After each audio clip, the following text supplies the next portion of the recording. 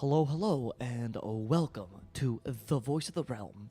We are your nightly radio show to catch you up on the NA NSA Dota that you missed during the week.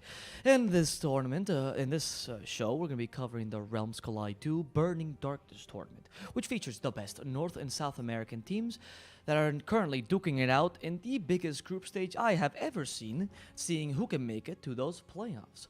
My name is Mr. Apple Plus. I will be your caster for today, but I will not be alone. Yes, you see my seat near me, my seat next to me. This is usually where I sit, actually. Richie is not there. I know, I will miss him very much. But there is an equally or more capable replacement that's going to be straight from SEA, the one and only best analyst. Once Coach GeekFam. Great streamer as well. His name is Leon Arthur Doe. Hello, hello. Aloha, amigos. Hello. Good to be back. Good to be back. Today is 6th birthday as well, if you guys didn't notice. So I'm Yes, it is. happily stepping in for him so that he can take a day off. He is getting drunk right now. I can guarantee you that. That's what he told me. I am going to get absolutely smashed. And I congratulate him. I hope that he's enjoying his birthday. Do send him birthday wishes if you guys want to check him out at Seek and Strike Dota on Twitter. Be like, hey, happy birthday. I hope you got drunk. I hope you got The drunk man enough. deserved that. The man deserved that. The man deserves that, indeed. So, Arthur, we have the draft in front of us now. It's Brazil versus For Fun. Before we start with the draft itself, any predictions for this series? Anyone you're really looking forward to watching? Definitely for fun. I feel like this is the first time I officially cast their games, and I've always think that they have really good players. They have really interesting players. Of course, Ethernet and being on the team, his team is always the one team that's gonna be fun to watch. And Brazil, of course, I'm looking forward to see how they bounce back from a terrible day yesterday. Yeah, yesterday was not a really hot day for Team Brazil. I was actually kind of excited for Team Brazil because I've been watching them these past few days and I was saying, oh, you know what? Their drafting has improved a lot. I think that I've seen improvement. I always mention the same thing, but I will mention it again.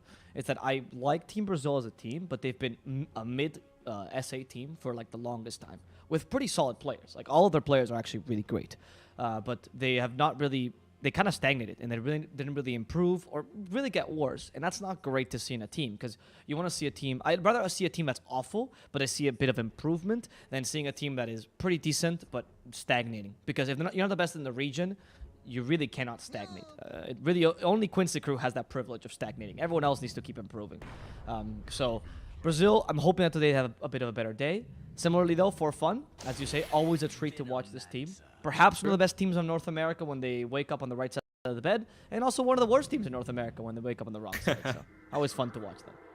Yeah, the thing about Brazil is that you mentioned about stagnating, but you know sometimes what it takes for you to bounce back is a terrible day, so that it kind of motivates you. It kind of hit you on the back and tell you that, all right, guys, we have to do better than this.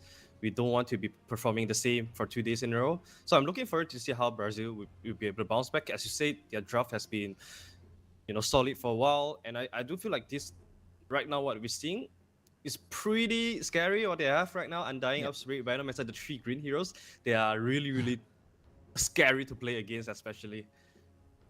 Yeah, but it's pretty strong lanes in general. I'm from Brazil. The Veno against the Void also always a good fun matchup for Veno. Not like Earthspirit matters too much here. There's not really much way of making this dealing with this Veno. But For Fun is also having honestly really strong lanes. I'm wondering if this is an Elder Titan in the off lane. How they're gonna combine with the Io, because I've seen that combo before and it's very, very scary even against an Undying. This is very similar to what for Zoomers likes to run, the Tosca plus Io. Yeah. I feel like they are kind of the same, where you just want to use these 2 heroes to dominate the lane, and you have the Faces. If you want to run Faces War and Lina as the same lane, it's okay as well. Yeah. But you can also flex Lina as the mid lane. But knowing that Brazil picked up the Storm, you might not want to put Lina on the mid. I mean, it's a great matchup for Lina, but when it comes to the mid game, if you don't have your use fast enough, you could get destroyed by Storm plus us very early on. But I'm still inclining that Lina could be a 4 or 5. And Io, Mu has been playing a lot of Io Chan Undying recently, so I wouldn't be surprised if Io is a 5 as well. But do you think if Io is a 5, they're still gonna lane Faceless Void with Io? Because I find that if you go Void Io against Veno, like Io doesn't provide you anything to deal with Veno. Yeah, I mean, if you're going up Faces Y plus IO against Venom, you're not trying to kill the Venom. You're just trying to sustain yourself on the lane and trying to farm as much as you can, and most importantly, defend the tower. You don't want Venom Master to be spamming the snakes and take down your tower at 6 or 7 minutes. You just want to hold the lane and then wait for your rotations coming up from Ryoya or anyone from Elder Titan or Lina. I love how you call it snakes, by the way. And, I noticed that Snakes. English speakers, like from Europe particularly, they call them plague wards, you know, or the wards or whatever. But if you go to Peru or South America in general, they call them the cobras, right? And then if you go to SEA, they call them snakes. Nobody Yes, calls them by snakes. its real name except in Europe. Exactly. Just put down your snake. Everyone in SA also Yeah, yeah. always say this. You need to simplify things most of the time, especially in the short callings, right? You don't want to be. If you go into SA game and tell people and tell Venom Master player put down your plague ward, nobody will understand what you say. You just say put down your snakes. That's very true. That's very true. Much like in Peru, you have to say cobras, the cobras, the cobras, and then people understand you. For some reason, they even gave it a kind of snake. That's very interesting. But yeah, so could also be that you run maybe the IO plus an no, because you're right. It's a difficult composition. Because I was thinking ET is actually kind of decent at dealing with Venom and his plague gorge, right? So maybe you could put the ET with a void there, but then the lane is too weak, right? And then where do you put the Lina? Similar situation as before. No, I agree. It has to be IO. I mean, I guess ET Lina is also a strong lane though, regardless. No. Yeah, it's a strong lane, but Team Brazil they're still having their carry hero hidden, so they can always pick something that is good against Elder Titan Lina, for example, any kind of range hero. So very smartly for fun, they ban out the Drow. Definitely the best hero right here for Brazil to do with this duel. What do you think of a Dusa here, maybe? Oh, we have been seeing a lot of Dusa recently, Right? especially at the last pick. Yeah, I think Dusa, Troll, these are heroes that are okay against Elder Titan Lina. These are heroes that are they like is either tanky or like to pick up BKBs. It's a Oh, Morphling. Morphling, Okay. another range hero as well. So okay, that's okay, but in the mid game, it's gonna be a little bit hard against the Elder Titan plus Lina. There's a lot of ways for fun to burst the Morphling down. Because That's the ET is only usually worry. considered a counter to Morphling generally. Yes. Both because of his aura and of course because of the Earth Splitter. But to say to Morphling's advantage, if this Lina goes mid, it's really easy to blow her up. And if IO is a valuable target to blow up, and you have two heroes to do so, right? With Storm Spirit and Morphling. So a bit of mobility for Brazil. I can see the point of this pick, but a bit risky, especially if this ET goes as a core. Like now, if I'm for fun, I'm thinking Lina 5 faces Void, pick a ET and IO as the lane, and then put up a mid laner here that beats a Storm. Like, for example, Lash is still in the pool, actually. Yeah, and Ryoya has been fantastic on Lash as well. Mm-hmm. Lash is also another hero that can push the tempo really fast and don't really care about the magical damage once he picks up the BKB. Ember Spirit, alright? Okay. The classic hero against Storm Spirit. So now we'll And that's- see. I'm going to put this in full screen, guys, and we'll see exactly what.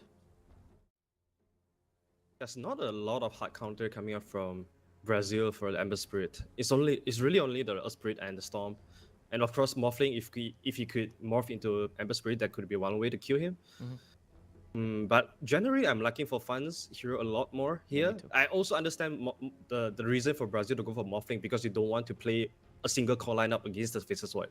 That's why they have the Morphling plus the Swan Spirit. If they manage to drag this game to the late game around 40 to 45 minutes or 15 minutes, I think that could be their timing for Brazil to come online at the late game. I agree. I also like for fun's lineup a lot more. I think that Brazil can, as you mentioned, have a nice little late game, but it's a bit difficult to get there. There's a Yeah. lot of reliance on Venomancer this game to kind of win his lane and stop the Void from just overcoming your draft. And I'm a bit afraid for what Brazil can do. I think for fun, there's a lot of possibilities to run them over. Also, they love running these kind of drafts, and I think the Elder Titan here in the off-lane position does even counter the Morphling, even into the later stages of the mid game, especially with the new Ags, which I absolutely love. So, I mean, we'll see how that works out. We are going to get into the game any second, but before we do, of course, we always have the rhyming segment, so we get to you guys to follow us on Twitch. So, for today, it's only me, unfortunately. Seek and Strike will not be helping me, but here we go. If you want to enjoy Dota, you watch us on our channel. If you want to if you play on Eeples, you want to get rich.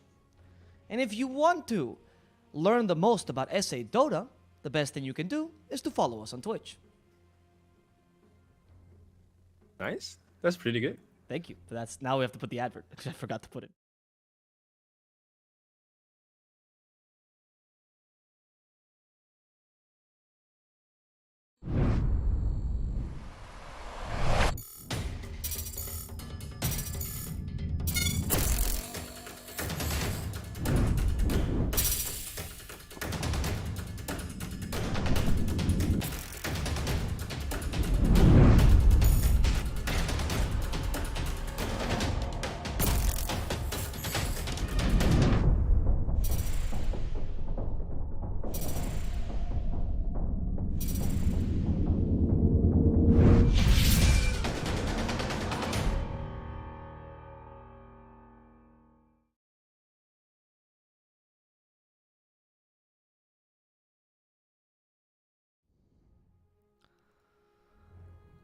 Hello and welcome back, everybody.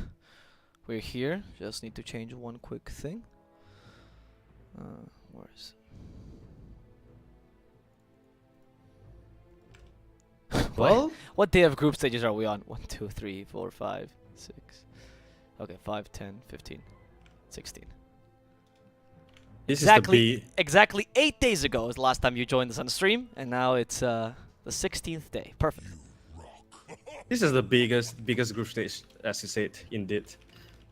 So many games for teams to get prepared for the playoff. That's pretty good to see, actually. I mean, I like it. You know, I think it's very different to how, in general, how South America watches Dota. Because obviously, you guys are watching us in the English stream, and we really appreciate you guys. Thank you very much for watching us. But the reality is that this tournament is mainly made with a Spanish broadcast in mind, because that's the biggest viewership for South American Dota, and even North American Dota, actually. Like, they have easily 5 to 6 times our viewership, which is really nice. I'm very happy for them. And with that in mind, a lot of people in that region are actually much more used to this kind of league format, because all they care about is the matchups, right? And I think a lot of I guess more international scene, people always talk about like, oh, what's at stake? You know, oh, are people gonna get eliminated? I don't care about that. But in SA, it's just about like honor. Every single match matters. Every single match is an honorful match. Like if Thunder Predator beats Beast Ghost, doesn't matter if it's a group stage match. That means nothing whatsoever. They will make memes about it and they will post it in every single group, obviously on Facebook, right? Like they don't care. So that way of watching is very different, which is why they go for these like massive group stages and it works well for them. And I really liked it because when I was actually starting the tournament, you know, I saw I think there's like 14 teams invited or 12 teams invited. It's a massive amount of teams. Yeah, it's 12 teams invited to this tournament. And I was like, hey, admin, with which name I will not say on stream, what are the groups? And he goes, groups? What do you mean? He's like, well, it's a group stage. What's Group A? What's Group B? So we can put the overlays. Like, there's no groups. What do you mean? It's a round robin. Are they all fighting against each other? Yeah, that's what it means, right? That's what round robin is. I'm like, I mean, yeah, technically, but it's 12 fucking teams, dude.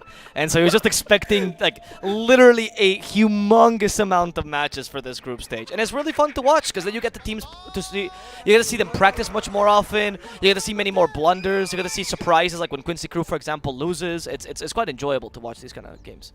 Yeah, definitely. I personally feel like these are the types of format that can gain teams the most fans as well, because there's a lot of emotional attachment to when you follow this team for so long, and you literally see all their improvement during the entire group stage and whatnot. So I'm personally a big fan of this kind of group stage as well. And of course, speaking about fan, you know, big fan of this double ring of regen from Ethernet and V2. I think this might be the easiest way for you to play carry against Venomancer 2, and especially you have Io with the Hadrus to just always be linking you up. Look at the base HP regen there. Yes, 8 for him to sustain through this lane. That's insane.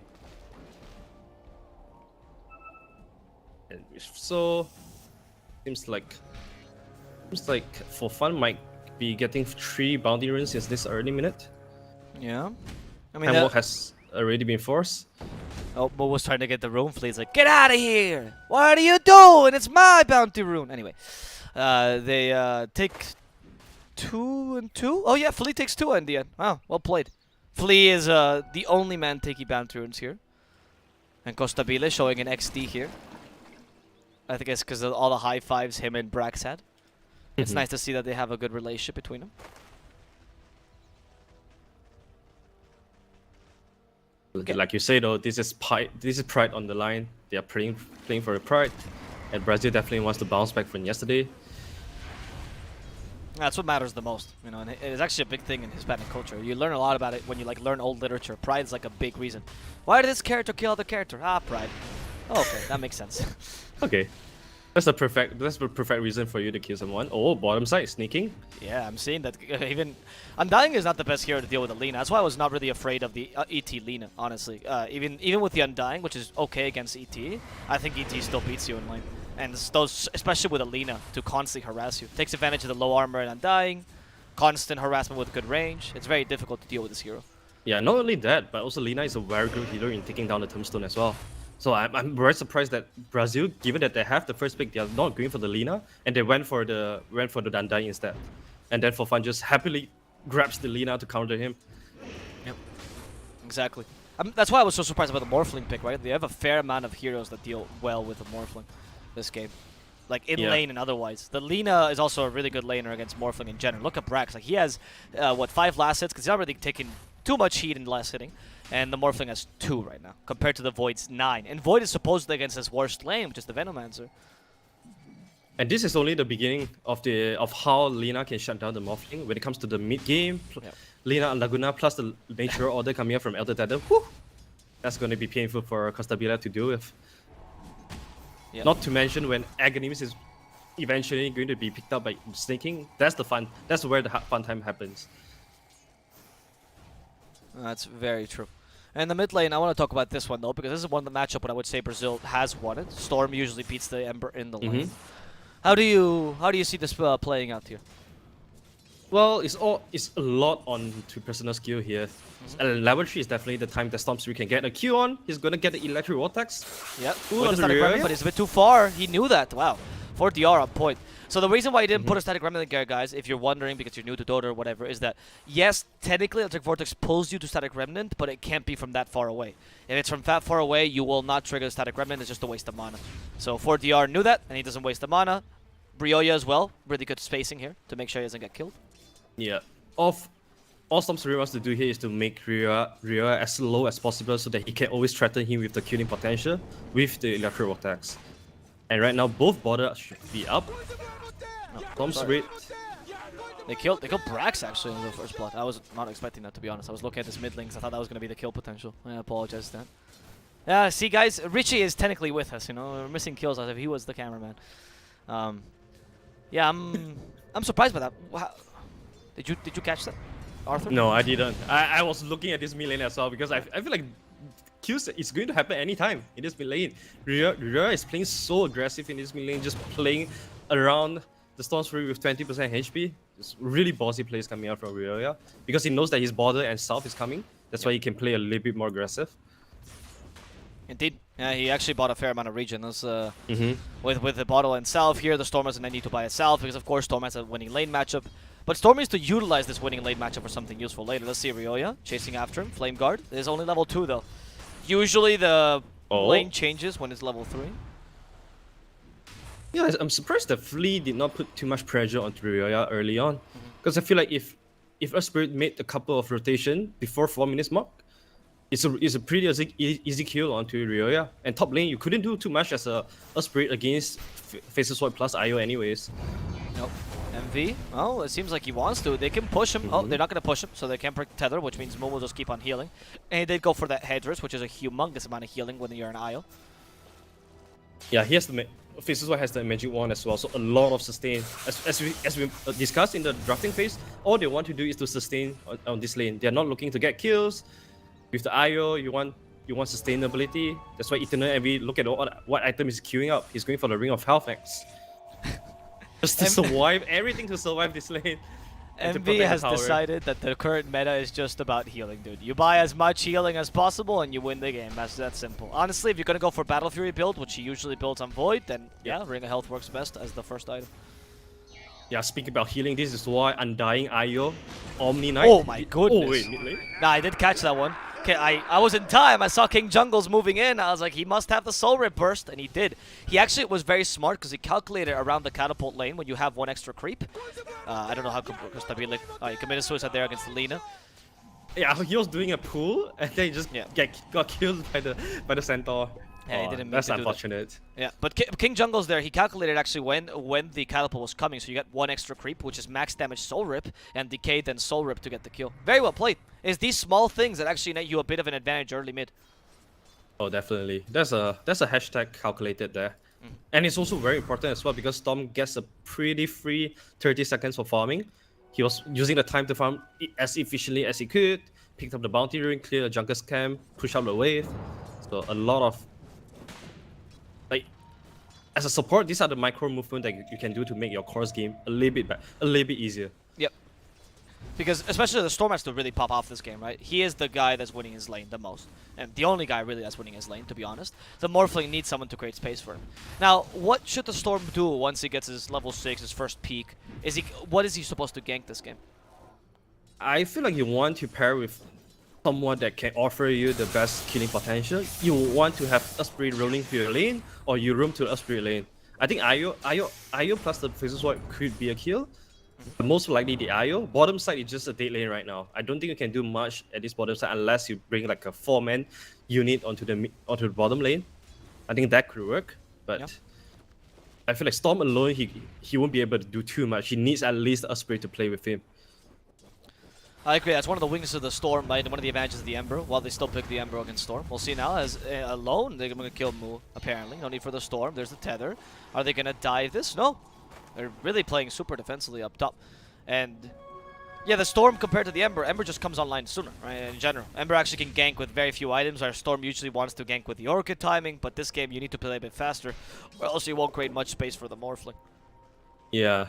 I don't know if rooming is the best for some spray right here, because like you say, he wants to be rooming with levels, with full mana as well. Yep. So right now we see a lot of the Storm just stay really passive until he picks up the best power rune, or until he picks up the early Orchid. That's when normally Storm will make a move. So Storm probably wants to just farm as efficiently as he can right now. And you look at the spells. Look at the skill point he has. 3 points on Static Random means a lot that he wants to be farming. That's true. That's very true. And I'm maxing the Overload, which is a bit more DPS if you're going for a fight. And oh, we're starting to see stacks here. King Jungles. He doesn't want Ember to take those stacks. So the Tombstone helps out a bit as Ryoya just gets away. Snaking, though, has been left behind. And the Storm's like, yeah, free kill. Why not? Static Remnant deals so much damage now. Snaking will fall. And yeah, I mean, you want to farm, but if they're going to give you a free kill, you'll take it, right? No problem there. Yeah, no way they could just take away the huge stack that's so deep into the enemy territory. Yep. And that was a really nice ball landing dodge onto the LAC from 4DS as well. So very well played. And most importantly, he gets a kill, he gets the free farm, and Orchid is just nearer and nearer away right now from him. And you know, Orchid is so valuable this game against all the heroes of For Fun. So Storm's game is definitely going to be the most crucial one for Team Brazil here.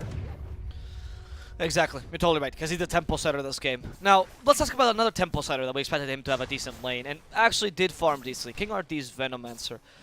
How do you take advantage of this Venomancer? Because he's a much more static hero. When do you lane swap? What are you looking to do when you lane swap this game with the Venom?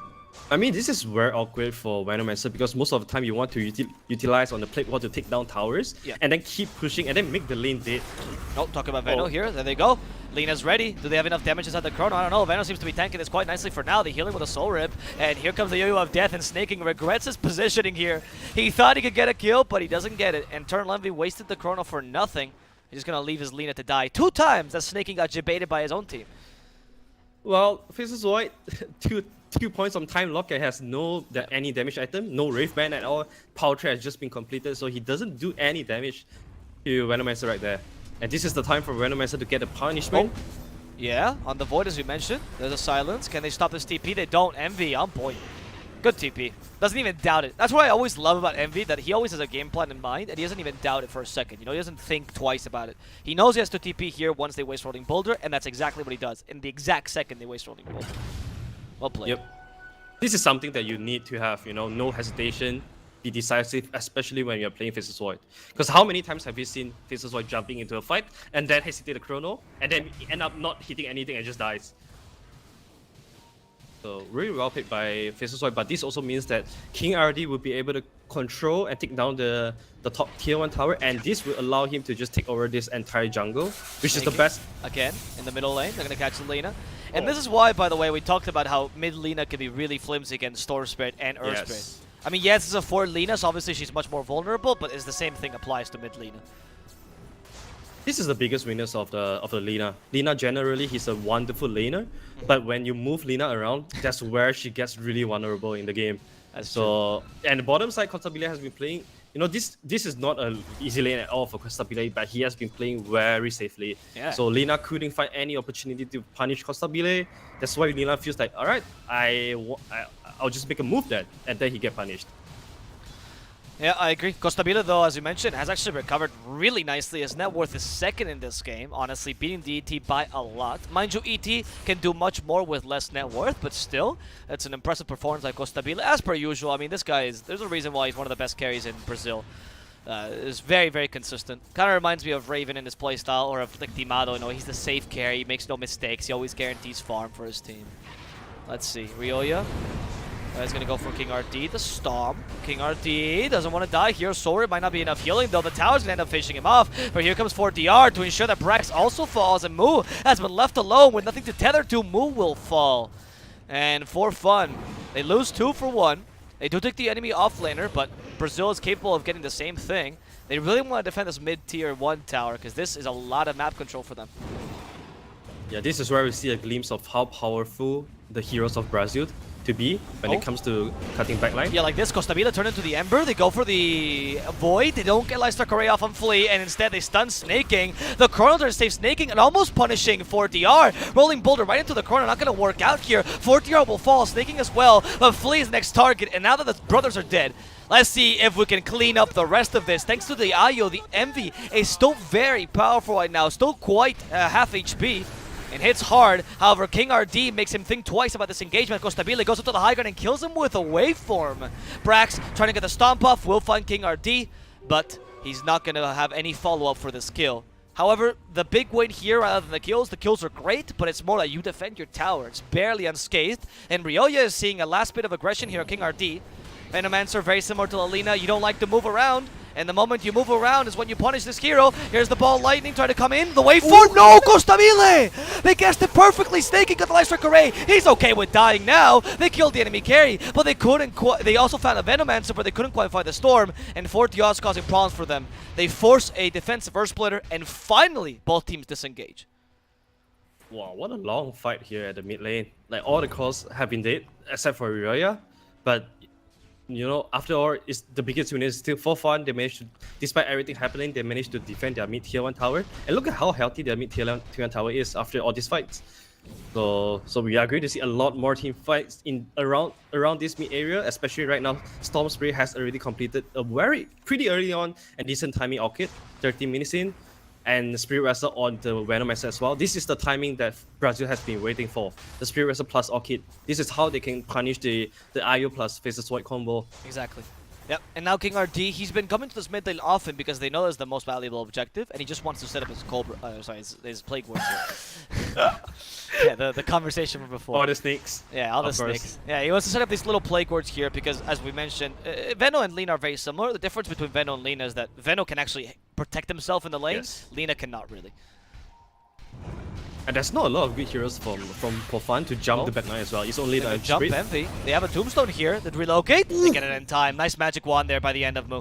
That Magic Wand saved Envy, and Moo's like, well, I'm not gonna die here because they can't really. This is a dive. That's why this is a really safe relocate. Yeah, very good recognition there by IO as well. Like, these are the decisiveness that you need to have when you're playing a pro game. You don't want to be don't want to be hesitating ever.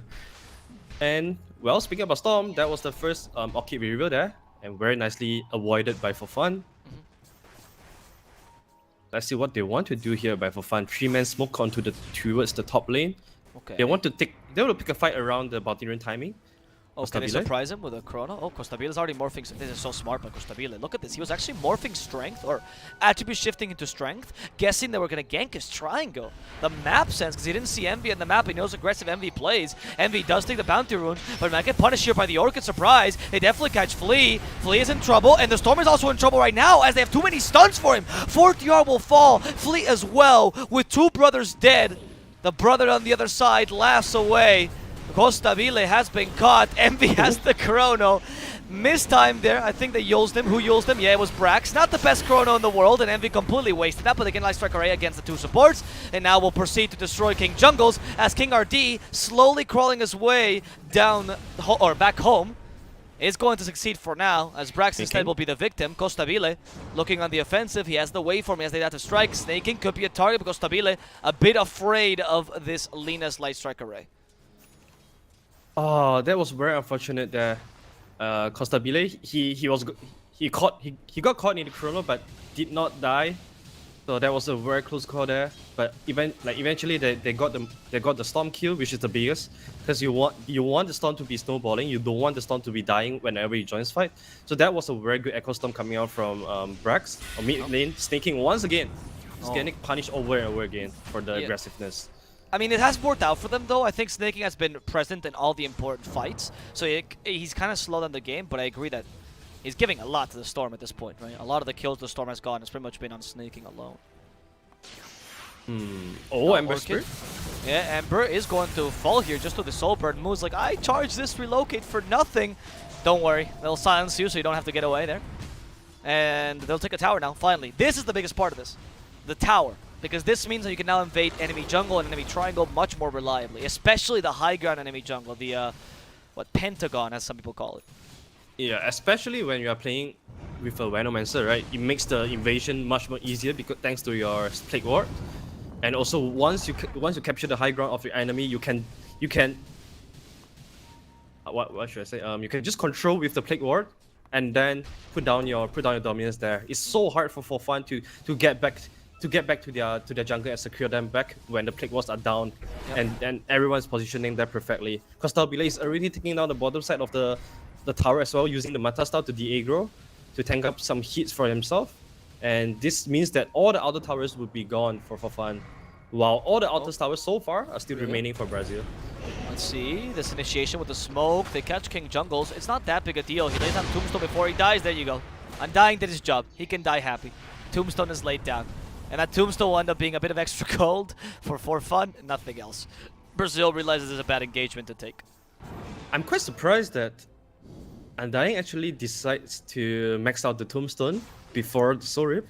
Because I feel like Soul Rip has so much value here to counter initiate the Faceless Void, to put down the burst heal to whoever that's getting caught in the Chronosphere. And also you have Lina and Io with the overcharge to deal with the Tombstone as well. So I don't see the value of maxing the Tombstone here, but it is what it is. He has to find a good place to place down his Tombstone, for example, the heals. My counterpoint is that the Tombstone will allow you to fight much earlier, like you've been doing, because it's one of the powerful... Oh, wait, they're going to kill Flea first, yeah.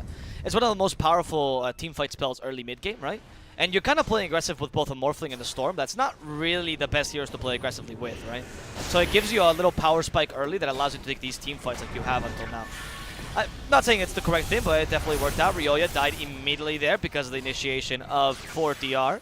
Stabile constantly turning into Ryoya, actually being a better Ember Spirit, really. Yeah, speaking about optimization, if you look at Ember Spirit, he has a Daisel. Like, yeah, he always goes for this. Ryoya loves this build. Yeah, I mean, the damage is good and whatnot, but you are playing against the very early on Orchid build coming out from Storm. And, you know, Io is always tethering to someone else and not Ember Spirit. So it makes him really, really vulnerable in the team fight, especially when he's always going ham on the front line. So I know that this build is one of his favorite build, but he has to be careful though whenever he goes to team fight. He doesn't want to keep dying to the Storm. I agree with you. Brax could be caught out here. Well, that's a Yol Scepter for now. Brax. Okay, I'm just gonna walk it out. That's the threatening Yols. That's the look at me, I got Yols. There's no follow-up whatsoever. There was no point to that, but I guess you're just going to use it anyway. Yeah. I don't know. I haven't seen really much effect of the Elder Titan. I think it's usually when you get the Ags that you start being much more impactful for this game. We haven't really seen any Corona combinations either just yet. I don't think they've utilized this too well. Yeah, not sure as well. He opted for a very early on use Scepter, but we haven't seen a lot of the combos coming out from Brax or Delina. You could use into Storm or use into Elsa, but we haven't seen that at all. But that was a really good disengage coming out from for fun. They managed to use to bait out this Tombstone and then immediately disengage. But this is where Brazil realized that alright, we have a pretty good opening. We control the jungle, which means that we control the vision, and that means that you can sneak the Roshan. But without the Tombstone though, that's gonna be a bit hard for them. Oh, Rolling Boulder, they do have the Yo-Yo of Death. In comes 4DR, but nice play here by Brax, stopping the initiation. Ooh, a nice dodge. Oh, no, never mind. He ignored the Light Strike Array, and even Snaking cannot time that perfectly. 4DR is too quick on his feet. That is ball lighting level 2, so it's definitely possible to get Light Strike Array in time.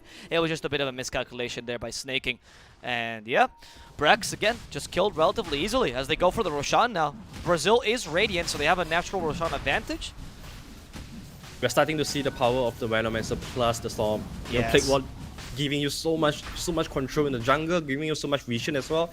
This is the one thing that Storm needs from his teammate, which is the vision. As long as you have the vision, Storm can just do whatever he wants to. Top lane, this is what. Yeah, he's been silenced. I don't think they have enough damage for him, though, even with the soul burn. Yeah, he's fine. Even Envy wouldn't die here. No, I'm kidding, guys. I'm kidding. I always love this guy. He's a living meme. It's always wonderful to cast this guy. That's true. He has Chrono ready, by the way. They seem to want to fight. I don't know, because the IO came in here with a relocate. Okay, like you're going to take him away. Where are you going? You're going mid to farm more. All right. How much more do you want to farm this game, though? Because Morphling, yeah, we did speak. Like he's a really good late game carry, but he can be played as a fast tempo Morphling as Costabile is doing this game, and it's kind of dangerous. He pushes really fast. I also like the fact that they have him to take the Aegis as well. This means that he will be able to push down towers against the Chronosphere. So all they want to do is to speed out the timing. Like you say, Morphling, he's already approaching the EB timing as well. So Io, Lina, these are going to be really easy kills for him. And also not only that, he will be able to push towers as well with the Aegis. And Storm Spirit would just be able to also be another threat to all the backlines of for fun. I'm feeling like Brazil, like we said, they are bouncing back today. They want to make sure they want to play for the pride. Yeah, I'm actually really happy with their performance today. They're playing really well. They silenced the Ember in the bottom lane. There we go. The Soulburn might actually be enough this time. Ryoyo really close to dying, but not quite there. King RT instead in the middle lane has been caught out completely, and it's going to be an easy kill despite the Soul Red, despite the pipe. It's not going to be enough to save him. King Jungles did set up the Tombstone there, so just making sure that he at least uses it to de-ward. But they're getting some nice little counter kills there. I also, just one nice slight message. We noticed that the Spanish stream went down, so a lot of Spanish viewers came to our stream. Hola chicos, bienvenidos al stream. 4D volverá en nada. Me han avisado por móvil que sencillamente están teniendo un problema actualmente con su internet. En nada el stream volverá, así que pueden quedarse aquí para disfrutar la partida mientras que esperamos a que vuelva el grandísimo stream de 4D. Un saludo y siempre bienvenidos aquí en el stream en inglés. Alright, that said guys, sorry. Just a little nod to make sure that they can always return to the 4D stream. As, well, they made it this tournament, so I always try to help them out whenever I can. Man, I wish I could understand what you say there. I always feel like Spanish is one of the most sexiest language in the world right now. That's the only reason I have a girlfriend, Arthur. It's not my face. It's not how I dress. That's definitely not it. It's gotta be my accent, dude. Thank you, I appreciate that. We also have very pretty people. Not me, but we have other pretty people, dude. If you watch Money Heist or Elite, oh my goodness, dude. What is this? Oh man, don't bring Elite, man. Right? That's the best, man. They're not actors, they're models. That's what they are, really. Anyway. Little Spanish soap opera. Costabiles put a push to the bottom lane. This is going to be the tier 2 down. We don't usually see this. A lot of teams actually ignore the offlane tier 2. I've not noticed that Brazil. I've noticed that Brazil actually doesn't ignore it very often, especially when they're winning. They try to put pressure by taking this tier 2, and I really like it because it does threaten the triangle and it allows you to split push a bit more if you need to in the mid game. So I like when they don't ignore this tower. Yeah, definitely. Especially when you have the Venomancer once again that you you can strongly just put down to assert your dominance onto the triangle. That's when you don't want to be ignoring the tier 2. Oh, they're diving on Envy. Oh, yeah. Wow. Envio's gonna be killed. That was an easy shotgun. In comes the Storm, hoping to destroy the Lina. Costabile turns into Lina herself and uses Lightstrike Array to almost murder her. They don't need the shotgun again because Flea is here to ensure that Snaking will fall. And the backline's 4DR is trying to deal with Ryoya. Envy buys back. They do have Chrono. They're gonna use it immediately. Lightstrike Array as well. They go for the Morphling. The damage is high. Morphling, though, only loses his first life. That's the value of the Aegis. King Jungle's tanking the Envy damage. Envy is going to fall a second time. That's a dieback for fun. And Team Brazil, I mean, now it's looking really good for them, but really dire for fun. How are they going to manage to recover with Ryoya dead for 40 seconds and Envy dead for 70? I think this might even be two. No, because you don't want to go to top just yet. At least one lane of Rax for sure. Yeah, at least one ring of Rax. If you speak about recovering, Battle Fury Void, he wants to play for the late game. You know, this is nowhere near the Faceless Void timing at all with the Battle Fury. He's not the MOM plus MKB Faceless Void that you can fight at 25 minutes. When you go very off for the Battle Fury, you often want to wait for the Manta plus BKB or whatever. Nope. But While lightning. Let's go for the IO. Soul Burn, will that be enough? I'm not really sure. He's healing a fair amount. No, he barely survives it. Okay, IO, you survived this round. Let's see the next one. Morphling needs more stats. He's convinced. He's like, alright, guys, we gotta go farm. I need to be able to burst the IO one hit. But Costabile, we're already winning. I don't know, I need to burst him. It's a personal pride thing. Yeah, it's playing for pride. Exactly. You know, whatever happens, Moo has to die. Whatever happens, Moo has to die. That's the point. We can lose team fight, but Moo, Eternity, you guys have to die with me. That's what Costabile is saying here, and he's not stopping. As you can see, They know that Faceless White doesn't have the Chronosphere. That's why they still hangs around. They want to force for fun to take a bad fight here around the triangle because they know that with 14k net worth a hit, they can take fights whenever, especially there's no Chronosphere.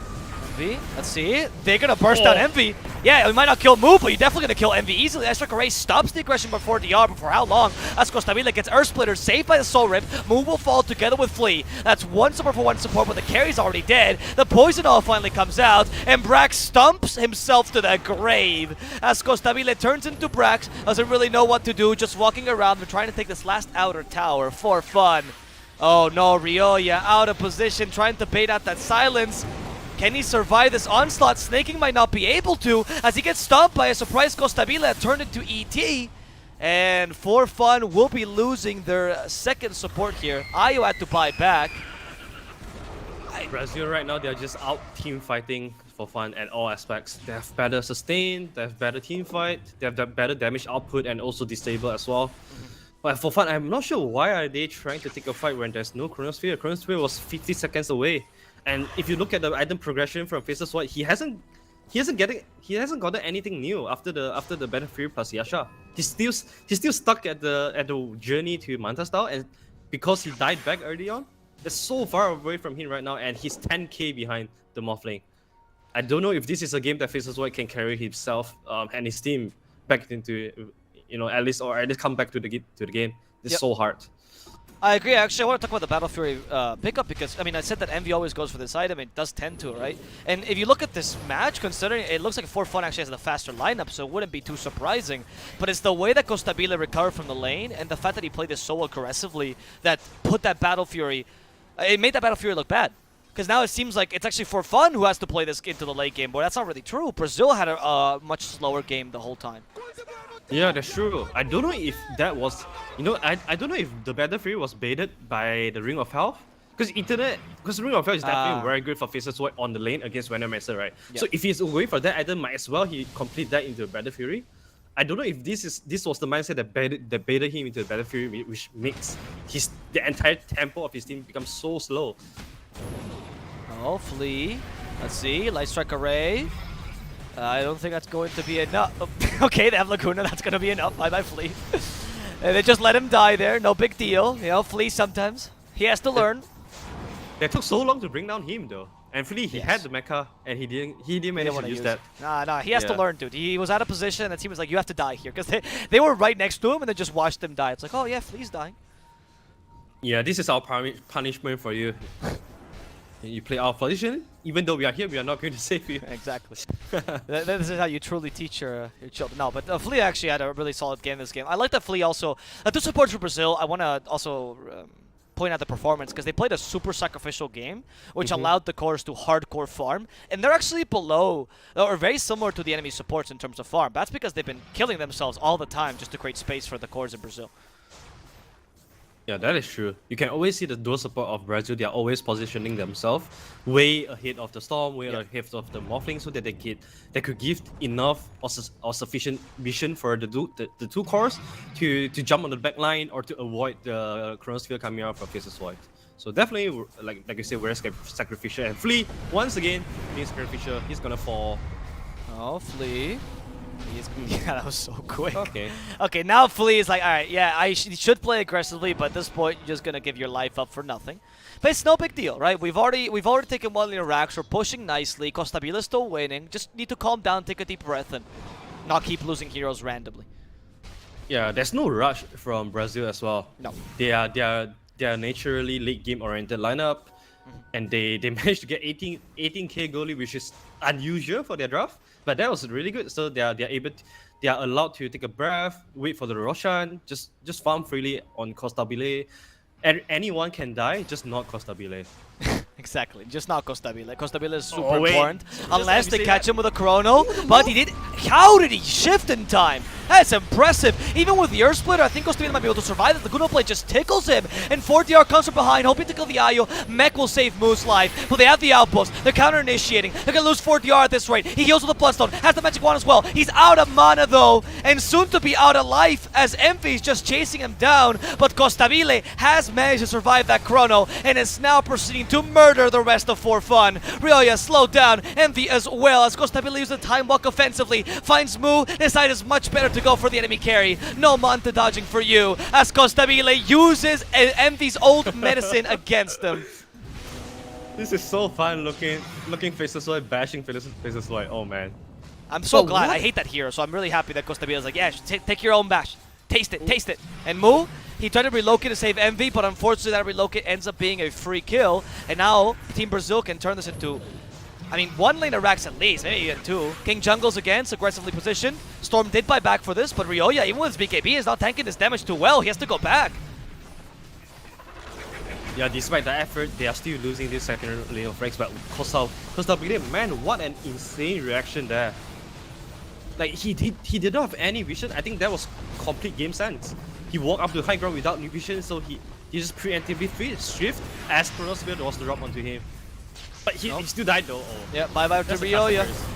Easy kill on Ryoya. Costavile does fall here, but I don't think it really matters if 4DR can just be your main carry. You did lose your main pushing power. King RD is trying his best to ensure these Plague Wards do the job. Come on, King RD. Start spamming those Cobras. Oh no, Envy's coming back. He has a master plan, but no Chrono. What can he do? They want to kill the Storm, but they realize that coming out of their base is too dangerous. However, I commend For Fun because they are playing to the end. Yesterday we saw a couple of games where they didn't, and I'm glad that at least they're elongating this game as much as they can.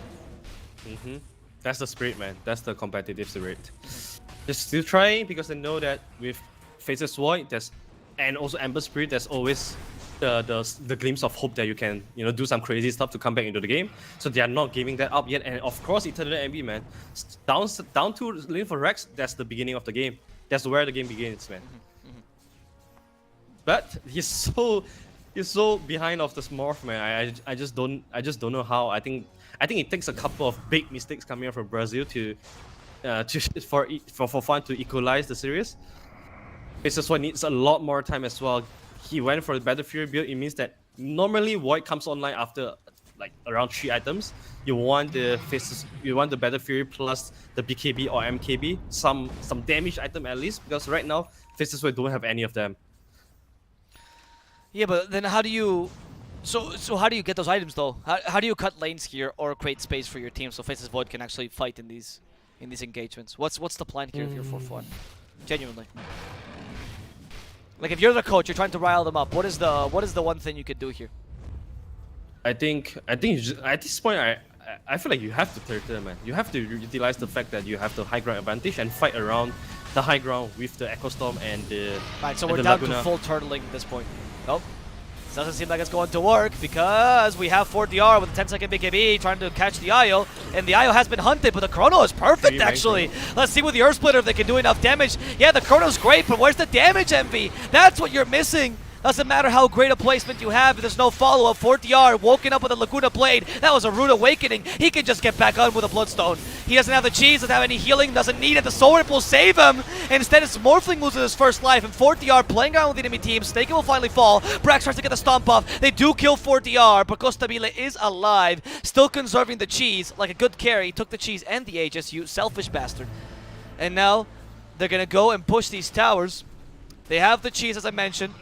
Morphling still has his own 10-second BKB. They repair kit preemptively because Snaking doesn't want to be near it.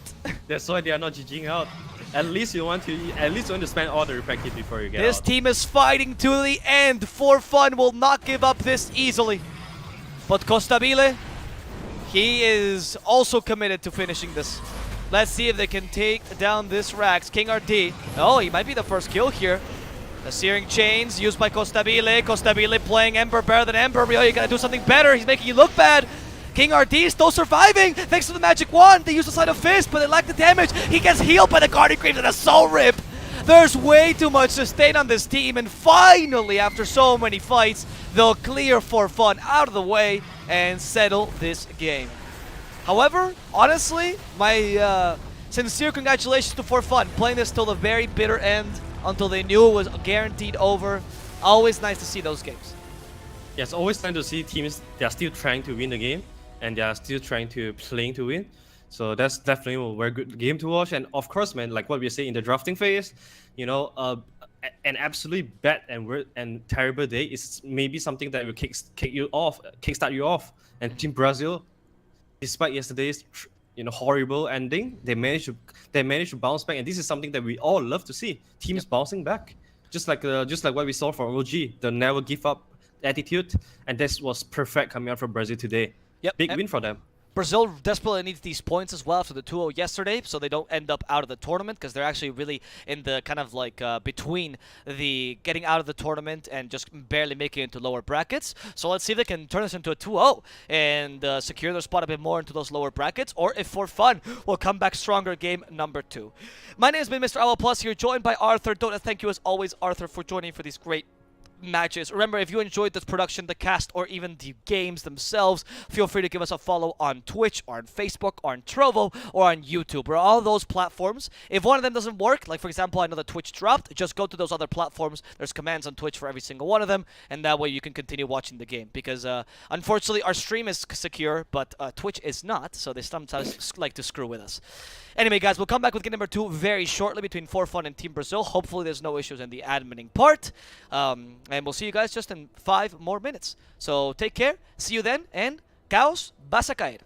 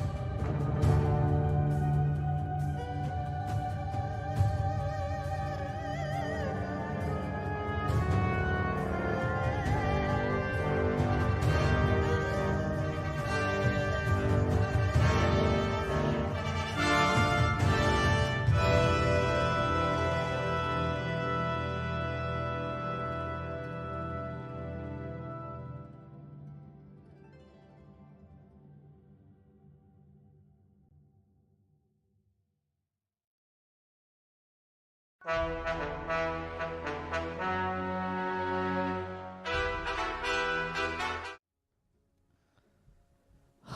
hello. Hola, bienvenidos. Welcome to The Voice of the Realm, where your nightly radio podcast to bring you the best North and South American Dota Weekend Master.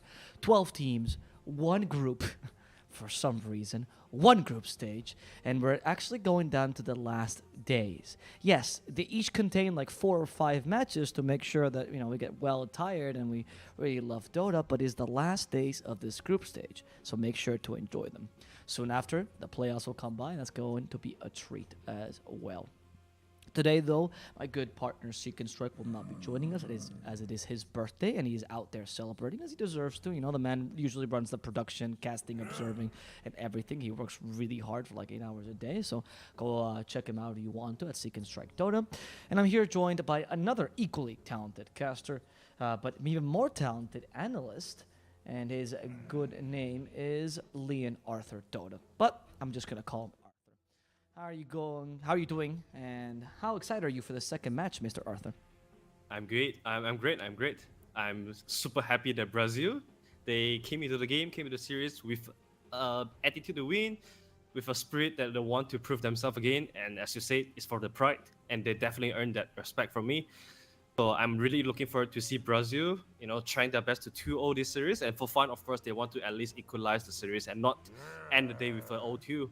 So a lot of stake on this match as well. And once again, we are seeing the Eternal Envy faces Void. It's always a treat to watch him. It's always fun. Either he owned the game or he get owned. So yeah. Last game actually, there was not much damage in the chronos, but his chronos were still pretty good, right? Yeah, exactly. He actually did provide some pretty decent team fights. It's just that he lacked the damage for them, and there was not really much follow-up, but I don't think he was the problem. I actually think his Void is really, really incredible. His chronos are always on point. The experience really shows, and like you mentioned, right, he doesn't doubt it. I think a lot of Voids, they make the mistake of sometimes thinking, oh, is this the perfect chrono? Oh, is this the perfect chrono? Envy's like, fuck it, chrono, right? Like, he doesn't even think about it at all, which really helps out his decision-making most of the time. Yeah, and also a lot of players that refer to Eternal Envy as a player that is really smart. I can assume that, a good Faces Void always want to see things ahead. Mm-hmm. You always want to be calculating things in your mind before that happen. You want to calculate the movement of your enemy, like whether or not it's worth to drop the Chronosphere here, and what can you achieve after you use the Chronosphere. Like things like that are all the things that's going through Eternal Envy's mind. That's why he's always be able to be decisive on his decision making, and that's something that I love a lot coming out from him particularly. And like you said, he didn't do much damage in the chrono, but all those chrono was very decent as well. So as long as For Fun fix that thing, that pick something that comes in with the damage injection into the chrono, they'll be able to have a much better game. But as I say that, they go back to the Io and Faces Void combo, which once again do not give a lot of damage. Yeah. In fact, Brazil's combo right now has more damage, which is the Mars Snapfire alone, right? Not only is it King RD's best hero, or King GRD, as his name is supposed to be Fat King, King Gordo, but the Mars is not only his favorite hero, but also great with Snapfire, and the Mortimer's Kiss is also a nice counter to the Faces Void.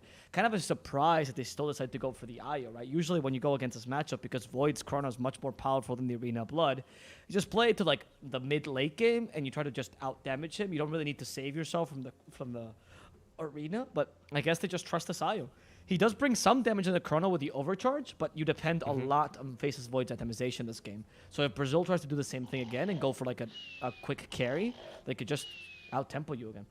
Yeah, another thing is the difficulty of execution, right? Yes. If you look at For Fun, Clockwork, Faces Void, they have to hit their spells. They have to hit their spells nicely as well. But if you look at Brazil, oh my goodness, all they have to do is press R. You just have to press your R correctly. And those are easy to hit as well because they're insane LE damage. And once Brazil hit all their Rs against For Fun, I don't know how can For Fun deal with that. Dude, that is insane. They actually have such a good team fight right now. Like, if I was For Fun right now, I maybe try to go for the laning stage more, try to destabilize their mid game so we can get pickoffs. Like, offlaners, for example, like Legion Commander, Beastmaster are pretty decent at dealing. Beastmaster's banned, of course, but these lineups that can deal with these 5-on-5 engagements. Because if you fight them head on, you're gonna lose every time. Exactly. I feel like for fun right now, they should notice that Brazil, they're going for a team fight intensive lineup. Yeah. And one of the best style to beat this is split pushing. You want to pick True. heroes like the Storm Spirit, Ember Spirit that can just make things happen, make shenanigans at the side lane, and break the tempo of the Team Brazil. What's a good offlaner here? Maybe Underlord? Underlord could be good, you know, coming with the Stain, coming with the Dark Rift shenanigans as well. But they go with another, like Lashrak is one of the heroes that want to play team fight as well. He wants to be around everybody, you know, he wants to be in the middle of 5 men. And with, of course, with of course with correct items as well, the BKB, the Bloodstone, Shivas, something like that. I'm not sure if I like this Lashrak pick because I feel like there's a lot of burst damage coming out from Brazil to punish him before he gets to his the items that he needs. I wanna allow me to play devil's advocate. What if they put Lesh a bit differently here and they go for like an early boot of travel, dedicate themselves to pushing the lanes really hard, and just want him because he can put a lot of pressure in the mid lane, and they try to play this as early as possible, trying to take advantage of early pickoffs, and then use Leshrac to just deep push as much as possible. Could that be? That could work. That could work. Okay. It's just that Brazil right now, if they pick something here that can punish the movement of Lashrak, like you suggested beauty on Lashrak, but if they pick something like a Ember Spirit, Storm Spirit here, that could punish that game plan coming up from Lashrak a lot. And then all of a sudden, Lashrak don't have a very solid game plan anymore. Because he wants to go into a team fight, he get burst, he wants to split push, he get punished. Then it would be a very hard game for the Lashrak. What would you like here for Team Brazil? Oh, Storm Spirit, I like Storm again. But it went okay. So they really are. They're like, no, dude, we don't need anything else but team fight this game. It's gonna be a full team fight lineup. Invoker does bring a lot of counter initiation, so he's not the same kind of team fight as Brazil. Well, if he plays Quazwex, which I'm assuming he is, he's mainly a counter initiation hero. Yeah, Tornado can help you set up for kills, but it's mostly about stopping for fun when they're strongest. So I actually really like this pick because For Fun can play the early mid game with Clockwork Leshrac, try to go for easy kills with relocate ganks, and Invoker can stop that very easily with Tornado. Yeah, Invoker is also another hero that is very good in punishing split push as well, right? If you opt for the Quazwex build, with the Ghost Walk. Yes, and Storm Spirit, like I suggested, he's good, but laning wise not as good when it comes to Lashrak. So Invoker is another hero that is really good against Lashrak because of the if you max Quaz, there's a lot of HP regen for you to sustain through all the cheap damage coming out from Lashrak. So I like this pick a lot. Another thing is Invoker is also another hero can rush the Orchid as well if you wish to, of course. But in this case, the item that suits the game the most must be the Spirit Wrestle. So I love it a lot. You know, heal has been a great thing in this patch so far. So Spirit Wrestle has just been much more valuable as the heal goes. What carry would you like here for Brazil? Because that's the next pick here. They need a carry that can deal with someone with the Void. What would you like to see? A lot of the good carries have been banned out already, but the Phantom Assassin is still in the pool. I feel like Phantom Assassin great against IO, not bad against Clockwork. Yeah. It's just, you know, a bit afraid of the Lashrak magical damage, but I do think that the 4 heroes of Brazil have good ways to buy time if they want to go for a PA. Otherwise, if you're opting for some unconventional build, I think Ricky could be pretty good here, to be honest. But I don't know if Ricky, like how comfortable Ricky Costabile is on Ricky. If they want some, if they want something more, you know, conventional, Terribly is pretty good as well. Yeah, Terribly is pretty decent, but Lashrak is a bit of a threat here. Yeah, but the thing is they have good heroes against the Lash. Okay, so they're confident then. I mean, it's Costabile's best hero by a long shot, and much to people's, I'm surprised that people don't know this very often, but Terriblade's quite good against Void because you tank the early chronos very nicely, and he really can't do much against you. Clockwork can't really gank you because your illusions take away the battery assault. It's a very solid hero in this game. It's only Lash that's the problem. Also, there's not a lot of burst damage coming up from For Fun to burst down the TB. Yes, Lashrak good against all the illusions and whatnot, but it's hard for Lashrak to just man up and try to, you know, dump all the spells onto TB and not get threatened by the Thunder. I feel like the other 4 heroes are just way too solid from Brazil. For Fun, man, they want some secure on the late game. They want some secure on the team fight as well. So they went for the tight hander. You have Ravish and Chrono against Terrorblade. But mind you, if they lose any of the fight and TB stays alive, towers are just gonna get taken down really quickly by Brazil. So team fight execution gotta be perfect for Fun here. Yeah, For Fun has a difficult lineup to execute, especially in the mid game where they're fighting a much superior team fight. But Brazil, they got to make sure to use that window opportunity in the mid game very well, right? Because the early game will be okay for them. You know, they don't have the best laners in the world. They're just okay. And they really need to stop for fun in the early mid game when they're going to be looking for the relocate ganks, for the clockwork kills, you know, for the easy ganks with the Tidehunter clock. Even the Faceless Void might even join in there. So we'll see. I'm still siding with Brazil, though. I think their lineup is easier overall, and I see the strength of Mars, Snapfire, Phoenix. You know, I recognize that power. Also, I find that Leshrac having to go for an early BKB, never a good sign. Exactly. And I don't like that for fun. They don't have any else damage injection into the chrono except for Leshrac. Yep. And it's honestly it's tough for Leshrac to just stand in the team fight and deal damage. Yeah. So you know, Brazil, they are going to counter this Leshrac, and I like the fact that Brazil, they went for such an easy execute lineup, and their heroes are just way too stronger than for fun. I agree. Well, we are about to get started with game number 2 between Brazil and For Fun. Both of these teams, by the way, are in the middle of the table, so they both need the second point quite direly if they want to make it to the lower brackets of this tournament. Brazil especially, though, as they recently had a 2-0 by Biscos. They were not expecting. They were hoping to at least get one game off in that series. Unfortunately, not possible. So let's see if they can make this a reality. And follow us on Twitch to show us your fidelity. Wow.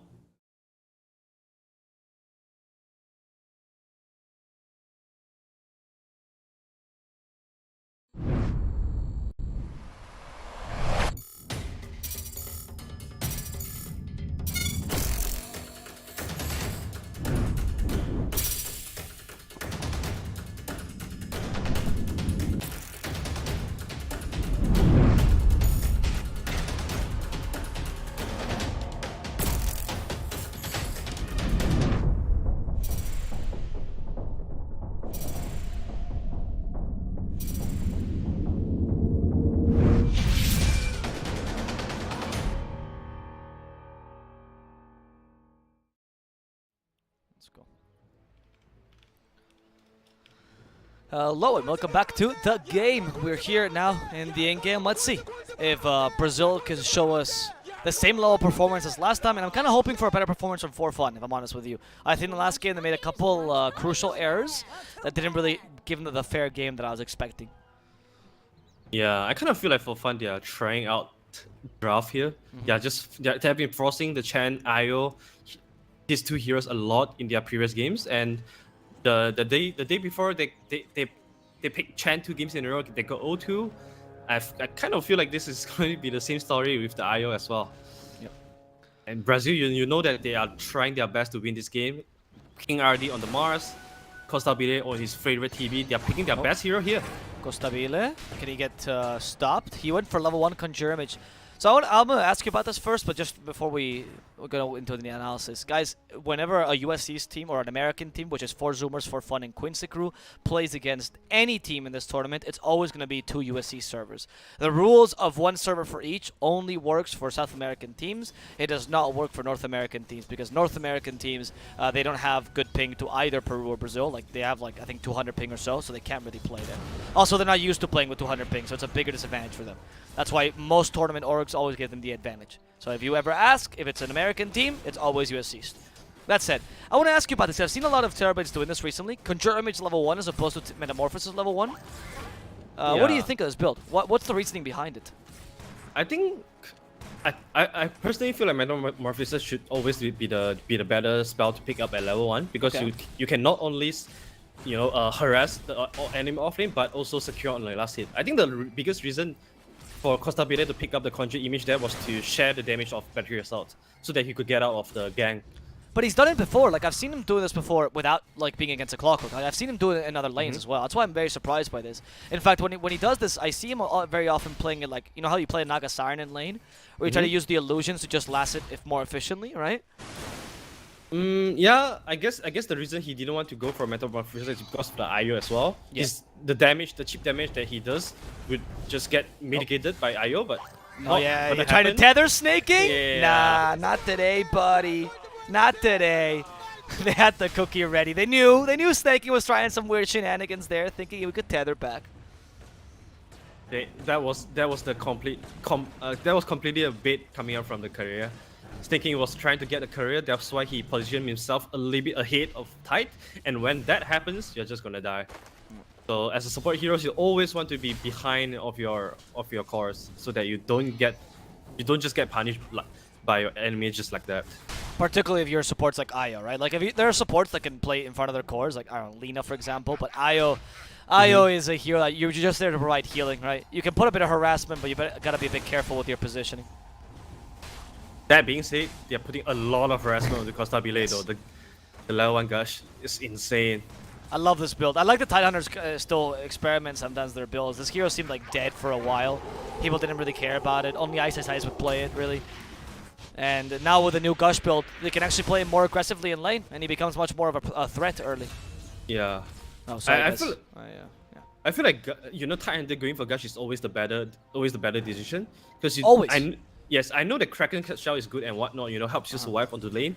But in the meta right now, as an offlaner, you don't just want to survive.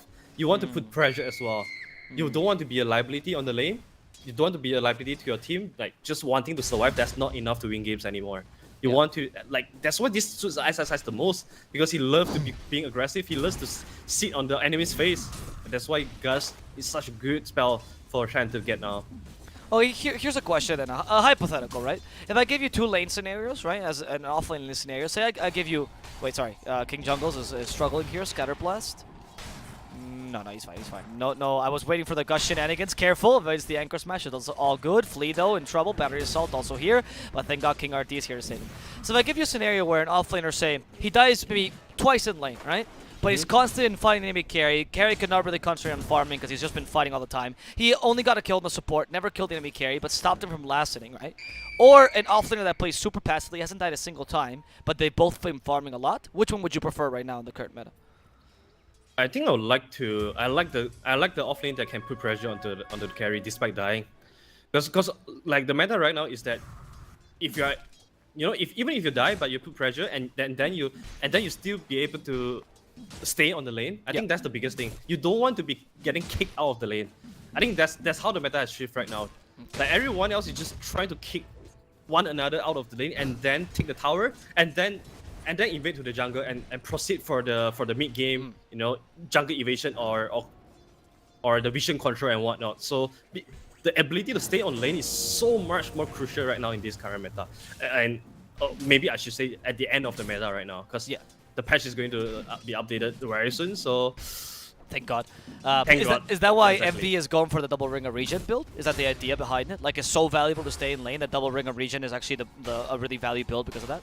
Yes, exactly, and also, he went for this build every single game because Faceless Void is not the most aggressive hero on lane, unless you're paired with something like a lot. Oh wait, sorry, King Jungles. This is the best actually rotation I've seen in a while. Wow, he caught Ryoya with really low mana because they just EMP'd him recently, so he knew he had no defensive capabilities. And King Jungles went through here and actually caught him by surprise with a nice scatter blast. Well played, dude. This guy, every game he improves a bit. That was the exact rotation that he did last game with Undying. Yes, exactly. To get the kill. And he made it happen again. Yes, King Jungle, what a man. On point. I'm actually really liking this guy. I mean, he's relatively new when it comes to the Brazilian scene. A lot of people didn't know KJ before he played on Team Brazil. And many people were surprised with his inclusion in this team because it's a very all-star team. But he's been a really pleasant surprise. Nice new addition. Yeah, his name was a bit as well, King Jungle. And King then Jungle. he made rotations. Wow. Yeah, he What a goes man. through the jungle, of course. Yeah, he honors his name. Alright, so Ryoya lost the lane again against the Invoker. We usually see this. Do you think the Invoker's favored in this matchup? Like I say, he went for the Quas Wax build, so he's able to sustain a lot of damage from the Lightning Storm and whatnot. So I think he's more favorable here, but it also depends on how he plays as well. He wants to be making rotation early on, because Lashak is not a hero that wants to stay on lane. Like what he's doing right now is clearing stacks, but I feel like maybe they clearly stack a little bit earlier because it's not the 7 minute mark. The top lane, MV, they hit him with a Spirit though. Yeah, that's really important. That Spirit stopped him from dealing too much damage, but now with the second Spirit, King RD close to dying. That Arena blood wasted. Chrono also wasted. I think that's a bit worse though for Brazil, who was hoping to. I mean, usually you want to get more kills with Arena blood than you do with Chrono. Oh, Oh, this is a huge fight coming up from top lane. Yeah, Ryoya has been found. Okay, the MP. Oops. Thank God for the spear, actually, because if it was Tornado, it wouldn't have worked. Good job with the spear. And Ryoya dies there with a cold snap. Well played. King RD saving Ryoya from his own teammate. Yeah, this is what we discussed in the draft. Lashrak, he's so vulnerable to the movement coming up from Brazil's side. As long as Invoker mirrors the movement of Lashrak, he'll always get punished as Snake King. Yes, Snake King seems to also die to the Fire Spirits, or maybe not. Has a magic stick, that'll be enough. And look, King RD needs to get a Tornado, but it's a beautiful 3-man Tornado. However, Clockwork still battery assaults if he's lifted up. So they had to use a sacrificial pawn that's going to be King RD. It's okay, honestly. For the 2 kills that you got there, I think it's still fine. But yeah, you overstayed your welcome there a bit. Yeah, that's fine though. You managed to, first of all, you managed to force the Chronosphere wasted from Faceless Void, and then you put down so much cheap damage onto the tier 1 tower, and your Invoker went away left unpunished. I think that's the biggest win there. And of course, not to mention they took down the Lashrak too. So once again, like I say, if Invoker mirrors the movement of Lashrak, he'll always be able to punish Lashrak before he gets to the use. Yep. And now Ryoya, talk about mirror movement. It's not really the Invoker. Oh no, it is the Invoker. Never mind. Who's coming here? As the Cold Snap's ready. Thanks to the Fire Spirits. Nice little combo before you get the Urn. And that's going to be another dead Leshrak using the Spear of Mars to get the last bit of damage in. Such a risky play there by Ryoya. He was taking the stack, and he didn't know that he was exposed to the Observer Ward by Brazil. So nice movement once again by Brazil. And Costabile, like you say, he plays TB in a very unselfish way, in a tempo way, and he's already forcing the mid tower at level 7. Most of the time you see Terrorblade, they'll be using this level 7 timing to be farming Ancients, but not Costabile. He's always looking to put down pressure on the map. Ah, you're starting to know this region, mate. That's exactly right. Yes, yes, yes. You're on point with your Costabile analysis. I want to ask you, though, this is a very peculiar ward that they dropped here, Brazil. Can you see where I'm pinging here? Yes. It's a very interesting ward. What was the idea? Was it just to stop the Leshrak from rotating? Or is it to protect the triangle here? Oh, we're chrono in 6 seconds. Wait. Nah, it's fine. It's fine. It's a very strategical ward, in my opinion. First of all, not only that you get to notice the rune, the power rune spot. That's true. And yeah, and also like what you say, you get to see the movement of Lashrak. Because Lashrak most of the time he likes to take this route to cut over to the top tier 1 and then make a rotation with a power rune. So that allows Invoker to, once again mirror the movement of Lashrak. So very good what was there. This is why we always say support win games, and these are the game sense that support can provide to the team. Alright, top lane, they catch the Void. Very perfect Spear of Mars there, taking advantage of the Cold Snap and nothing to do EE. But wait, who's TPing here? It's a Tidehunter. He's coming in without Ravage. No Ravage. Okay. I thought he was coming in with Ravage. I was hyping it up. Apparently not. Brax is coming in here to farm. They're swapping lanes though, it makes sense. He's the offlaner, so he's going to go to the dead lane. This tends to happen at some point in the game. Ryoya's trying to push Mortimer here Kisses. in the middle lane. The Mortimer's Kisses. They've reached their max range. Should be around here. And Ryoya will just outrun them. Let's not forget, Leshrak is one of the fastest heroes in the game, and with an Ayo, he's even faster. Really hard to catch him if you don't start with a Tornado. Yeah, that's a warning, Mortimer Kisses there. Just get out of my get out of my building, kind of Mortimer Kisses. Like this is King Jungle, telling Leshrak that I'll not be shy to put down all my spells for you. Yeah, they're concentrating a lot on Leshrak because they know it's a tempo controller, right? Yes. For fun.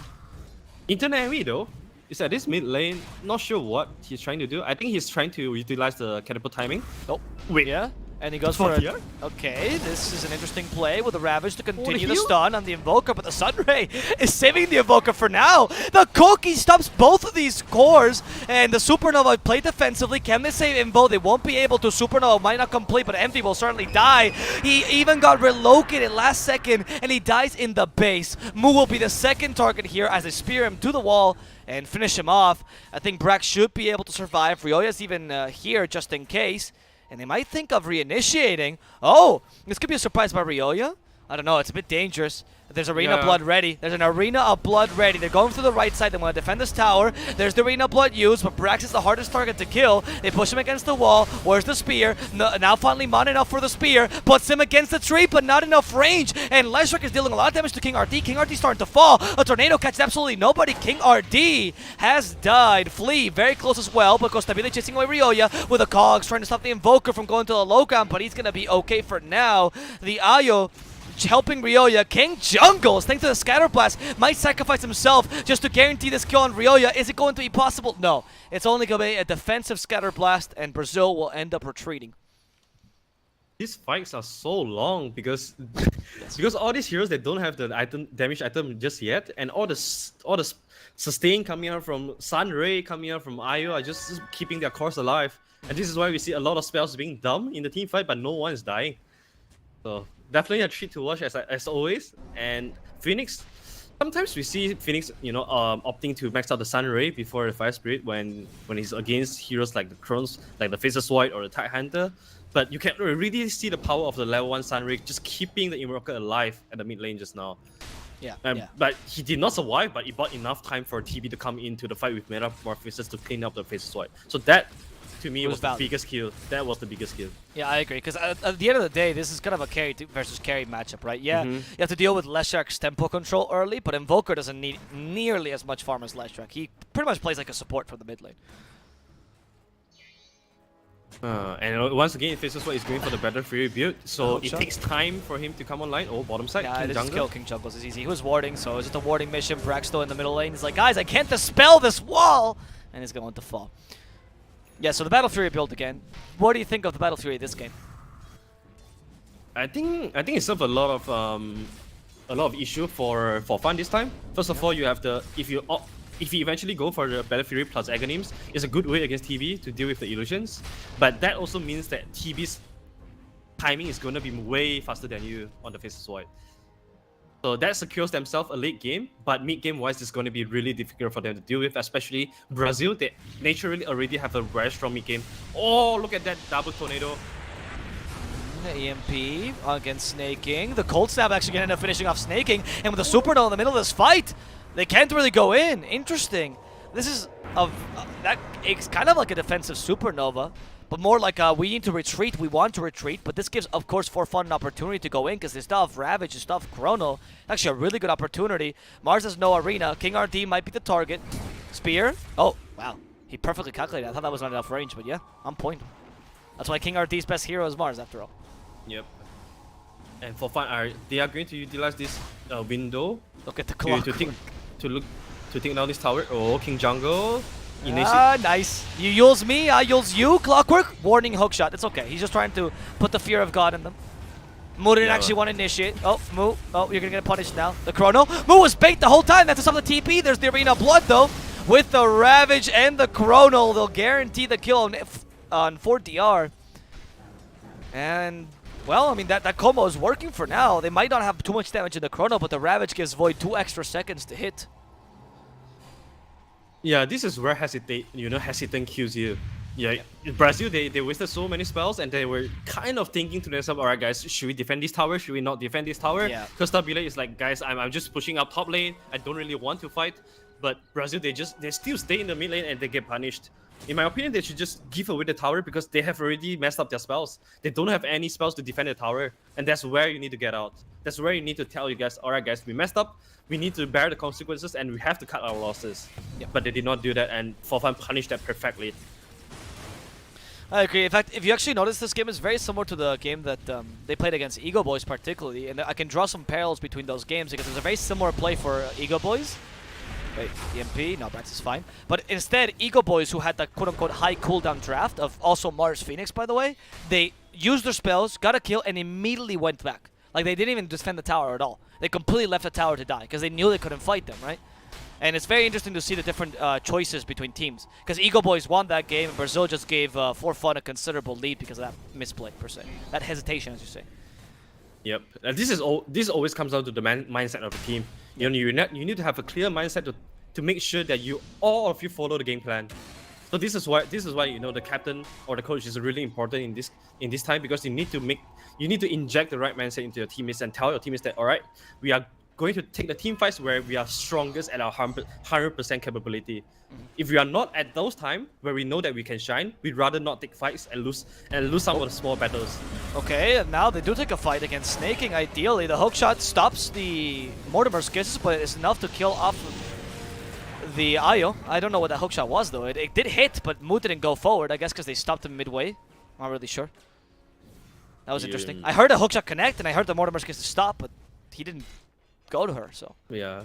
But overall, that's okay though. You are only expanding your IO for the Arena of Blood plus Mortimer kisses, so that's okay. That gives for fun like a 30 seconds window here from them to make something happen. They have Chronosphere in 10, but Eternary, he just completed the Battle Fury, so he wants to farm right now. He does not want to go into the fight. Like you say, he wants to play the role of a support. Just set up the team fights with Chronosphere and then, you know, try not to die in the team fight and then keep farming. Otherwise, he won't be able to catch up to the Terrorblade. Terrorblade has already completed SNY plus that Dragonlance, so the farming power of TB is going to be faster and faster than the Faceless Void. Smoke coming to... Yeah, unless they gank him though, that's the best solution. It's like, nope, no doubt. This Chrono comes out. They take away this last charge of Infused Raindrops, they commit the Ravage, even the IOs here, they have the hookshot. This is what we're talking about. They perfectly chain as you mentioned, but zero doubt. They're like, yeah, ultimates, who cares? We're killing the TP. He's a valuable kill, and they knew this was going to happen from the start. They don't think twice about it. Are we wasting too many? Oh, should we really engage this? Nah, they just go in, get the kill, get out. Yeah. And the play was perfect as well, because if you notice, the top creep wave, they are pushing in. So they knew that if no one is farming the Ancients, someone will be defending this tower as well. Yep. So if they are managed to catch, so that's a very high possibility that they can catch anyone with the smoke. So very well played coming out from for fun. You always want to notice, you know, you always want your creep wave to be pushing in while you are smoking to the lane, but mid lane. Oh, yeah, King RT. He goes in, Ryoya is stuck. This is a much more valuable kill. The Yule Center is not going to be enough. I don't think so. They committed the Mortimer's kisses. Similarly, Brazil's like, okay, you want to commit 5 ultimates to us? We'll commit 5 ultimates to you too. No problem. And by killing Ryoya, you take away the best lane pusher in general. But Envy is getting a fair amount of farm and actually starting to catch up. He's actually beating the Terrorblade in terms of farm right now. Yeah, well, but Brazil, they're exploiting this pick off to get themselves Aegis. They expanded the Terrorblade Metamorphosis as well. They know that without the Ravage, without the Chronosphere, there's no way for fun wants to take team fight right now. So they're making the best decision right here. And of course with the Aegis, that's the best way for you to survive through all the big ultimates. And this is the biggest weakness of running a high cooldown, high ultimate cooldown lineup. Is this thing that Roshan is going to be the biggest enemy of yours.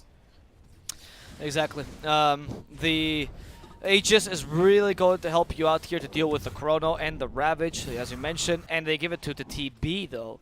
Because TB is not really going to be aggressive here. Is this Aegis just like a quote-unquote a farming Aegis to secure your TB's farm so you can play a bit more, like farm a bit more aggressively, or what's the point of it? It's for you to push towers. So just to push towers, okay. Yes, so that you can push towers without you know, having the risk of, alright, I push towers, I get Chrono, I die. Yeah. So you don't want that to happen. But with Aegis, they will be able to play aggressively. They will be able to invade in the jungle, take team fights, and most importantly, take towers. Because we always know that the first Aegis is for you to extend your lead. It's not for you to end the game. Exactly, you're right. Let's see, Mu finding hookshot. Okay, the Yule Center to stop him. I don't know if Mu can still kill the Snapfire. Another Spear of Mars. They're disengaging quite nicely. Where's the Invoker, though? He's the true disengage. Actually, Brazil has better team fight right now, so they might choose to just re-engage here. The Snapfire. Oh, I'm like a cookie. I'm a cookie. Yeah. I mean, Clockwork is heavily getting punished by Snapfire right now. I don't think Mu wants to be the one initiating. This is the re-engagement. Yep. I think he wants to save for his whole shot just to interrupt the Mortimer cases. Because if you initiate, you know, just one cookie will just screw up your initiation and you die. Yep. So he might probably wants to change his playstyle here, as Brazil they're smoking as 4-man, but unfortunately this is totally anticipated by for fun. Yeah. It's like, guys, we're smoked in the triangle. Where are they farming now? And you see Void in the bottom lane farming with Relocate. Because this is the kind of call that Envy makes. Envy will literally, and I kid you not, tell his IO, hey, I can't farm my triangle right now, relocate me so I can farm. And IO's like, sure, I guess, okay, Envy. Whatever you say, master. This is why completing his BKB at 21-minute time. Much better timing than last time. Yes, but also once again, it does not solve the problem that they don't have much damage in the Chrono. BKB plus with Battle Fury, yes, you have a lot of tankiness. You can survive in the team fight, but there's no point for you to survive if you couldn't kill anyone in the Chrono. So that's the biggest challenge here for fun. They have to make sure that they connect their spells correctly. That's right. We haven't talked about Ryu a lot, but he has already completed the Aghanim's. So that's the damage injection that we were talking about. He's going for BOT next. That's a bit greedy in my opinion. He might just want to go for BKB so that he can match up to the tempo of the Faceless Void. So you have the dual core BKB like timing at the same time, more or less.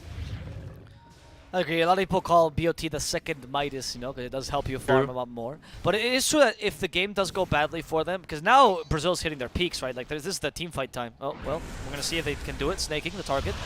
And King RT gets the arena snaking. They all leave him behind. They don't pay him any mind. Oh, Terrorblade. Oh, this is how you use the Aegis aggressively. Look at Costabile. He's just walking in. He's going to lose his first life. Can't even sunder. I don't know. I don't know if that worked out. The Supernova being used defensively. The Ravage into the Chrono. This time they did stack their stuns. TB is going to come back in. He has a Sunder. He hasn't died yet by any means. They need to keep him stunned. Where's the Blood Bag? Where's the Sunder target? It's going to be Envy. No, they use it as a Snapfire. Not ideal. Miscalculated the BKB timing. Moo might fall in those cogs, but it doesn't really matter because they can get Costabile as a result. Finally, Envy joins the fray and Costabile will fall. And now all of Brazil needs to retreat. Your main source of damage is dead. Void has 13 judges of Magic Wand. He's fine here. Time dilation very soon. The Cold Snap annoying him. Ryoya, Brax, everyone just running at the enemy team, hoping to kill the stragglers. But who can they find? For now, it's the Phoenix as the IO joins in. Thanks to the relocate, they guarantee the kill on Flea. But the rest of Brazil, for now, they'll stay alive unless the wraparound is good. Here comes Eternal Envy. But they realize this is crazy. And even Envy, if Envy is backing out, you all need to back out too. That's true. Well, Costabile though, that was a very aggressive walk up to the high ground without no vision kind of play. Yes. I know, yeah, he has AGs, he's strong, but whatnot, but he overestimated himself. That damage coming out from last right games was just enough to bring him down. And also once again, they did not quite connect their spells. No, none of them actually. We just saw them whiff two. The arena apparently also whiffed. Snaking will still die. But now the hookshot to counter initiate. And this is a really good kill on the Invoker. They guaranteed it in a matter of seconds. King Jungle's also in trouble as Ryoya. Yolster's available in 3 seconds. No, King RT. Oh, thank God. He had a Blink Dagger. It was fine. He's fine. Oh, that's a mid hero for a post-fall kind of trade. So that's definitely not good for Brazil. They're slowly losing the control of this game. A couple of minutes ago, the network was still tight, and now it's a 3k goal lead for fun. And Faceless Void, the itemization is starting to pay off now for Eternal Envy. Yes. It's not the best choice for Faceless Void, but he needs to get them. He needs to get the early BKB so that he could stay alive against Brazil's lineup, and they managed to get a good team fight win as well. So he'll be able to utilize the window to start to farm up. IO with the yeah, with the relocate. relocate. Yeah, he's not gonna die because Brax is covering his ass for now. Snaking. Wants to take Brax home. That Sunray is decimating him. Finally, Snaking will be able to leave, but Ryoya has been left behind. You're a Leshrac. You don't have any way to escape this. I don't know if Ryoya needed to be there. He just kind of gave his body for an IO, and IO is a much better death than your mid laner. Yeah, definitely. That was a very aggressive, oddly aggressive relocate there. Because Eternal Envy, he's nowhere near his teammates. And he didn't have Chrono at that time as well. So I'm not sure how good was that to force the movement there. And Brazil, they know that Lashrac is down, so they want to utilize this 30-second window to make something happen. But it's gonna be risky here. Because there's still a lot of time for fun to do a wrap around. Yep. And that's exactly what they're going for.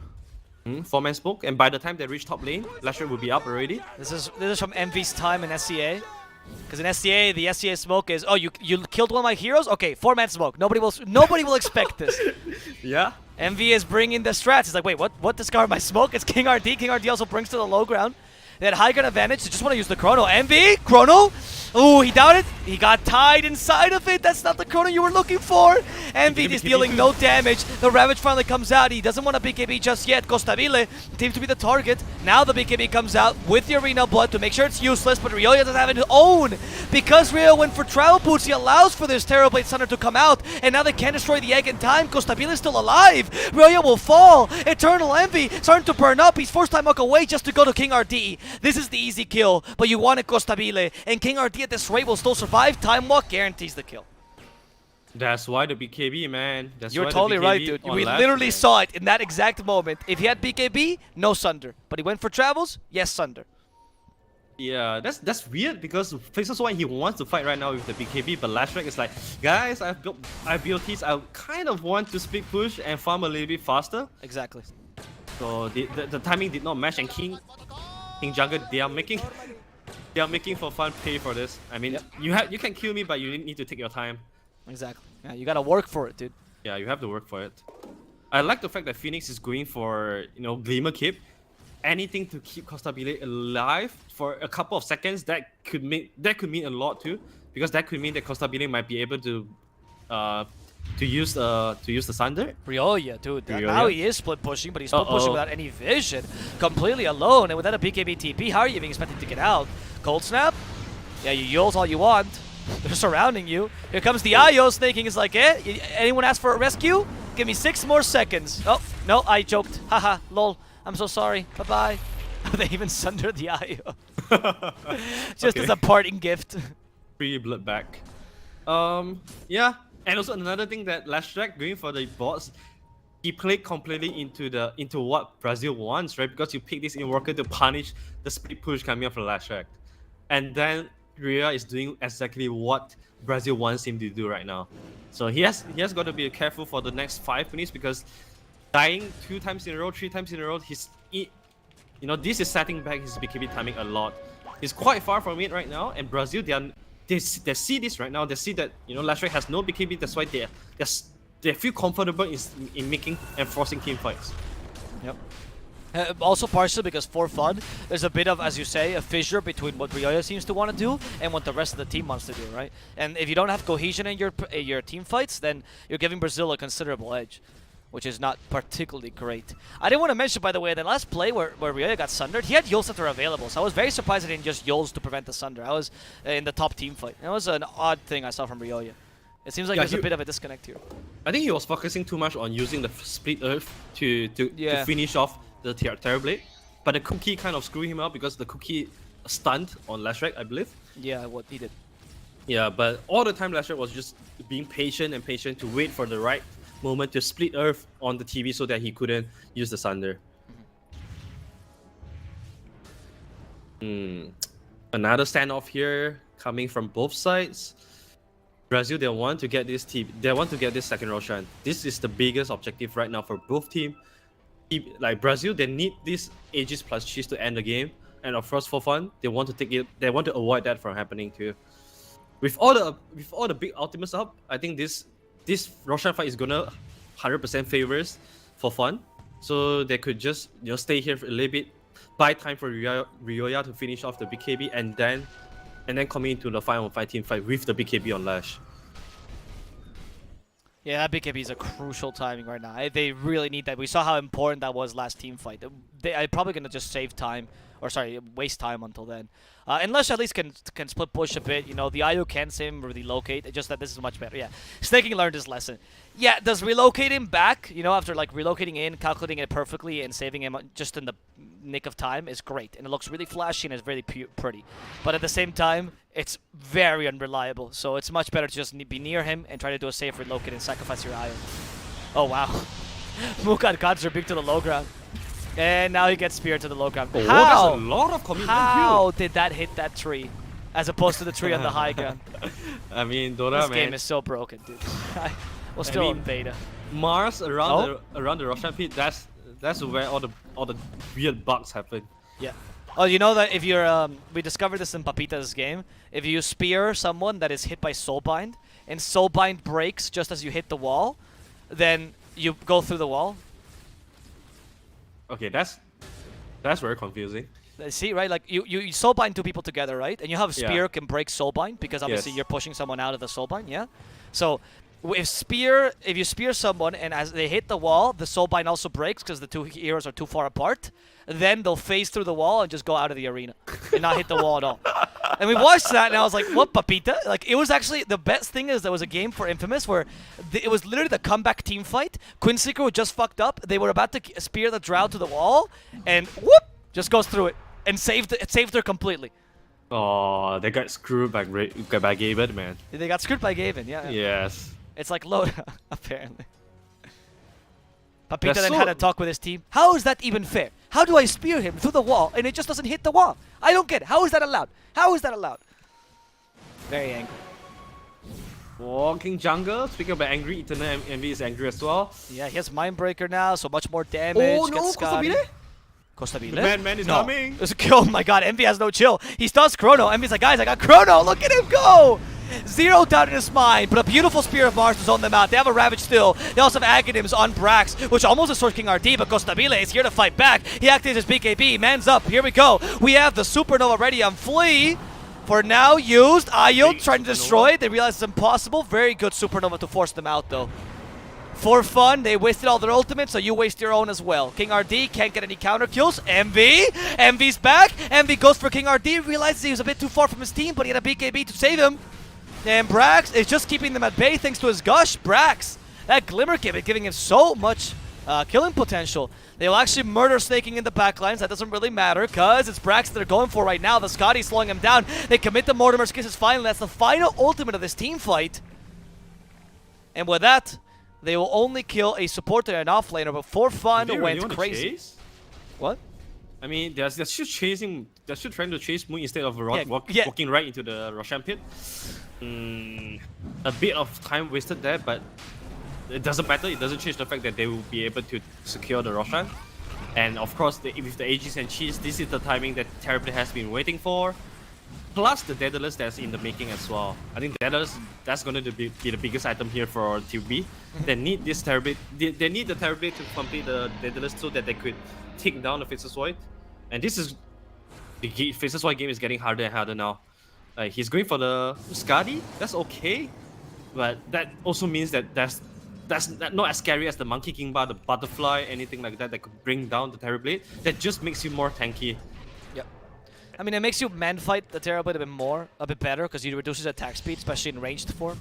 So it kind of helps you there. But I agree with you. It's just not good enough against the TB. They're gonna kill Move. Oh no, Snaking. I mean, dude, like these plays are pretty impressive by Snaking. He's actually surviving. He's almost gonna take him away.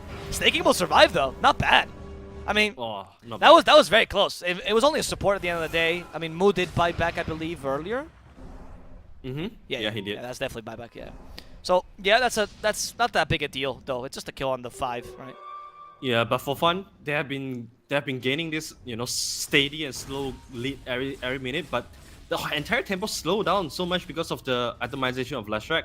They were at their strongest, they were at their peak, but because of the lack of BKB, they were not able to push things forward. And this is where Brazil they just have more room to breathe, and then keep getting items up on the Terrorblade. I feel like that was a very big 5-minute wasted by for fun if they're picked. So a lot of breathing room towards Terrorblade for him to get to his items, and eventually got the nice opportunity to claim the Aegis. And this is where the control is going to start shifting back to Brazil. Let's see if Brazil can indeed take the reins in this game again. As For Fun seems unable to execute their team fight just yet. The Scotty, as you mentioned, not going to be too much damage inside the Chrono, but it does make Envy much harder to kill. And Envy... Completing the Scotty also means that Eternal Envy doesn't have buyback. So it has to be very careful in this fight. Especially against TV. There's the arena. It's fine. We have Spider Legs and the BKB. Ryoya did waste that BKB though, which means something. Meanwhile, Flea is like, let me heal you, Terrible. Let me heal you, dude. He's just walking around. And the repair kit is saving the day, man. Oh, the Maritime Officers damage on the tower just get completely healed by the repair kit. If you guys have not watched this tournament before, by the way, we like playing a little game, all the casters, where we ping a random thing that matters nothing at all. Someone will start it, and then everyone will just ping the same thing. And we don't know why we do it. The Brazilian casters like doing it. It's a little show of camaraderie.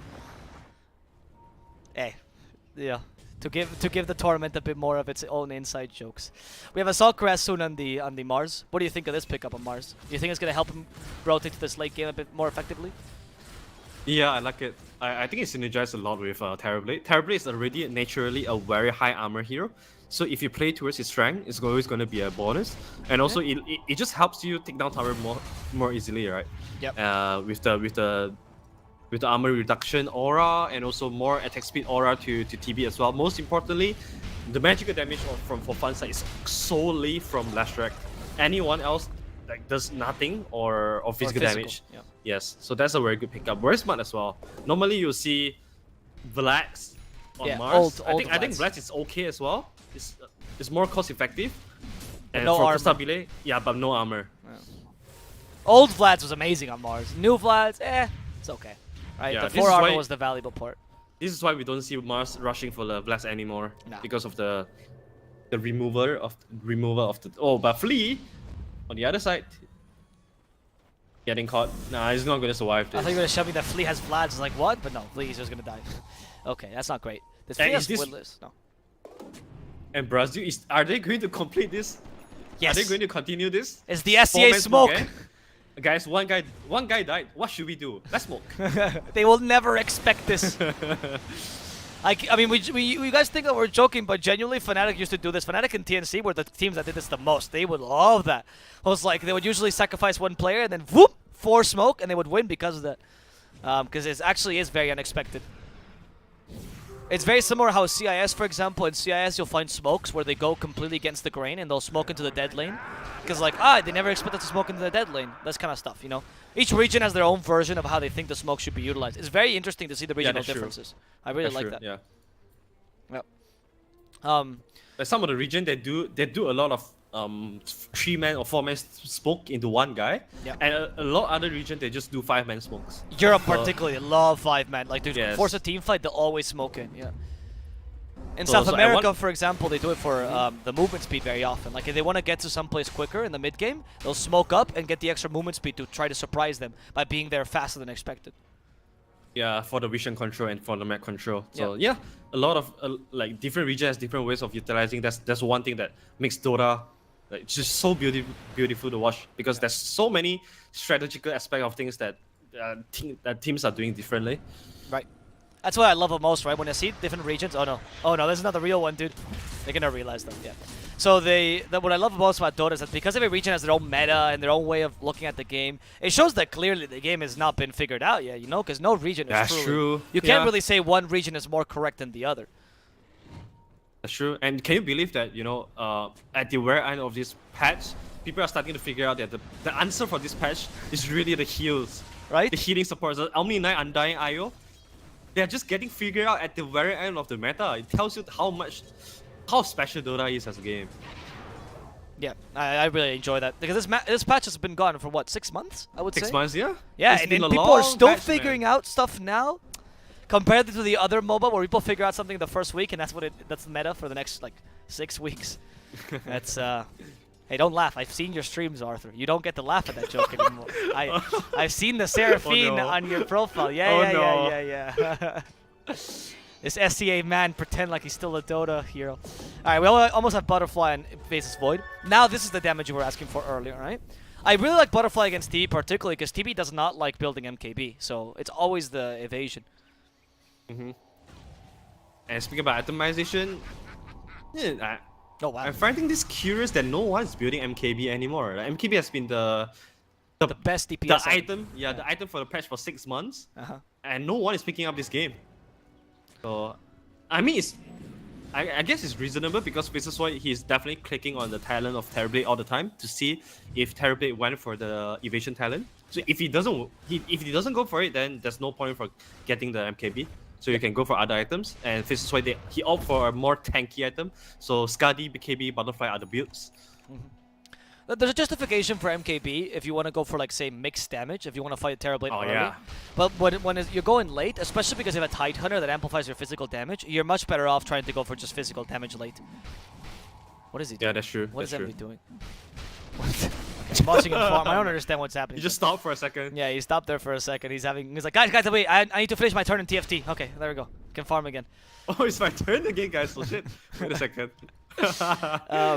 What did you think of the Axe build, by the way, on Brax? I've seen this a couple times on Brax. I really particularly like it. He always builds it when his team is losing and they need to create space. He particularly uses it to push lanes a lot.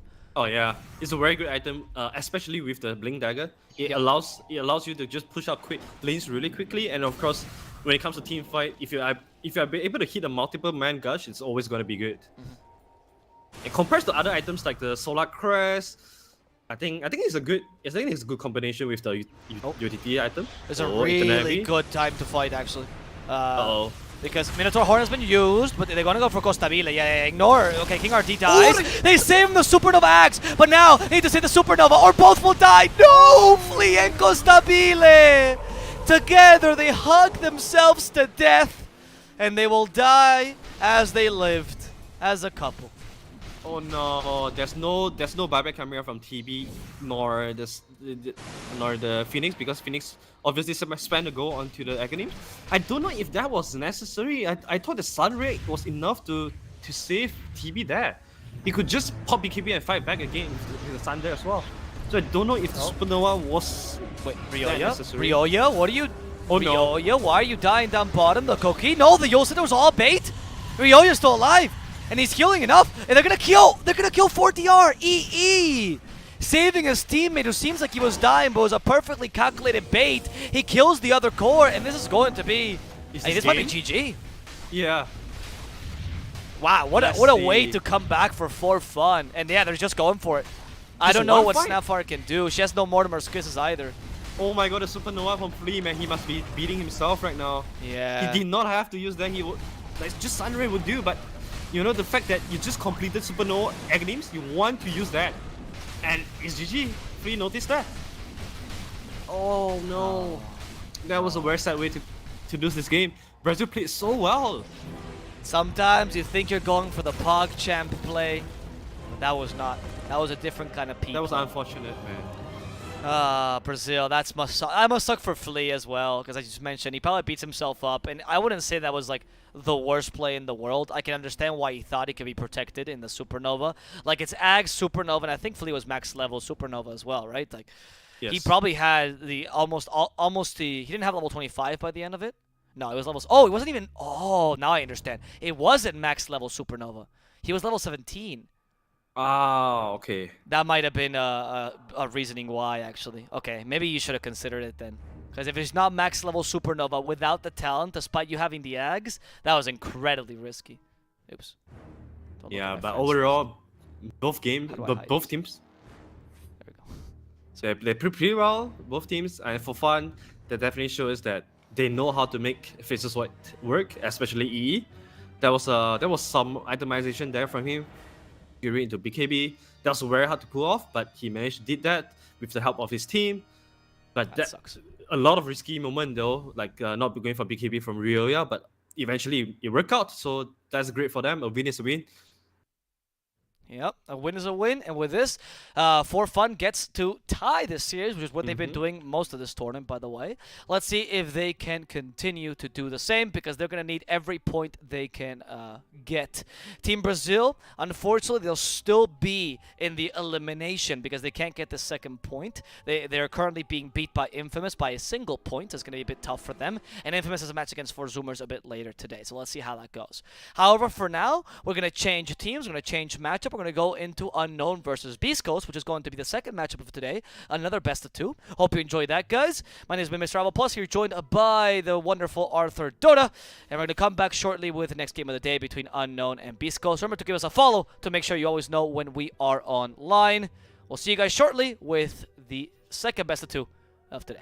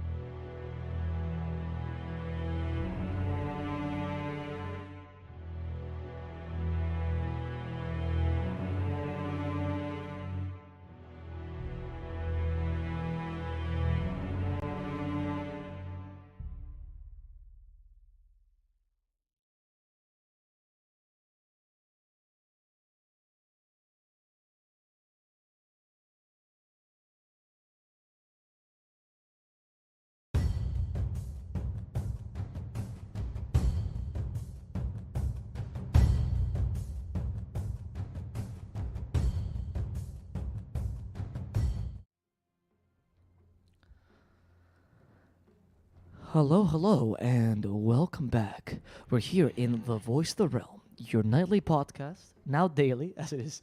Oh, it's 8 a.m. Okay. Hello, good morning. Good morning to my SEA folk. We're here in your daily podcast to bring you the best NASA Dota that we can find. And right now, we have an exciting matchup between two SA teams. One less experienced, younger, but full of hope roster of Unknown, and one much more experienced and incredibly powerful roster from Beast Coast. Can Unknown do the impossible and beat one of the better teams in the region, or will Beast Coast just 2-0 them as many expect? Let's see if we're going to have any upsets today. As joining me for this great game is going to be the one and only, the best analyst in all of Malaysia, Mr. Arthur Dota. Hi, man. You're flattering me, man. The best in Malaysia.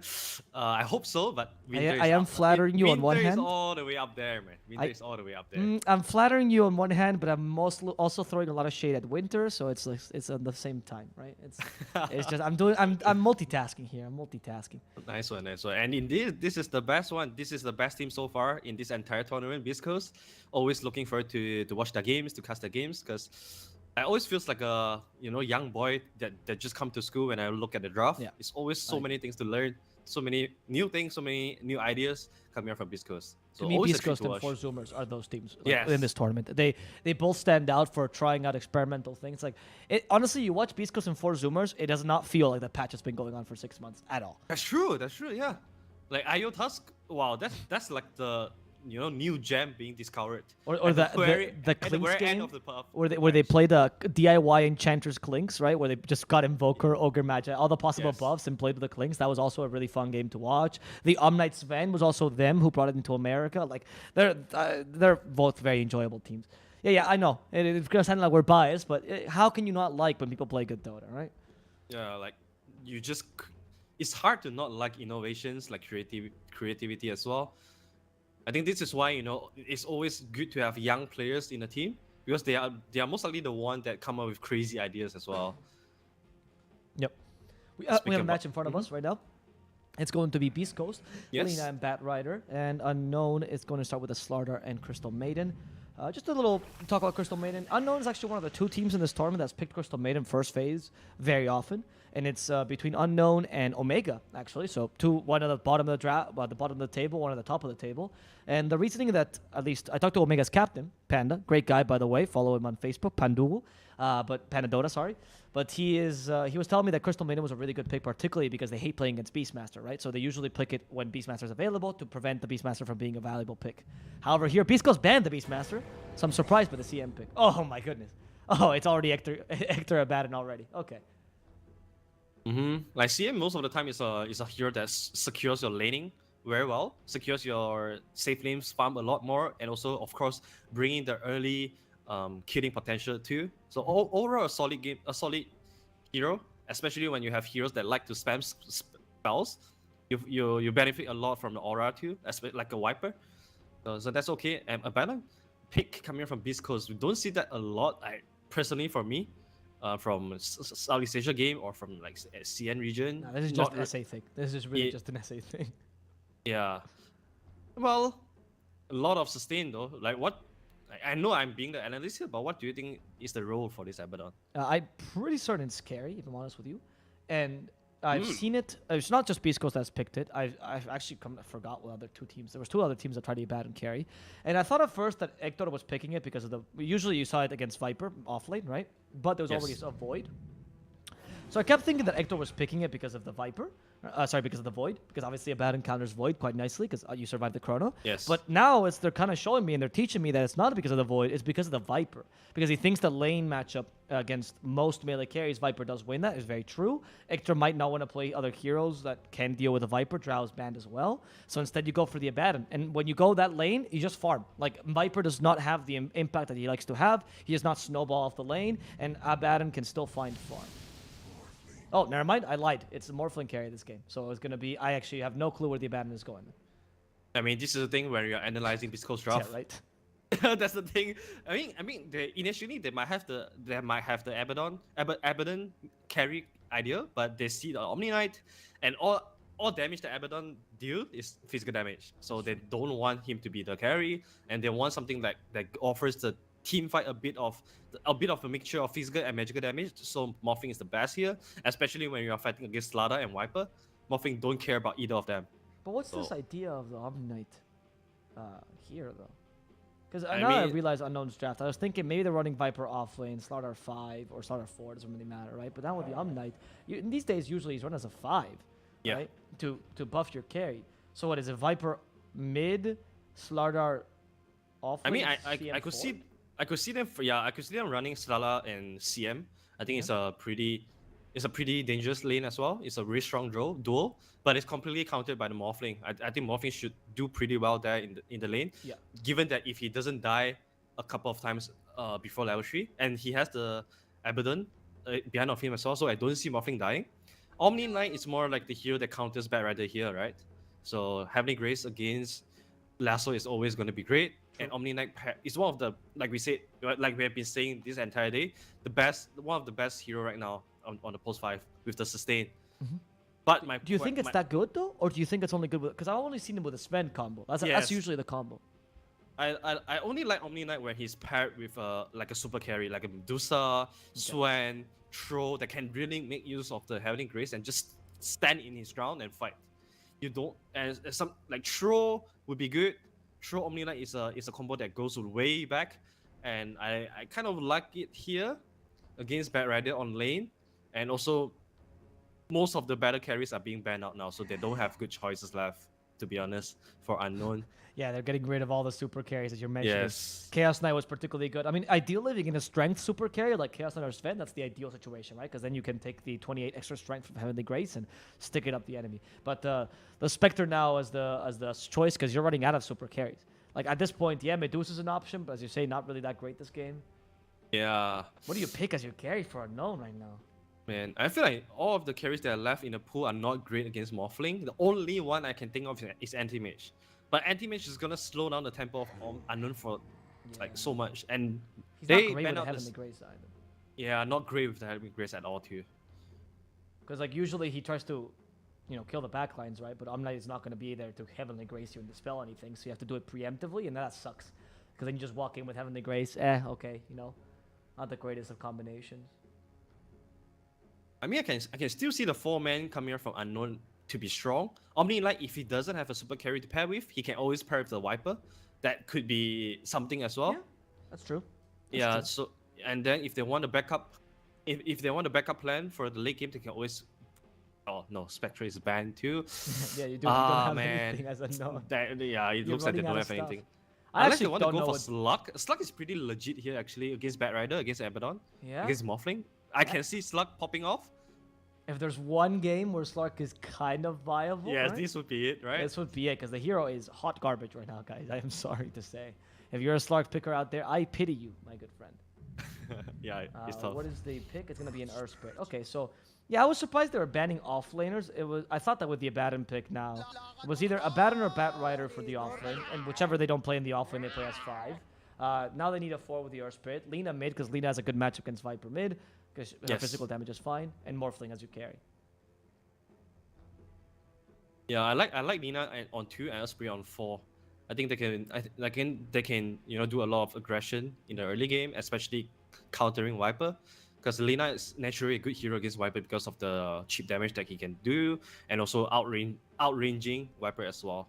Unknown, they don't have a lot of time here to What if you- make their choice. What if you went with a Slaughter as you carry, and you picked up an offlaner and you played super tempo? No, okay. I was beast coasting here. Okay, Fizz's Void seems fine. I mean, he's not the greatest against the Morphling. Most people would actually consider Fizz's Void to be countered by Morphling and by Abaddon. Oh, it's better than mid. Okay. Oh, it's Bad Rider mid. I mean, that matchup is good against Viper too, actually, because you just run him down. And they're going to play the Lina in the offlane role. Okay, a good way to completely ignore the Omnight's Dispel, right? Yes. Yeah, it's a good way to kill the Faceless Void as well. I know, of that's course, okay. a lot of people will ask, oh, Lina offlane, Beast Coast things. And yeah, it is partially a Beast Coast thing, but they, a lot of teams in Europe have actually run the Lina offlane. Brame has run it a lot on Skylark. I've seen it also on Viking GG. Like, they've run it before. It's not a crazy pick. I think the first time I saw it was on OG. I think Seb was playing Lina. Yeah, Seb, pre. I've seen him play that too. It's true. Yeah, that worked out very well as well. You could build into items like the Uceptor, Aghanimus, Greaves. There's a lot of different item choices that you can go for depending on how the situation is. The only thing is, Biscos don't have a front line now. They don't have anyone that can soak up the Chronosphere. Of course, except for Abaddon, but he's only a post 5. Faceless Void is not going to, chrono him at all, or just ignore him at all costs. So I can still see Faceless Void carrying this game, but once again, it's a Morphling versus Faceless Void game. Morphling, I feel like I'm always a bit more inclined to the Morphling, because I just feel like Morphling has better ways to deal with the Chronosphere. Especially there's no hero from Unknown that can build Spirit Vessel. At least naturally a Spirit Vessel carrier. There's no hero like that. So Skadi is the item that Unknown would be looking for in this game. Well, guys, as we get into game number 1, we get the typical pause, of course, at the beginning. I'm going to show you a quick cut. But before you go, of course, remember that if you want the stream to go without a hitch, the best way to do it is to follow us on Twitch. See you guys short.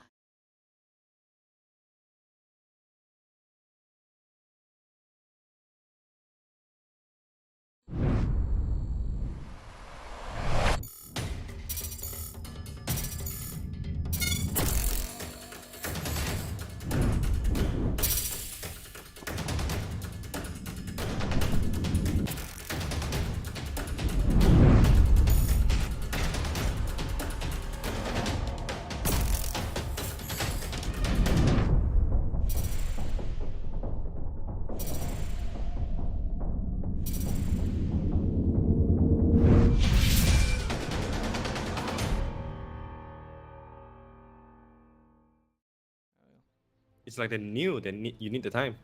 Look at this, guys. They just unpaused. We come back. What nice people. I was texting Yadomi. Yeah, I'm back. You can go now, and they start the game straight away.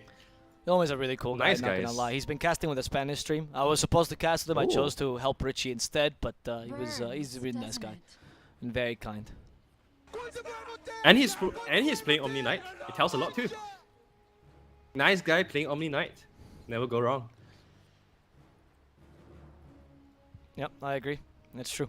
I'm not rooting for him. Obviously, there's no personal bias here, but I don't want him to go badly. Like whenever I like a team particularly, it's not that I want them to win or not. Personally, I just want them to play well. I think if a team plays well and then they lose, it doesn't sting as much as if you play badly, right? Because that does sting a lot, I think, for a professional team especially. Obviously, everyone wants to win, but knowing that you could have played the game better and that's why you lost, it does suck a lot, particularly. Yeah, that's true. Yeah. You don't want to be finishing the game wishing that you could do more. You could do more in the game. Right, and That's definitely thinking right. about your past mistakes and going, oh, I should have done this. Oh, in the bottom lane, Drakeel. There we go, easy kill. Chris Luck rotates to his bottom lane to get this kill, and now like, oh, well, our Slardar's dead. This is a really bad start to the lane, and oh, look at this, Crystal Maiden might also die. And this is an unusual build for a 5 of Adam, but he actually goes for level 1 Curse of Avernus, saying, you are not going to beat me in this lane. They take 2 kills, yes, to lose the bounty, but they gave the first blood to the mid laner, which is Chris Luck. I would say that's a huge win for Beast Coast already. Yeah, that was very crucial, that Curse of Avernus getting picked up at level 1. That slow, the little bit of slow actually did a lot for them to secure the kill. I've seen Solo did this quite a lot of times actually. It's very good when you are facing any kind of melee off lane so that you can harass him out, or like a weaker post for like CM is really good as well, because there's no way CM can just trade hit with the Abaddon. Is the game name giving you trouble, dude? Yes, man, it is, man. I swear it's always hard for me to. It's supposed to be Abaddon, technically. Abaddon, okay, Abaddon. Yeah, technically. Right. Apparently, because it's an H.P. Lovecraft reference. That's what it's supposed to be. That's why they can still keep the name, because H.P. Lovecraft is part of the Creative Commons right now. So yeah, it's supposed to be that reference, and Purge taught me this, by the way. I didn't know this until Purge taught me. Roboceta, oh, the fairy fires! Then Roboceta will get the kill before he dies. So yeah, Chris Luck does get the counter kill, sure, but you don't get the experience off that, so it ends up being a win for Roboceta. Oh, definitely big win. So Viper now he's level 3 before the Bat Rider, and this makes the whole different of the world. Like level 2 poison attack is so much stronger than level 1. So Roboceta right now will be able to harass Chris Luck a lot more with the level 2 poison attack. It's gonna be hard for Chris Luck to make any kind of aggressiveness like that just now, because Viper is so strong right now. As you can see, he's already forcing. Yeah. Oh wait, maybe not. Maybe not. Chris Luck, second attempt. Yeah, Oh, that's right. the good one. You had level 2 now, which means flame break damage did pile up, and Viper still has not put points in Corrosive Skin.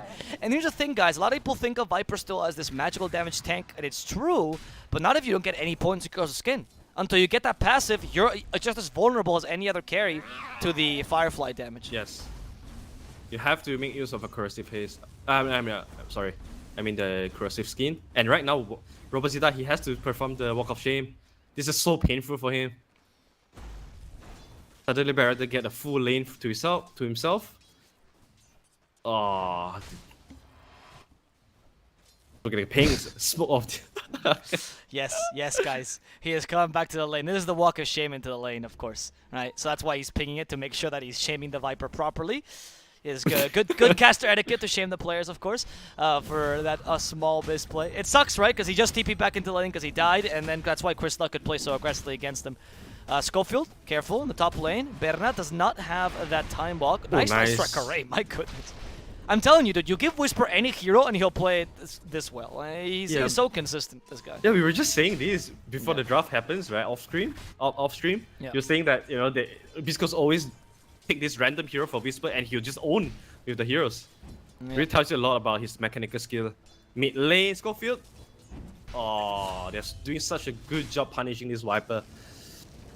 Well, I think Viper is a strong hero. He wants to snowball, but he has this very big window of weaknesses when he does not have the corrosive skin up. So those are always the better timings for anyone to punish him. And because they are a better team, and Schofield, he knows exactly what he needs to do here on the Spirit. Yes, indeed. That's why Chris Luck is capable of doing so well in this mid lane, punishing the Viper. And after all, if you're a better mid, you're not too concerned with how much farm you're getting in the mid lane. It's all about crushing any mid laner. And especially against a Viper, this is really valuable. We see a level difference now, a bit more than a level, as Chris Luck has made his life impossible. But Roboceta, seeing the opportunity, we have a regen rune. Chris Luck starting to die to the poison. There's the frostbite. The Firefly's not going to help. And this is the counter kill that we're looking for. With another toxin, Roboceta will guarantee the skill. Stinger also dies in the bot lanes. I'm sorry, guys, that I'm missing a couple kills sometimes. It's just there's so many kills happening on the map. I literally don't have 2 cameras. Yeah, very good counter kill coming out from Unknown indeed. But still, though, Barrett has this. The damage has been done. Right now, Viper he doesn't have the lane advantage anymore. Barrett has a lot of decision to like he has a lot of choices to do here. He can rotate back to clearing camps in the jungle. He can also just try to keep staying in the lane and pair up with Schofield to punish the Viper. There's a lot of choices that he can do. Level 6 timing is going to be crucial here. If Chris Luck hits the level 6 timing first. Oh, Drakeel? No, the bottom lane. They almost got a stun here. Stinger does fall. He does not get the Curse of Avernus off. And yeah, I mean, the Abaddon can kind of man-fight the Slardar for the first couple levels, but afterwards, you really can't, right? And once you get the bashes up, it's going to be really difficult. Drakeel deals much more damage than you. And of course, you're only a support after all. Drakeel, though? Schofield. Yeah, here comes Schofield from behind, and Slithering Crush with a bash ready. He had it ready to counter-initiate, and Schofield gets surprised. The Heavenly Grace will ensure that Drakeel doesn't die. Schofield instead will commit suicide here, hoping to get that kill. A bit too hasty. This is the power of the CM plus the Slardar. It's really, really strong. I think it's just equivalent to the power of Lina plus CM. Because of like a lot of people actually underestimate the magical damage that CM can put down early on. Oh, the bite, bash, K1. Alright, here comes the Abaddon. Bash. Yeah, it's just a long, drawn-out kill, which ends up working for them. Stinger was trying to silence the CM, not gonna work for them, and they're starting to lose this lane pretty heavily. You're right that Slardar is not the greatest offlaner against Morphling, but if you have the Abaddon support, especially if he falls behind, it's very easy to start putting pressure. Chris Luck in a similar position, he's forced to TP, he's not going to die, but he is kicked out of the lane. As you mentioned, that's not what you want to do. Berna in the top lane could be in trouble. We do have Laguna Blade. Oh, But no not enough mana. mana. Not enough mana. No need. They were doing it on purpose. You don't need to waste the mana on Laguna Blade. Yeah, imagine if he drops the 2 null and then Magic Stick and then Laguna on the Void. Oh, that would be style, man. Yep. That would be style, but of course, doesn't need that. No, doesn't need that, of course not. Yep. Whisper doesn't need to pay it. Yadomi? Yeah, Uh-oh. Yadomi could be in trouble here. Schofield slowing. Oh, nice Ooh, jukes nice by attack. Yadomi. Good fancy footwork by Yadomi. Breaking some ankles here. Crossover. Yeah, but the Light Strike array, though, does stop him. He does Heavenly Grace in time to get the extra stat of resistance. Yadomi, where you going? Light Strike array. But again, it's thanks to the stat of resistance. He's like, should I kill myself? Should I not?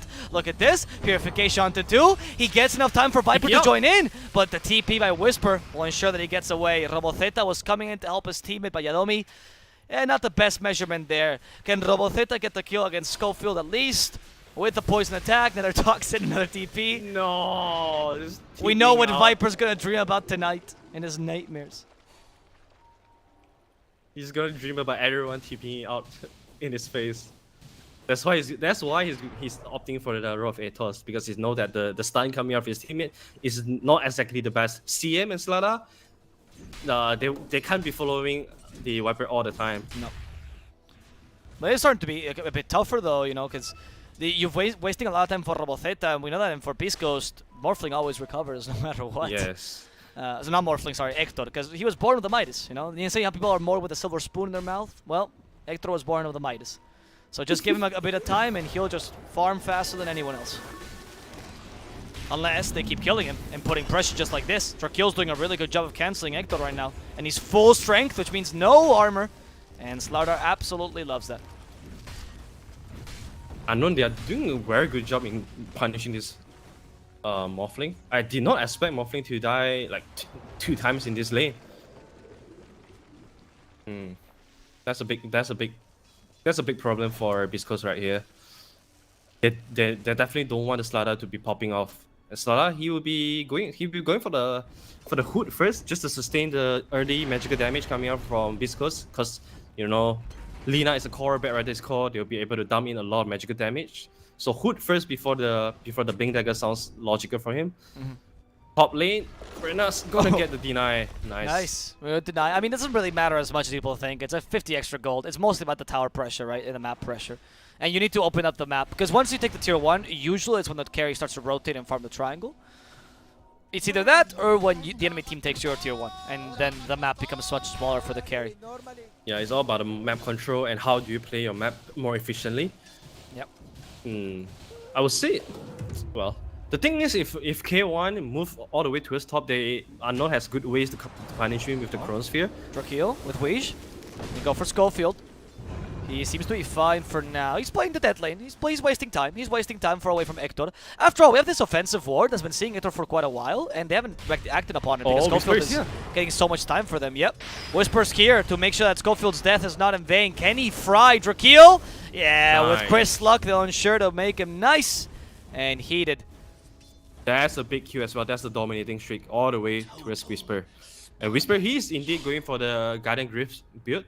So more sustain for his team, more heals as well. That's a second source of heal. It's going to be really, really important against Chronosphere. Oh, Chris Luck though. Yeah, that other Toxin dealing a lot of damage, and they're slowing him down so he can't get away from it. Chris Luck ends up falling together with a potential kill here on the Lina. Roboceta starts to stick the poison stacks, and that's going to be Whisper dying as well. All right, I mean, as far as you're concerned, Unknown is playing the game as well as they can, honestly. That is the perfect start for them. Yes, definitely. And this is also, taking down 2 cores as your catapult about to reach the tower. This is really great as well. So Unknown, they want to stay bottom side. They have committed 4 men at the bottom side, so at least they want to secure this bottom tier 1 tower and have Faces Void just stay here and farm the NC, farm the Ancients as well. This is going to be big. Two carries are just switching lanes to play right now, and honestly, both of the carriers are happy for this. Faces Void get a kill, get the tower, Morphling as well. Without the threat of Chronosphere, he'll be able to farm this top lane pretty safely. Whisper coming in here for Perna. There's the Frostbite. Wish, the help. Whisper, it's gonna be fine. Nice strike array. Nice. But the freezing field takes enough time to kill, or doesn't take too much time to kill him. That's Whisper down. Chris Luck also in trouble. He's trying to play with the high ground. Yadomi might be the target. Yeah, Chris Luck gets a little counter kill here, but the rest of Unknown is just running them down, getting a secondary death on Schofield. And that's going to be Unknown, only losing their support for a +3 and a +4. However, Bisco is already utilizing Hector in an aggressive way, trying to take this tower in the mid lane. Yeah, at least Bisco is trying to make something out of the bad situation. And for Unknown, this is definitely a big win as well. You are just sacrificing your post 5 on midnight. Oh! Nice burst there by Hector. Can they catch Drakeel as well? A time lock to hit the flame break. Drakeel, though, much more valuable target. Stinger still going for him, realizing it's a bit of a dangerous, very dangerous. Don't go where the shark hunts. Stinger has to activate borrowed time to stop the stun from killing him. Drakeel could still be in trouble. He's in the river again. Gets the extra sprint. Yadomi instead. Not him again. Every single time they just go for Yadomi. He's the easiest target to kill, but not the most valuable. Exactly, not the most valuable indeed. But this also means that there's a lot of space. There's a lot of space for Hector to just farm up. He did not have a very good early game, but because of the past, what happens in the past 3 to 4 minutes, he was left completely unchecked, and he's already starting to catch up to the Void. If you look at the net worth discrepancy, it's not a big difference from all the cores. Everyone is sitting around 5.5k. So it's fairly easy for K1 to still catch up to the net worth. Yeah, I mean that's what a Morphling can do, right? He is a naturally pretty fast farmer, very similar to Lifestealer. There's not like it's not Sven level or anything like that, right? Or even Troll, but with your extra attack speed, your nice attack damage, and simply a Morbid Mass, you can go into the jungle forever. And all Bisco needs to do for now is create space for him. The problem though is Unknown is playing this super aggressively. So how do you stave out this aggression? What are Bisco's moves that they have to do to make sure Unknown cannot just run into their jungle and kill Hector? They want to split out the map right now. You have to utilize the mobility of both Morphling and the Bat Rider to kind of just split the map out, stop Unknown from 5 manning. And this is especially when Bat Rider has the abilities, you are able to do that completely, and then you just buy time for you to reach your moment, or until Unknown make a mistake on dealing with the lane. That's where you can punish Unknown. The one thing I want to point out is the Viper, his skill build. He's messing Nether Toxin instead of Corrosive Skin. Oh, careful. Whisper in trouble. They use the Chrono here, another Toxin. A bit late. Yes, mech by the way, but Whisper still cannot tank too much. Stinger still has the borrowed time, so he knows he can just draw the aggro for now. Wish tries to freezing field, but then a lasso ready to stop him. Borrowed time will save Stinger for now, but Wish is tanking this thanks to the Heavenly Grace, and instead it's going to be Chris Luck who's going to fall. Hector tried to out-Viper them, but it was impossible. Wish finally dies to Stinger, but the cost of 3 heroes. This Crystal Maiden is the most valuable trade here you gotta get. God. not the best time for Biscos to take a team fight now Nope. at all. They do not want to take a team fight. They want to like I said, I think split pushing is the best for them. You want to force the chronosphere to be dropped to anyone that's split pushing. That would be the best. You try to force chronosphere to not being used in a team fight, because if you use a team fight, chronosphere in the team fight, you get a couple of kills and that will convert into towers. You don't want that to be happen from Biscuit's side. So split pushing is the best right now. Bad Rider, he's going for the big KB because he needs some sort of way to keep himself alive. Yadomi. Okay. Alright. I mean, I guess you're right, because this game, honestly, Blink on Bad Rider, as you mentioned, if you have a Dispel, it's just completely useless. Because you're Yes. blinking in, Omnib will save him, and you're like, oh, okay, well, I killed myself instead. Right. Yeah, I wanted to... No, but the build of the Viper, I agree. The Nether Toxin also adds a lot of damage to Chronos, so something even as basic as that can mean a lot, right, this game. And we're seeing that he's going for a bit of a hybrid Viper this time, right? A bit of control with Word of Atos, and also a bit of DPS now with the Hurricane Pipe. They find Hector up top. I don't know if they can kill him. They don't have Freezing Field this time, but he's really slow. Waveform's away. Can't just TP, though, because they have Frostbite this time, and Atos soon. Hector trying to juke him in the trees, using the shadows to his advantage. He gets frozen. Hector's like, I got my waveform, but the roots are perfect. And in the end, he's going to just fall. That's simple. The level 4 Frostbite doing a lot of jobs here. Oh, it's true. He did max that over the aura. Oh, wow. Yes. I like Position 4, I like yeah. Yes, position 4. You need to make use of your presence in the game. That's why maxing the 2 damage spells, those are great in making moves as well. Just to come in with extra, extra disable, extra damage as well means a lot. All this cheap damage means a lot here. Oh wait, what? What? What? Wait, What? is that a wrong call or what? What the fuck did you just do? What just happened? Oh, they cancelled it. Okay, they cancelled it. Okay. Is that a was mistake? That was really weird. Yeah. I think admin didn't see that because he didn't say anything there. No one saying anything. No, let's just pretend like that didn't happen, guys. Yeah, we didn't see it on stream either. Whatever. That was in a GG. I don't know what situation would make you even type those 2 letters, though. Okay. Yeah, I'm not sure. I think something is going wrong from Biscos. Maybe the way they want to play the game is different. The ideas is different right now. Maybe. That's why. Yeah, that's why you can see that KO1 is all the way at the top side and Abaddon is not there to protect him. No one is anywhere near to him. Maybe let's not forget though that you can bind GG to a key as well. Oh yeah, true. So you might have just pressed the key by accident. Like I would love to play Armchair Psychologist, but I think it might have just been a misclick here, if I'm honest with you, Arthur. Yeah, I think it's a misclick too because this game is far from over yet. Yeah, exactly. No, there's definitely not that's lost. That's why I was so shocked. There's no way they could GG. This is Biscos, man. Yeah, it's true. Biscos does fight till the end. These guys don't usually get tilted that early. They always want to go back into the game. Let's see a gnome with a 3-man smoke. They're like, GG? Yeah, let me show you what GG looks like. They're playing really well here. Yeah, so now they said, literally, please, the admin saw, of course, never dropping the ball, this admin. He says, please don't use GG unless you want to end the match. Next time, you have to respect the GG. So if they use it again, that's going to be the end of the game for Biscos. That's usually the rule. You might get one, but like, if you actually talk to a lot of pro teams, I've talked to coaches and managers, and they actually tell you, like, before the game, they say, don't bind GG to a key. Make sure it's not binded, just to make sure that you can't just GG out by accident. They take away the good way and well played from the chat wheel as well. Roboceta, Chris Luck. I don't know, this is going to be a good kill. Heavenly Grace is there, yeah. He didn't see Yadomi because it was nighttime, I want to say. Probably didn't see Yadomi because otherwise that was just a mistake by Chris Luck. Not sure what happened there, but luckily for him, he had the Arcane Rune activated, so that's not too bad by wasting the Flame Lasso. It's going to be up in another 40 seconds, so it's fine. It's not like they could kill that Lasso target anyways, so that's okay. More time. All Biscos want to do right now is to just drag the game, split the map up far more because this is not their timing yet. Manta style on Morphling is not enough. He needs the EB to just kill anyone on Unknown.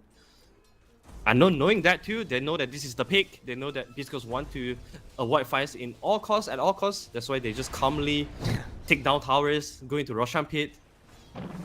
Yep, also take advantage of the Slaughter. Usually you don't see Dire doing more shot this early, but Slaughter gives you that advantage, of course. And they know that Beast Coast just has to fight together. Like right now, if they try to spread out a bit, they're not going to be able to take a team fight at all. At best, it's really only Chris Luck that can do the split pushing as he's doing right now. So Unknown is taking advantage of this and taking objectives, as you mentioned. This is right now. It's all about Unknown chasing out Beast Coast and trying to get as much kill as they can with the Blink Dagger on Slaughter. They're done with farming right now. You have the Blink Dagger on Slaughter. You never want to just show yourself on map. You always want to be hidden so that no one knows where to farm. No one knows where to split push because you're never showing on the map. So that's what Slaughter wants to do right now. Yadomi, a target, Stinger nearby. Nope, they're like, this time you live, Yadomi. Oh, fuck you. Oh. just a drive-by here. Oh, Yo Scepter. And that's not affected by static resistance. Chris Luck dies in the top lane though as they're going for Yadomi. Yadomi's actually drawing aggro that allows him to kill the mid laner up top, and he's gonna survive. Look at Yadomi, the true time waster. Oh, the help from Morphling is not enough. Yadomi will survive this. Pause 5 Omni, strongest hero in the game. Look at the purification, saving his life again. And now they can fight this with the Chrono. They catch the Lina. The Abaddon cannot go to the high ground because this Chrono is a beautiful zone out. And that makes them waste borrow time completely. Skullfield is the next target. He pushes the Void away, but he'll still fall. Together with a poor Stinger, who decides to farm before he dies. Okay, Yadomi MVP, my friend. Yes. It's just solo baiting all the spells coming out from Oh, this is... Oh, wait. No. There's not going to kill him. Not you, man. Not you. No, they're not going to kill him here, even with a Yo Scepter. Wish. They have Freezing sure? Field. In comes Roboceta. Now he might die. Chris Luck, it was a bait all along. They wasted Heavenly Grace, so trying to go for Viper. But poor Hector has to get away. Thanks to the Manta Style, dispels the Frostbite. Freezing Field is not going to be enough. That's the Manta Style reveal for them. They still root down Chris Luck, who has no way to dispel this, which means Chris Luck will fall. And now Hector, frozen solid, no more dispels for him. Even with a rolling boulder, they can't say it. Slithering Crush is here. They have the waveform, though, to getting up to safety in the high ground. And instead, it'll have to be Stinger, who draws the aggro for a bit and ensures that Hector can go back home and live to see another day. They keep going. Let's see, Schofield. Yeah, Schofield will fall. This Light Strike array for Base's Void. He still has the Aegis, so he's fine. From 2 hits, he actually murders Stinger and even goes up for Whisper. They don't need to take this tier 3 or even the tier 2 at this point. Whisper is going to die in his base. Wow. Okay, Unknown. They're showing Beast Coast their own style. Well, literally, this is what Beast Coast does when they're winning as well. Dive your towers like there's no tomorrow. Yeah, their heroes also perfectly made for that as well. There's all their heroes function with small spells, small CDs that can keep taking all these long fights as they wish. And if you look at Bisco's side, if you don't have the ultimate from a Spirit, Lina, or the Bat Rider, you won't be able to take on these long fights. Because you want to just pick off someone and then kill that guy instantly. But Unknown, their heroes are perfectly countering what Biscos wants to do right now. Ooh. Yeah, they're playing as Slaughter as this quick initiator, so they're not relying so much on the cooldown of the Chrono. Like, honestly, Yes. I think the Chronos here have been just okay, right? We haven't seen the best Chrono in the world, because they don't need it. They're just playing with Slaughter and with Viper instead, as you mentioned in the draft. And with the Heavenly Grace, you know, this is what you just like keep jumping in and then play fearlessly. He has the Manta Star for him to get out of trouble as well. And Time Dilation actually do so much here against Lina and Bat Rider. So that perform like a soft disable as well with the slow. Because Bat Rider and Lina, they are all the spellcaster, right? So having Dilation is a big restriction on both of the heroes. Unknown, they're showing up today against the. I mean, the they big need these team. points. If they get a 2-0 here, they actually still stand a chance mathematically of qualifying. So, you know, It's do or die for them. it literally is do or die. It's against one of the best teams in SA, but they don't seem to care. They have a Yol Scepter here for the CM. Freezing Field set Oh, the up. Frost Nether BKB? Toxin. Let's see Chris Luck Nice. forcing the BKB. Oh, but Chris Luck is like, guys, why am I staying here? Dude! You can't just BKB and look at the Viper. How pretty is the Viper? They just Viper struck him and bashed him.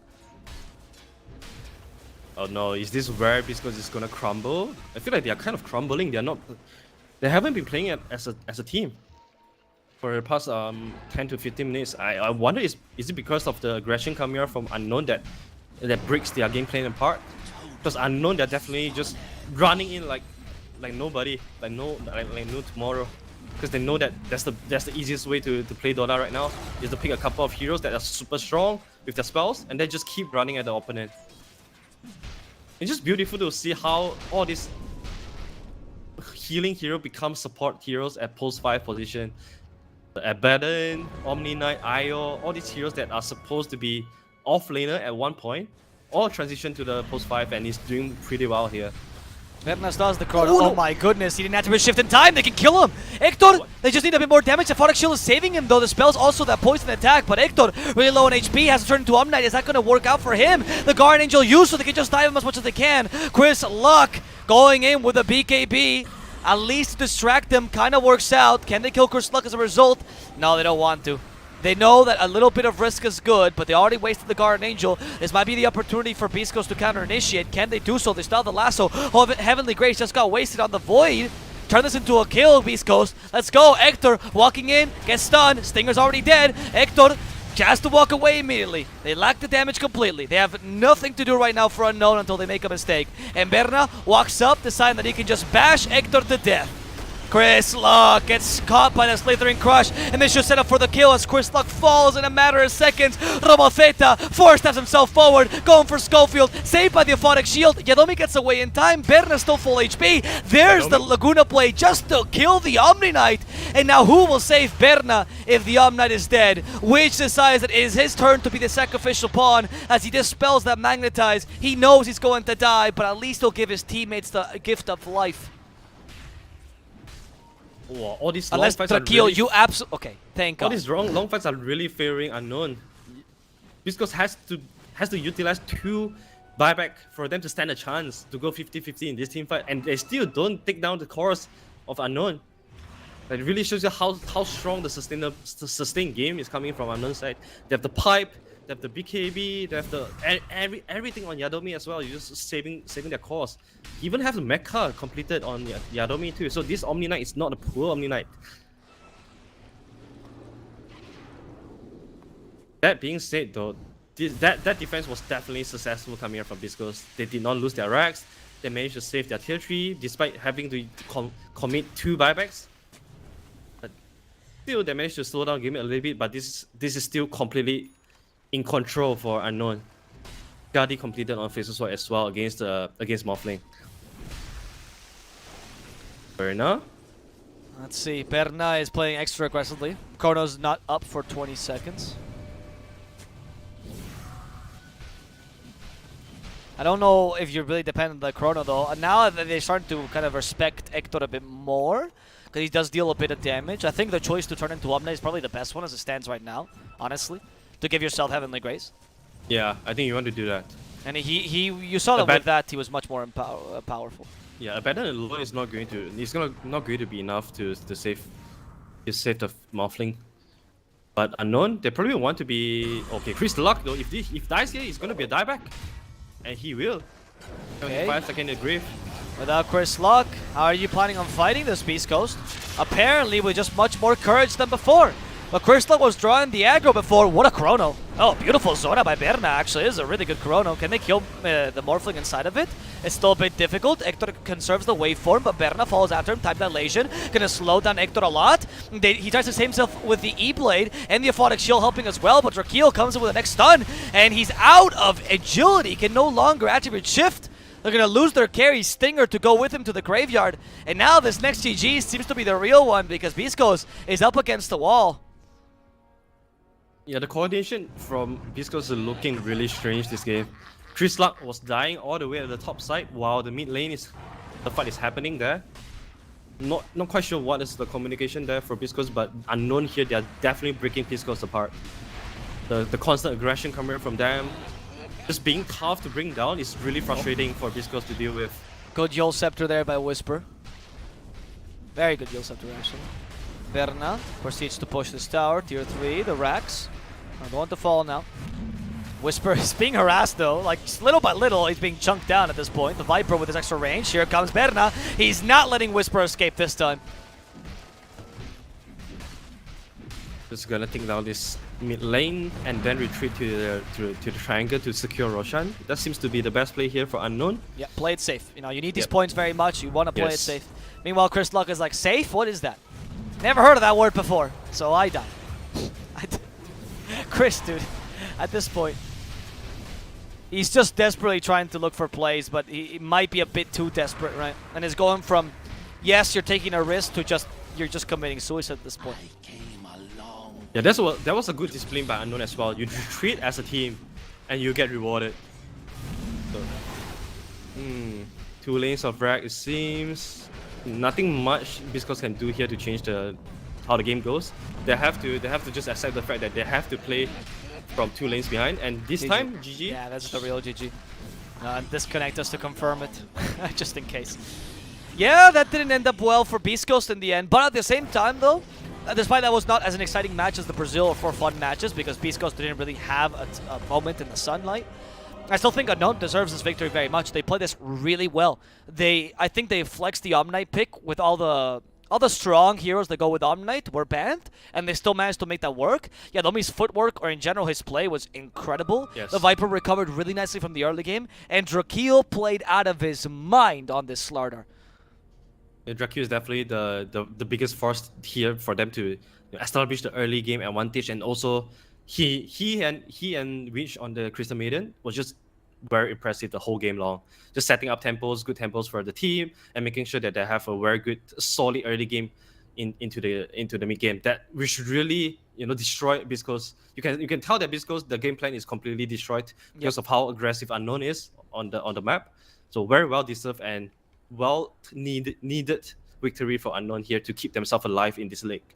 Exactly. Let's see if Unknown can do the impossible in 2-0 Beast Coast, getting much needed points as you're explaining, and putting themselves in a position where they might be able to go to lower brackets. Let's not forget that Beast Coast doesn't really care too much about these matches. They've already got a lot of points. They're probably going to go, they're definitely making it to the playoffs. They're probably making it to upper brackets, but this is what makes the difference, right? If they can get the second game against Unknown, it'll probably secure that pass into the upper brackets. That said, guys, hope you enjoyed the cast and, of course, the stream. My name is Mr. Apple Plus here, joined by Leon Arthur Dota. Go check out his Twitter if you love this casting. He is a top-tier analyst and deserves all of your love. If you enjoyed the stream, of course, do follow us on Twitch. It's been a pleasure. And we'll come back shortly with game number 2 between Unknown and Biscos. Stay tuned for more.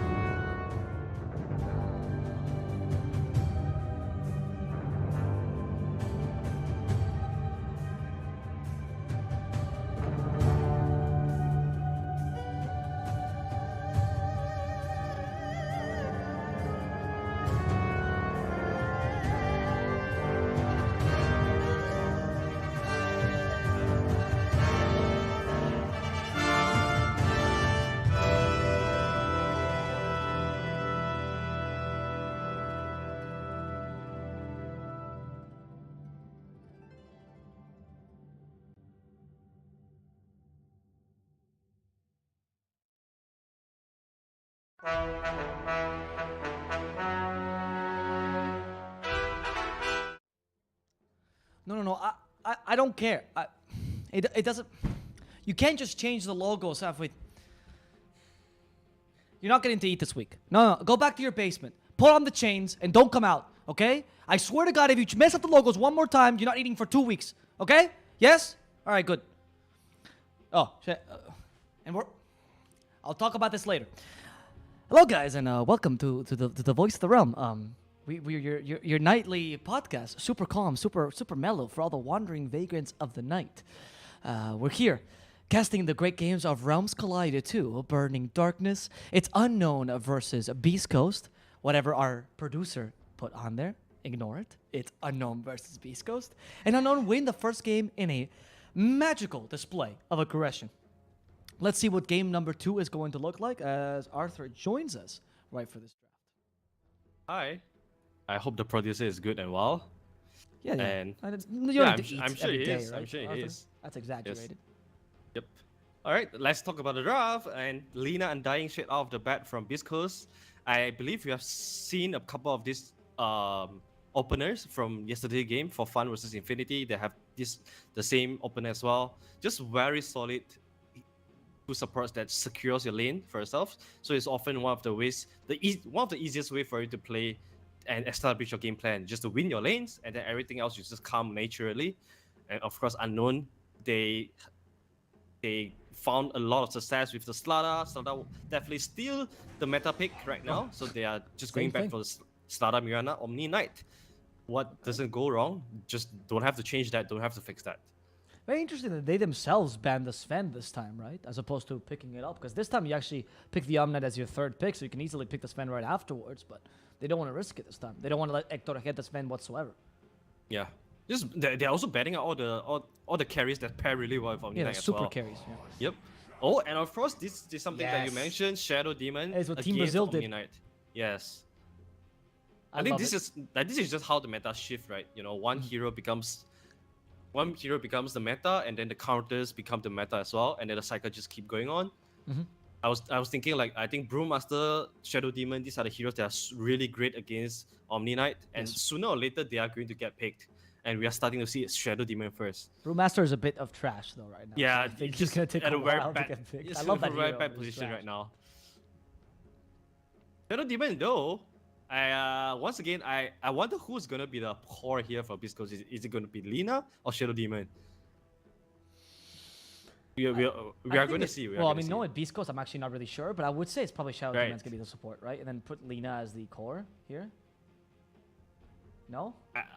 I'm not sure, man. Biscos, I don't want to make myself look Watch him be Shadow Demon mid, right, for this game. Yeah, what if it's Shadow Demon mid like OG? I mean, it's not crazy, because you could go for the Ags, you get the 3 charges on your ultimate, and you can purge up to 3 targets, right? Yeah, that's great. I don't want to suggest the team to go Shadow Demon mid, but Beast Coast would be the team to do it, so we'll see. What do you pick, though, here, Unknown? This time you have the chance to pick a carry to go with Omni Knight. They're going to go for Void Spirit for now. Interesting. Oh, they're still going to be patient with the carry. Okay. Like last time. Yeah. They feel like... So just judging by this draft, it feels like Unknown thinks that the Omnite pairs well with a lot more carries than we assumed. It's not just the super carries per se. Yes. They think they have a wide pool of carries they can choose from. Yeah, I believe so. And also Berna, he must have a very big pool for teams to do these kind of things. Yeah, otherwise, if a carry with a limited hero pool, he would have just picked the hero here. Because there's 2 more bans for Biscos to ban out the carry. I would say Biscos probably want to pick the carry here, because they don't have the last pick anyway. So it doesn't make sense if they don't pick a carry here and then ban out the remaining of the carry to prevent a counter pick. I mean, it depends on what you think is more valuable right now, right? I guess carry might be it. Troll Warlord, okay. Yeah, that's a very good snatch pick as well. Snatching the Troll Warlord from the Omni Knight, that would be good. I mean, a good hero against Slardar to make sure he doesn't have a good lane. And not like Morphling where like, oh, you just survive. Troll actually just kicks the Slardar out of lane as well. So it's very solid. With Troll Undying, Slardar is going to suffer this game. They know Drakeel Slardar is dangerous, so they got to get rid of it. Undying Troll Warlord seems to be a pretty good lane in punishing Slardar. And they ban out, they ban out the Void. I'm surprised that they ban out the Void because they have the Shadow Demon. Yeah, but they just know how guess Berna is just good with it, right? So yeah. comfort bans. Mm-hmm. What carries would you like to see here, particularly not only with Omni but also against a troll? I haven't seen Troll in so long, man. But I think the nature carry would be Morphling. Morphling seems pretty good against Troll. Yeah, more Because it's hard for Troll to just it's hard for Troll to go on to Morphling 1 versus 1. It relies on the teammate. So the Morphling game is always gonna be a bit easier. Other than that, well, I'm not sure actually. Not much of the hero pool left actually. I agree with the Morphling pickup. I definitely think that's a powerful hero. But I'm thinking of other options, right? Because Beast Coast might just ban that. Even they are thinking, right? It's like, what goes well with Omni and deals with the troll? I mean, a lot of the heroes that troll doesn't deal well with are usually the elusive ones, but many of them are out of the pool. Like, for example, Weaver, no, right? You can't really pick that. Yeah. No, the thing is, Beast Coast, they don't, like, if you look at the first three picks of their draft, they don't have very solid lockdown. No. They don't have anything that goes through BKB as well. So any BKB carrier would be good. Elusive hero would be good as well. I mean, if they don't want to go for a traditional carry, I would be okay as well. If they want to go for something that is the unconventional, like once they get like Slug, Ricky, yeah, fine too. I think Ricky's really solid here. Yeah. Ricky's really good. Ricky against Lina, Undying, Shadow Demon. Woo. Yeah, even Troll, dude, because you prevent that ultimate from happening. Yeah, Ricky's really good here. I agree. Oh, so the ban out of Medusa, something that teams are starting to pick up. Yeah. That's okay, man. Medusa plus Omni Knight, of course, that's the super carry that you want to play around with. They do leave the Chaos Knight in the pool, though. So Chaos Knight is an option for Unknown if they want to go for quote-unquote a super carry and also a strength carry. Yeah. And they ban up offlaners. Now we'll figure out, or well, maybe not, but we might be able to guess where Shadow Demon is going. I do agree that Beast Coast most likely needs an offlaner. I think that's what they were missing last time, a more solid initiator. What do you have left for Whisper? I mean, the Centaur's still available here for Yes, I'm thinking a Centaur as well. I think you need someone that can start the team fight because they don't have any initiator now. They don't have any front liner too. Doom. Okay, Doom. Okay. Right. More of a Whisper hero, but still really solid. I like the Doom pickup a lot. Yeah, but you're also playing Doom against into Omni Knight, so that goes both ways. That's true. Heavenly Grace can really annoy you there. That's very true. What I like don't about know the Doom, though, is they can also flex a bit if they give him a really bad lane necessarily here, like a carry that completely counters him. Like if they pick a Nursa, for example, right now for Unknown, you could flex and put the Lina mid and put the Lina off lane and put the Doom mid, so that's always an option. I'm actually really liking PA here. Oh, PA is a solid pickup. It's true. I didn't realize PA wasn't bad. I'm really liking PA here. Yeah, PA is very solid. PA Slaughter against Doom. Like Doom is just gonna be a piece of paper for PA to clean off. And we have Heavenly Grace to protect her from the Doom yes. no matter what.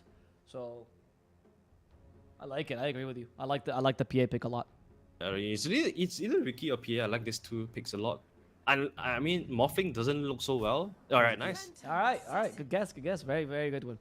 Sorry, not a guess. It's an estimate because it was a guess there. I'm liking Unknowns. I'm liking what Unknown is preparing themselves for in this draft. I think they have a lot of good tools for them to run the same kind of draft, the same kind of playstyle again, just like game one.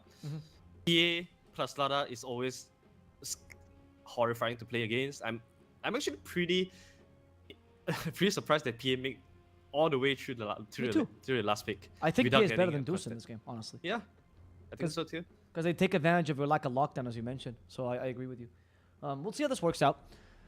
For now, I do think that if there's a game that Beast Coast is going to win in this series, it would be this one. I think they've dealt much better with the Slardar. They've dealt with the Omni much better as well. And the core matchup is honestly not that awful.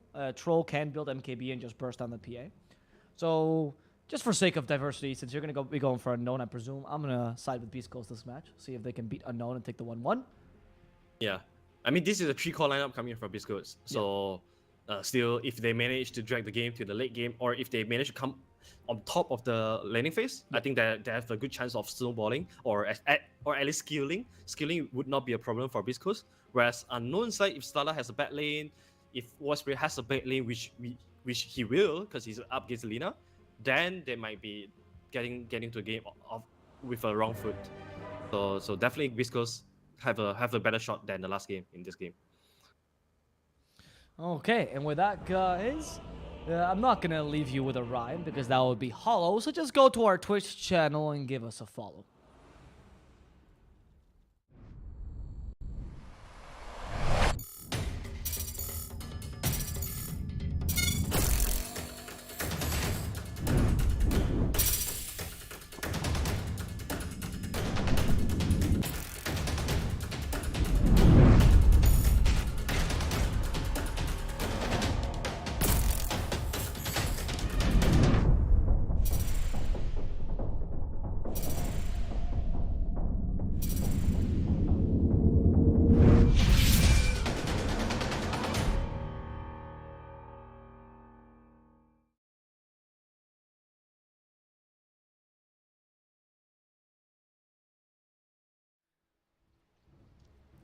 Hello, guys, and welcome back to the game between Beast Coast and Unknown.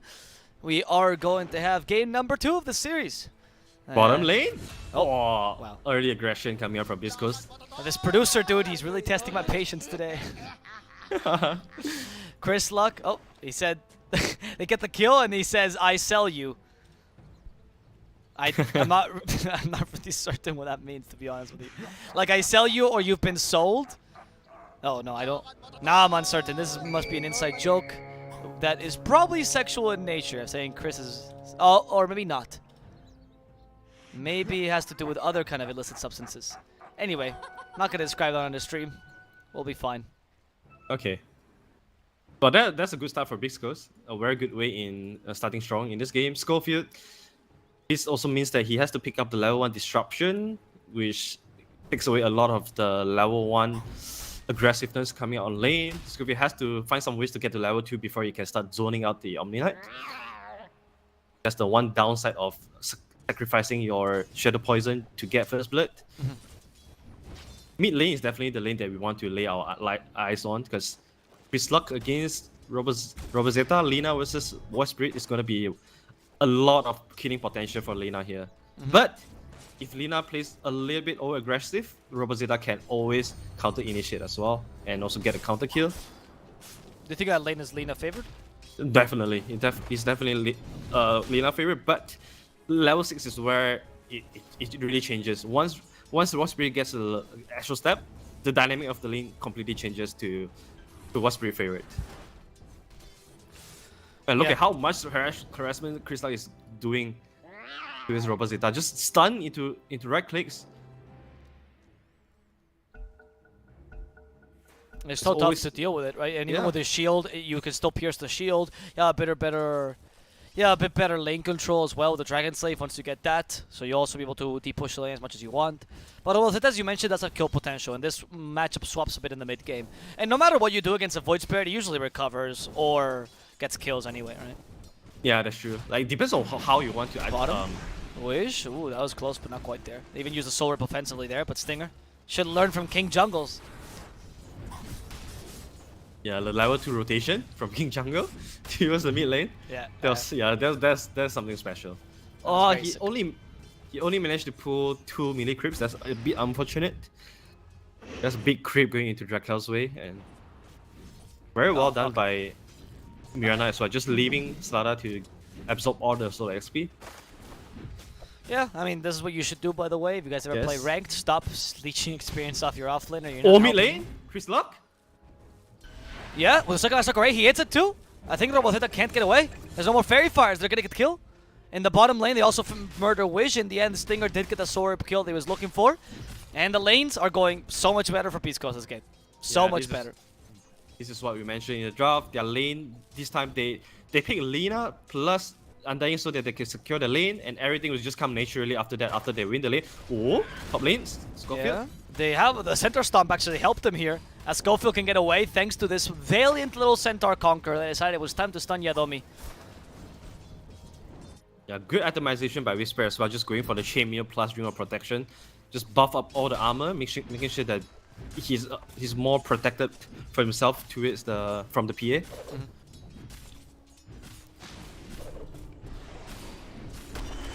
Slytherin crushed down bottom to go for Stinger. For now, nothing. You know, just a bit of aggression in the lanes. They're seeing opportunities and they take them when they come. That's pretty much it. And the mid lane, the Oh. advantage from Chris Luck. Oh, what? Tombstone is getting forced. Yeah, Bottom it's side. true. Hector, though, is still alive for now. As the Tombstone was actually kind of forced defensively here, if anything. Hector will manage to survive this onslaught. After all, Troll is one of the best carry laners, but honestly, the Drakil Slardar might be a bit too strong this game. Oh, nice deny from Stinger on the Tombstone. And, The denying a lot of goal from Mirana. Here one though, he's so greedy. He didn't send any regeneration coming out from this career. So he's gonna sit at this bottom side, bottom lane with like 20% HP for another 1 minute. So scary. Yeah, it doesn't feel too great, especially against the Slardar and Mirana, with so much kill potential in this lane. They're expecting Troll to do much better, but it's just Drakil and Wiz have been putting so much punishment against this Troll. Also see a Yadomi? little bit of an engagement here in the middle lane. Yeah, Chris Luck will catch up to Yadomi, the Light Strike Array, but Yadomi has Heavenly Grace, so he can get away. And Yadomi is drawing the aggro to make sure that Schofield can't really be too impactful in his aggressive stance. While Hector is suffering against a Slardar. Starstorm, nice. Hector positions himself so doesn't get hit by the second star. But Drakil still chasing after him. The arrow is gonna hit! Just perfect! Right on the left butt cheek there for Troll Warlord. Arrow gets him to die. Drakil does fall as well, but since he gets the experience to kill the carry, that seems like a worthwhile engagement. Definitely. Unfortunately, Undying is he was blocking a little bit of Troll's path. He couldn't go to the top side, and then he'll die. Oh, rotation here coming from Chris Luck. Yeah. He's trying to kill Yadomi while stacking the big cam. That's ultimate efficiency. Yadomi actually will TP in their face. They have a Light Strike Array, but he calculated that. He knew it wouldn't hit. Yadomi. You know what happened? The Centaur stunned Chris Luck. Yes, I saw that. Yeah. Oh my god. That's why I didn't get a TP off. The efficiency play went wrong, man. Man, I'm not gonna lie though. That was That was the most really Beast funny Coast to thing watch. to happen. Beast Coast will sometimes go for the full efficiency play, and then because of that, they will actually lose the kill. But still, they're winning this early game quite comfortably. Yes. And I don't think they're too concerned about Hector not doing too well, because you have two space creators in the other two lanes, which are gonna be able to just help you win the mid game anyway. Yeah, I mean the early game is not what Pisco is aiming for anyway to really snowball this off. All they want to do is just to make sure that their heroes are able to skill, and when they start skilling, they will be the Yadomi, dude, he is committed. once again. He wants to go to the Emmy triangle. Nobody's told him it's not his own triangle. He just wants to take the stack. Yadomi has been annoying Chris Luck, and I can't believe Chris Luck is wasting so much time. Or not really his fault, but like, I can't believe he's being forced to He's still waste going this for much it? time. Nah, he's going for it. Yadomi's like a bad child. You gotta educate him. You gotta show him. Sometimes, there's only one way to show him what's right. Yeah, there we go. Sit in the corner for a while. Think about what you've done. Schofield got hit by the arrow. Surprised by the dissimulate. Well played. As Chris Luck comes a bit too late to save his support. So they use Yadomi's death to guarantee a kill in the mid lane. Yeah, both of them are very dedicated. Chris Luck is very dedicated in killing Yadomi, and Yadomi he just kept trying, man. Like once again, he's TPing to mid, refill bottle. Will he walk to the triangle once again? We'll see. He's committed, dude. I have never seen an Omni with this much endurance. He will walk to the triangle again and again and again. One kill is not enough for this man to learn. He is taking the stack. They don't want to let Hector recover. And to be honest, I kind of got to commend him for this, because the reality is he's wasting Chris Luck's time, yes, but they know that this is what Beast Coast always does. They always create stacks for either Chris Luck or for Hector to recover in the mid game. And you stop the stacks from coming out, then they lose a big chunk of their net worth. Stinger in the bottom lane has Soul Rip, is just baiting out the Mirana. Soul Rip ready. Look, he does it out of vision, and Wish has been completely baited. Wish is out of leap charges, and the Argentinian man is going to fall. Stinger, though, is finally going to die. Roboceta snacks that no, kill. he doesn't have ulti? Drakil coming by. They miss a Slithering Crush. They don't have Bash either. Drakil did not properly hit that. And they're going to lose that kill on the Troll Warlord. Oh, that's a big loss, man. That's a big loss of opportunity there. Yeah. They could have punished Troll's greediness for not going for better trends, but unfortunately the crush didn't hit on the Troll.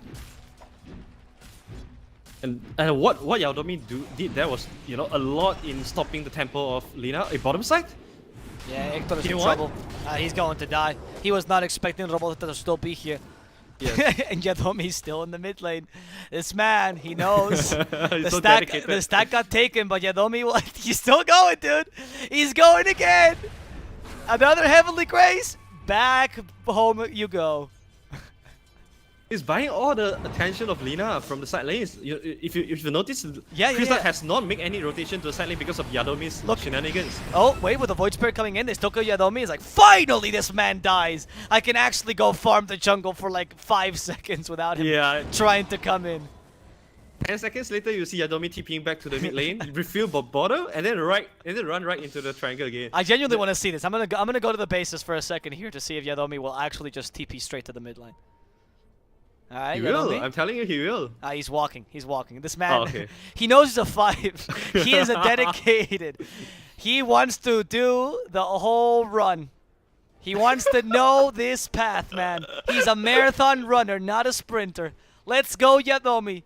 We are going to join you on your fight. You will someday get to the enemy triangle. They have a goddamn ward here just to protect against him. And there he goes, down to the mid lane, sap some experience, and trying to go to the triangle again. He brought a sentry this time. He knows that there's a A ward ward there. spotting him. Oh, he has a teammate as well here. Yeah, he's a Yadomi, man this with might be his best attempt. Can Yadomi finally reach the triangle, guys? This is the new bet. He can find it in rivalry. How many attempts will Yadomi Yadomi take to before reach he the reaches the triangle? triangle. Oh, Yes. he's doing it. Look at him. Oh, the boy can fly. He dewards first. Oh, step, he baby doesn't, step. he doesn't Oh, need to bottom go to side? the triangle. In the bottom side, they do find a kill on Drakeel. And this works because they're no longer distracted by Yadomi. They realized he's only a distraction, and they're going to concentrate on the cores. In comes Robotheta, hoping to kill Stinger. Nice stun to stop the PA, but not going to be enough, as Wish suffers a couple auto attacks. Here comes Yadomi with a haste rune. This man, it's time for his vengeance. He's the fastest runner. It's because of all the marathon training. Nobody can stop Yadomi. He gets the counter kill on Chris Luck. As they say, revenge is a dish best served cold. And Chris Luck will finally fall to this mighty Omni Knight. Oh man, this is so fun to watch, man. Yadomi.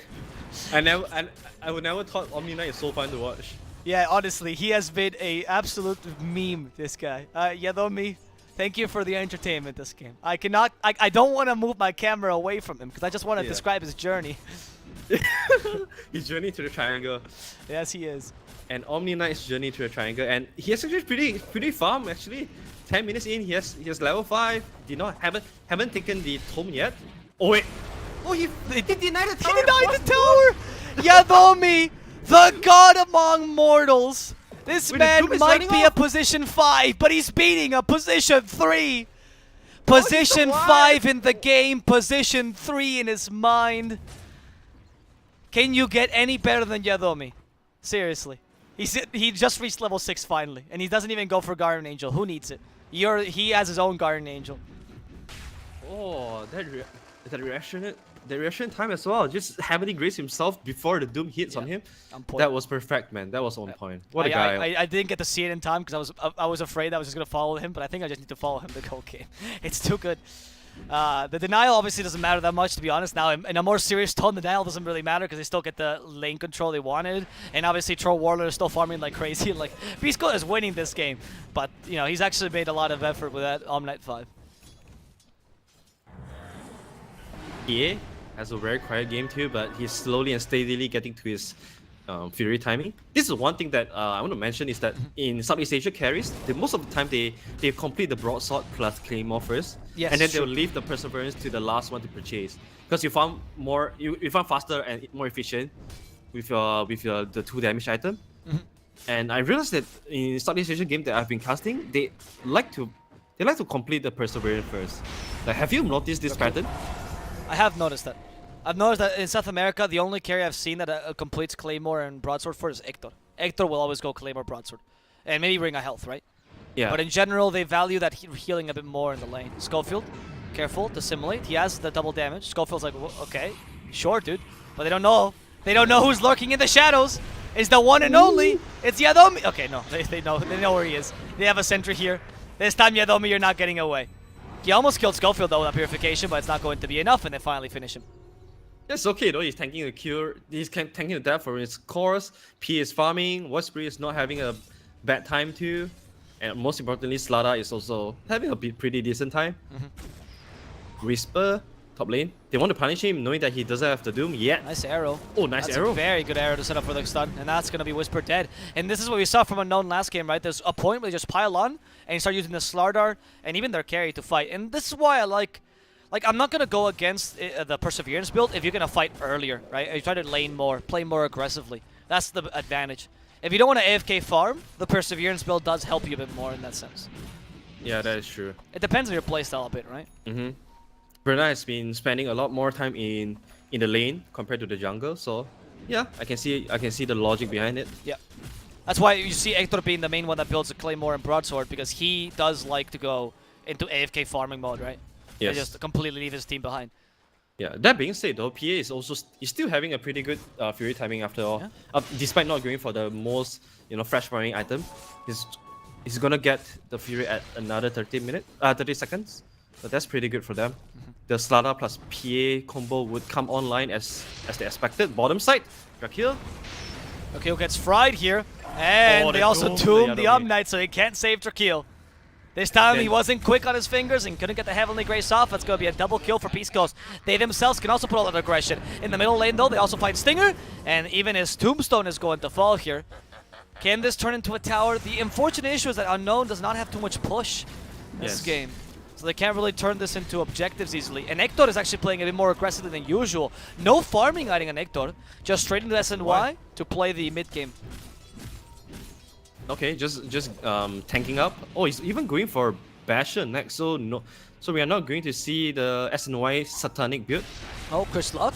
Okay, careful. He does a Yol Scepter, Yol's the PA, but I mean, Chris Luck, you're as good as dead. There's no way you're getting away with the Corrosive Haze on. That play was a bit too dangerous by Beast Ghost. Lina is so vulnerable. When he got Corrosive Haste, he went. I like that Lina went for the casual plate meal. Is building into the she walls for the sustain or bottom side. Hector. He has Sajin Yasha. Go for Witch. Can we get a Rudolph? No. Global Theta. Nice Aether Remnant there. And yet, Unknown knows they want to fight here. Hector does not want to fight just yet, especially not with only another hero.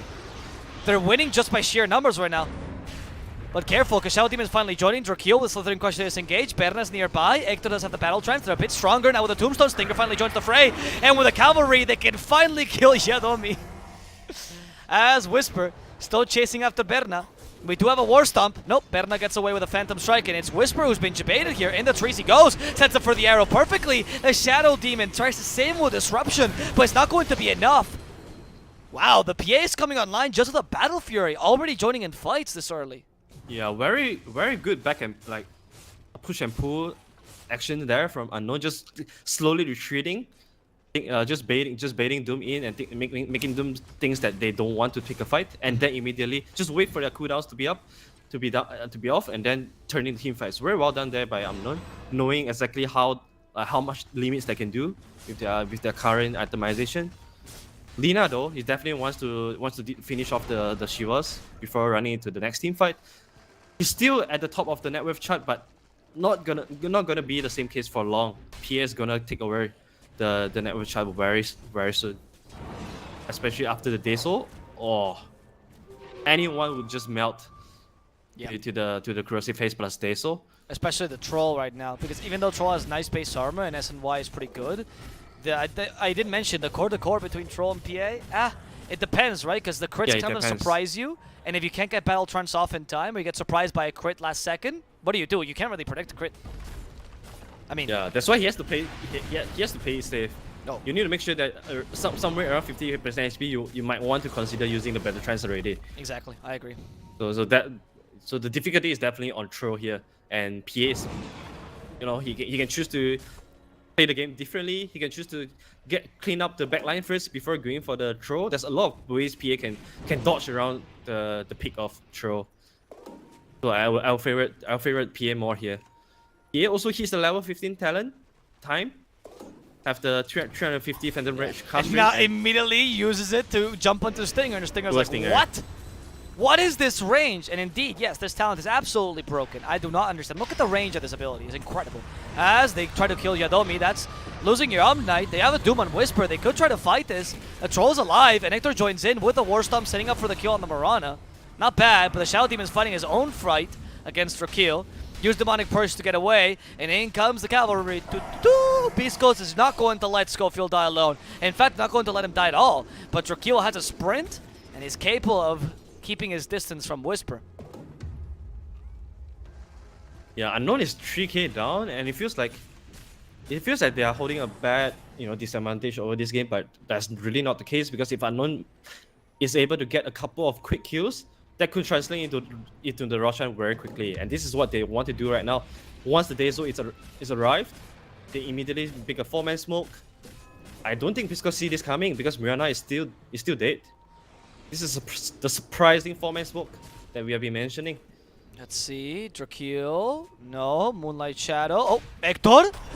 Can they kill him in time? They have a lot of stuns. Activates Battle Trance. That's what we were talking about. Just be safe. Oh, but no. even with the Battle Trance, they hit him with the arrow. He couldn't control that. And they might almost kill Hector. Disruption saves his life. Doom on the PA. But Hector finally falls to Wish. He might sacrifice his life for this, but it's worth it even if he does. He actually evades it as he hits the high ground. Finally dies here. Schofield killed off in the backlines by Drakeel. Whisper still wants to fight this, trying to go for Yadomi, but Yadomi is just a simple distraction. Ooh. Berna's the real target, and Berna is going to be bursted down by Alina that surprises them with a blast of cold and fire, sorry. Wow, I did not think that Biscuits could finish off the PA there. That Especially Shiva's when a Omni... big deal. Oh, Yeah. Chris Luck wants to go more. Drakeel, my man, always here to interrupt the initiation. Similar down to 3, but the Icebreaker still comes out. And Drakeel's being cooked now. Who's going to die first? It's Chris Luck with Drakeel. Robo Theta, they can't chase after him. They're going to let him go. Whisper has no Blink Dagger, by the way, this game, which is why he's having such a difficulty chasing after Slardar and Void Spirit. What do you think of that? Well, I think the BKB was very necessary there for them to stand a chance to fight back in the 20 minutes mark. So I'm okay with him not going for Blink Dagger, because Unknown Zero anyway, they are going to jump onto Beast Ghost anyway.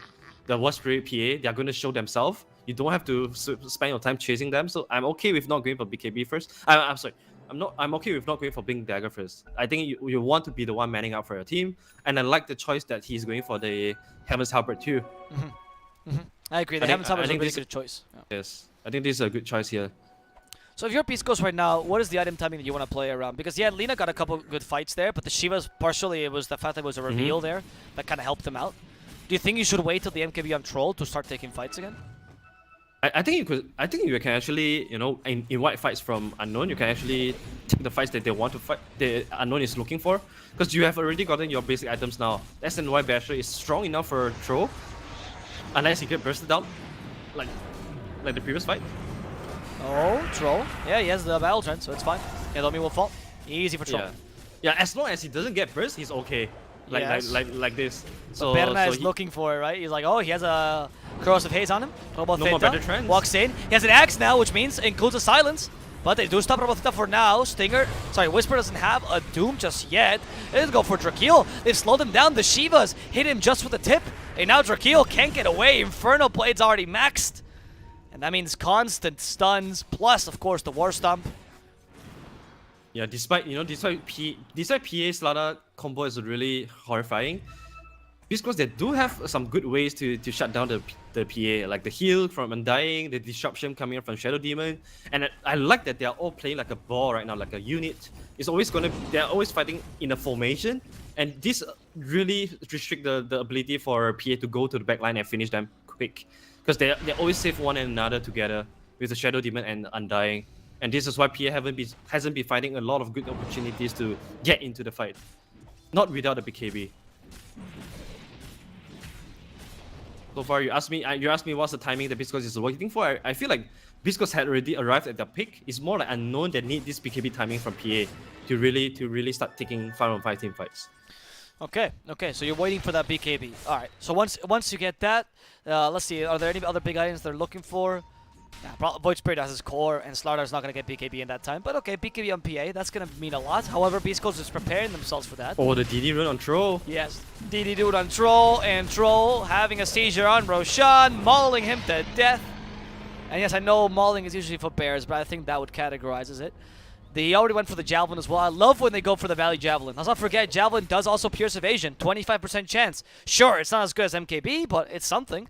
Yeah, magical damage as well. Yep, exactly. A bit of makes damage there too. Taking these Aegis away from the PA is a huge deal. Well, it is. Yeah, this is the comeback mechanism for Unknown. They are looking to get a quick pick off and then convert into Roshan, but now they lost this big opportunity for them. So there's another 10 minutes of time for until the next comeback mechanism for Unknown to be available. This gives more reason for Unknown to just avoid fights right now, avoid team fight, and try to get to the BKB of PA before they want to look for anything. Kill. He has the Moonlight Shadow on him. I don't know if he was aiming for a kill Whisper? here. He can cancel TPs here. Yeah. Oh no, Drakeel, dude. You had Blink Dagger. Just. Oh, Scorched Earth cancel. It's a Scorch. Wow. Very well done by Whisper. Yeah, that's pretty smart actually. Nice Scorched Earth to prevent the Blink TP. Okay, at some point. That's some next level stuff for Whisper. As per usual though, this guy is always next level. He's going for the Ags build. I love it. This is partially why I like Whisper Doom so much. He's the only Doom that will still build Ags. And I think that build is honestly broken and people don't really utilize it enough. And particularly against a PA, that break for 6 seconds is incredible. Yeah, not only that it breaks PA, but a lot of people tend to forget that Aghanim actually allows your Infernal Blade to do some sort of Stun combo. Yeah. Yeah, stun combo. So it's very good when you're up against elusive heroes like War Spirit, Puck, Ember Spirit. It allows you to almost 100% secure your Wall Storm after it. So there's like at least 4 seconds of chain stun. So that's very good in getting the elusive heroes. I like this Aghanim's pickup from Mr. Up a lot. I wish to see him just finish it up though and not change his mind. 4-man smoke coming in from Biscos. Let's see. Which might not be the best kill that they are looking for. Use Disruption first. Okay, that's it up for Lightstrike Array. Oh no, nice heal center by Wish. And as you say, they just kill Stinger in a matter of seconds, but they do doom the PA right now. And with the Laguna Blade, fair amount of damage. Ahmed saves it with the Garden Angel. Lina has used the Yule Scepter and the Ghost Scepter at the same time. Not ideal. Wasting 2 of her saves. PA did get away. Hector. Drakeel's nearby. Slithering Crush. We do have Aegis. Battle Trance available. Whisper. There's the Battle Trance. No way. Sorry, there's the Heavenly Race. There's Aegis on throw though. Yeah, I don't know if you want to take that. Yeah, the bash is good. They take the Aegis away. Okay. Why are you... Okay, they're still fighting this. And Hector is going to use the Battle Trance in the end. Let's see if that works out. No, Yos perfectly sets up for the arrow. And the Beast Ghost, you went into the Lion's Den, and they started chewing. That was not the team fight you were looking for whatsoever. It wasn't really exciting because Beast Ghost just overstayed there. I mean, another biggest factor is that they didn't smoke Hector to the jungle, so that's why they were. That's why they didn't have the instant damage that they needed to finish the fight. Drakeel? Oh, Drakeel though. Okay, yeah, that's pretty decent if they can kill Drakeel at least. Mirana's nearby, but she's just lurking. She's just lurking, like all you Twitch chatters not talking. Watching as things happen. Wish they didn't want to help Drakeel. Realized that it was a hopeless case anyway. Yeah, once again they're getting baited by the post 5. And speaking of post 5, Stinger is actually pretty fat himself. Already has the offering completed at 26 minutes. And he has a lot of the small items as well, the Buckler, the Urn of Shadow. So this is definitely a pretty tanky Undying, and offers a lot of aura and value to his team as well. So you always want to take down the Undying first in team fight. Even if it would be best if you take down him before he dropped the Tombstone, like the previous fight. I think that's why that's a big reason why they won the team fight so effortlessly. I agree. I think the Unknown just played that a bit. Like, they were very quick with the decision making in that team fight. They're really good objective taking. And as you mentioned, the combo of PA Slaughter, you can never underestimate this combo at any point in the game. It's always going to be able to kill and burst down a single hero. Yeah, you could have 20k goal lead, but a couple of lucky crits could still change the team fight. And now there's a 4-man smoke coming out from Unknown. They're smoking without the Slada though. Not sure if I like this. This is like the previous smoke from Beast Coast, smoking without the throw. This is going to be risky. But good for them, they didn't find anybody, so would not be able to make anything out of this smoke. do see a troll joining in. There's an Abyssal. There's an Abyssal now, so it's easier to kill the PA, but that means he didn't complete the MKB. Drakeel. They do kill the... Oh my goodness, Whisper, dude. Murdering that courier. And Yadomi lost his mechans. This whole game, right? Yadomi is just a poor sad boy being chased by 5 Beast Ghost murderers. All he wants is to heal his teammates. All he wants is to be happy with his friends. And Beast Ghost is killing his pet. Beast Ghost is killing him. So sad. Now, they have to be careful here. Hector don't. yeah, he doesn't have He that. doesn't have Aegis nor the BKB. He has the Battle Trance though. How good is that? Oh no, that arrow got Whispered! They don't turn that into anything in Chris Luck. They zones them out with the Shivas. Very well done, because clearly the Guardian Angel showed... Oh no, Yadomi apologizes. That wasn't on purpose. He misclicked. I thought they were going to go on purpose and go for that kill. Okay, Yadomi. It's okay. We forgive you, dude. Oh, instantly, the Moonlight Shadow trying to catch Isco off guard. This is a classic, right? Like, guys, I just messed up my Guardian Angel. What should we do? Let's smoke. Let's Moonlight. Oh, okay. Right, that's the SCA tactics. They will never expect this. Yeah. Look at Mirana. Oh, she's so juicy. Move your tail, Mirana. Look. You can make fur coats with her. Kill her. Kill her. Oh, actually, they're not even baiting with Mirana anymore. Mirana was just out of position now. What are they doing? What was that for? I have no idea what they're doing. What? What? They're trying to get... They're trying Are to they control the high ground. still baiting? I mean, they're keeping the high ground, but they're just going to lose Mirana at this rate. Doom is available. Bye-bye, Witch. Yadomi is also going to die. I'm not And sure. Drakeel, what? Unknown? Well, that's what happens when you call yourself that. They go, "What's your plan?" No, it's unknown. I mean, PA was all the way at the Radiant Triangle, and the rest of the team is just mingling around their own jungle. I'm not sure what's the core of the team coordination there. It feels weird. It feels like they are not on the same page, and they'll get punished by this. KO1 Hector is just going to take down the tower. This is what you need to face your consequences when you drop a couple of guys against a troll. It's just gonna stretch through your towers. Trouble Theta. He does get the Yule Scepter there. Can get a bit. No, there's an impulse. Not going to be catching anyone.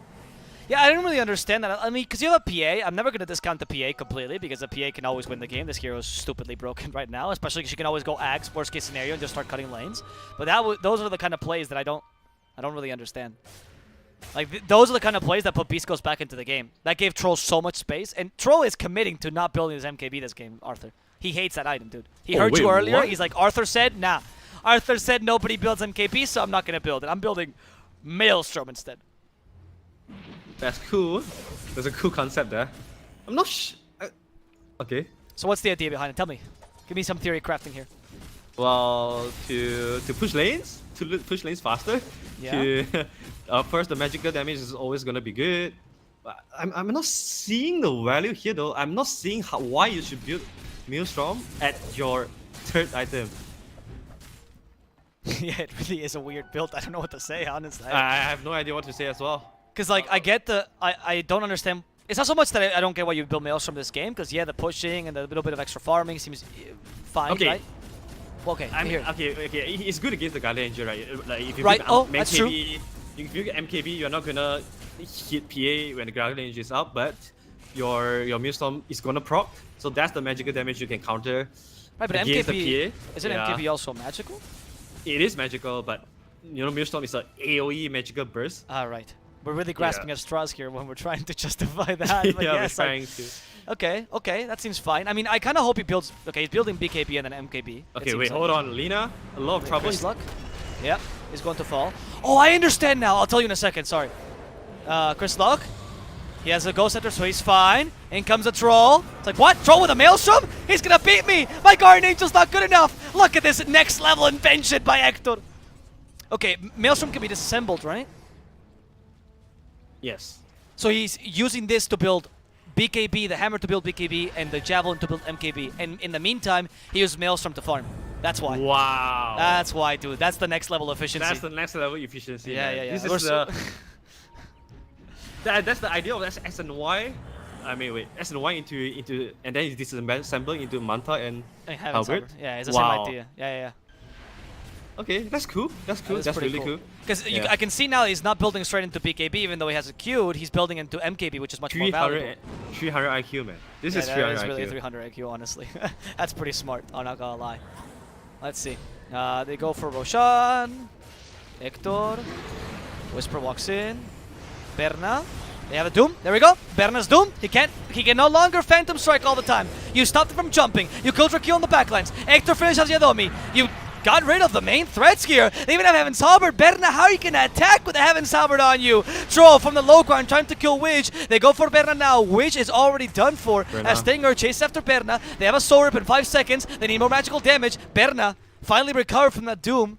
Regardless, that Doom kept him away from the team fight long enough, and Berna needs one last Phantom Strike. Robo Theta allows that to happen, but we have Blink Dagger on Doom, and look at Whisper! Nobody can stop this man! They have Shivas as well! Will the tip hit? It does! They slowed down the PA, and with the Light Strike Array, they'll guarantee the kill.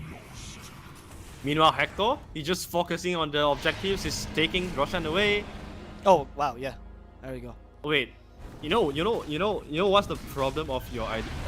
Like the idea there was perfect, but I actually don't think Maelstrom can be disassembled. Then I'm an idiot. That's the only thing I could think of. I thought that was the idea. Yeah, but the others was cool though. Like, No, you're totally right. It cannot be disassembled. I'm an idiot. I'm so sorry.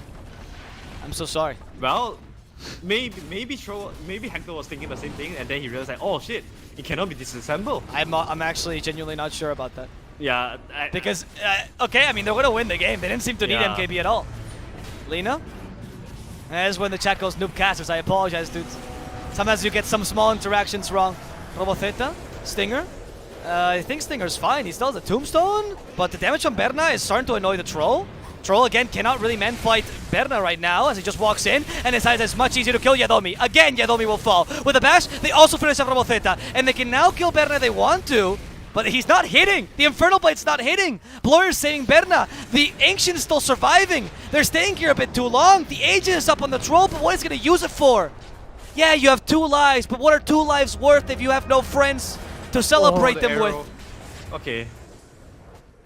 That's Yeah. very good defense coming out from Unknown. This is, mind you, this is again PA Slala. You don't want to discount them out of the game yet. It's only 2 lanes of Rax. It's perfectly no problem for PA to deal with. 2 lanes of two lanes of Super Creeps, so they are fine. But it seems like there's a little bit of disconnection between Hector and the team as well. Hector was spamming most of his first life at hitting the throne, whereas his teammates are just trying to kill the heroes of Unknown. Yeah, you're totally right, by the way. I really apologize, guys, for that comment. It cannot be disassembled at all. I got so excited because I figured it out. I'm sorry. That's why I'm the hype caster, Arthur. I apologize for It's leading okay, you man. astray. Rapier was- for PA. Well, not yet, but it's gonna be the next item. Oh, never mind. Yeah. He's changing it for Abyssal. They think they can kill Lina. Well, they find the Undying. Ghost Scepter, Ooh. Light Strike Array does stop Berna, BKB. And Stinger Couldn't has find been anyone. stunned, but it doesn't really matter. They don't kill Chris Luck, which was the whole goal of this. It's the Fling Dagger. Chris Luck, there's the stun. Oh my God. goodness! One 1500. crit and Lina ceases to exist. Schofield trying to defend this is not going to be able to last this either.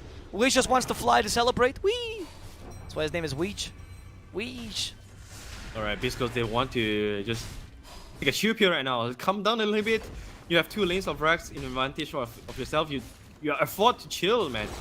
I feel like they're just taking all of a sudden. I just feel this huge disconnection between Hector and the team. Berna. Okay, Yeah, walking in. Annoying Hector have to be careful though. He does not have to go just yet to buy back his 300 go away. Berna. They're gonna doom Okay, him. the Doom. The Guardian Angel help him, but they have too much damage. Hector can't hit him. Hector cannot hit him. There we go. Finally, Berna will fall to just This 2 might be attacks game. from Hector. And without PA, this might be game, as you mentioned. They even stopped Drakil here. Very nice plays here by Troll to ensure the bashes bash. happen. He's so on point. He's doing the little trick where he changed from range to melee to get extra times on the bash. Drakil will Okay. TP. Can they defend without PA is the question.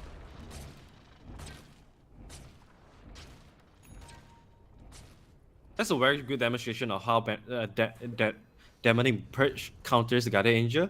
because Kinetic Ninja was like Yadomis were hoping that would save the PA, but very on point by Schofield. Just noticing that PA is the biggest target here. The target selection is good. Robozita? No. Oh, no more extra step though. Arrow. Yeah, they try to go here Yadomi. and murder Yadomi. That's easy.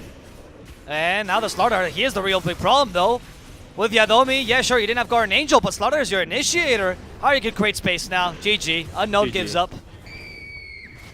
I will never find out why he built Maelstrom over MKB this game, but it does not matter. Beast Coast wins the no game. idea too. It must be the magical damage for the Guardian Angel. That's the only reason. That's the only reason.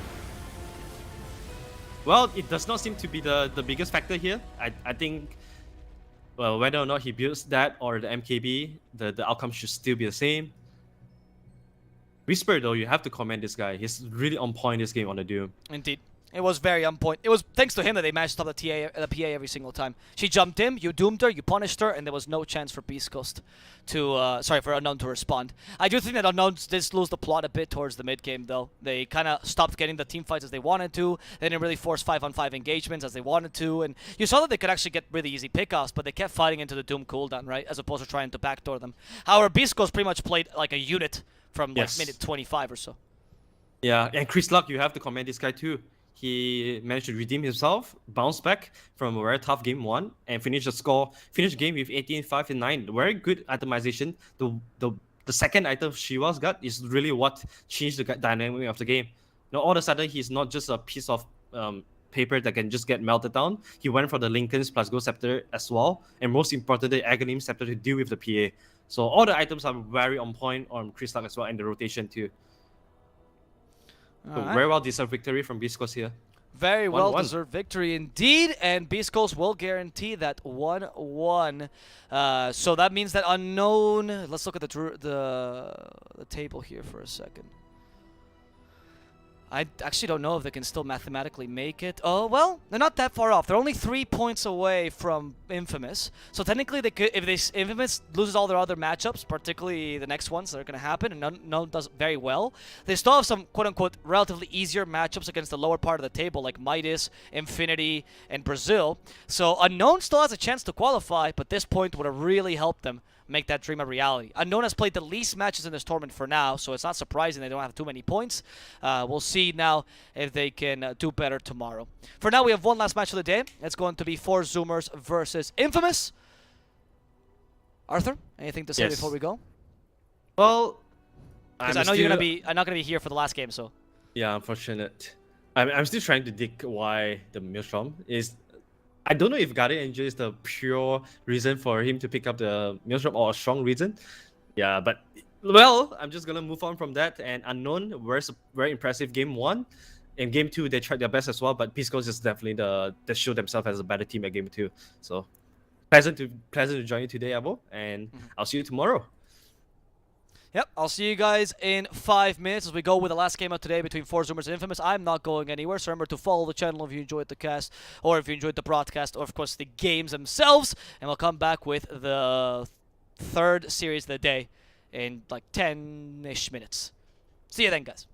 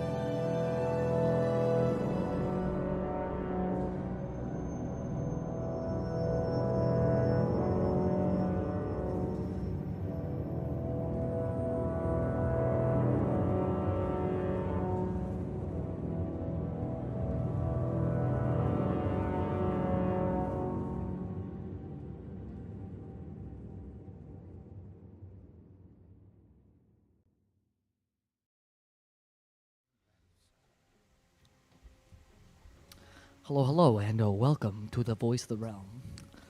I have been left alone today. Seek and Strike has left me to get drunk on his birthday, and Arthur has left me for more important work.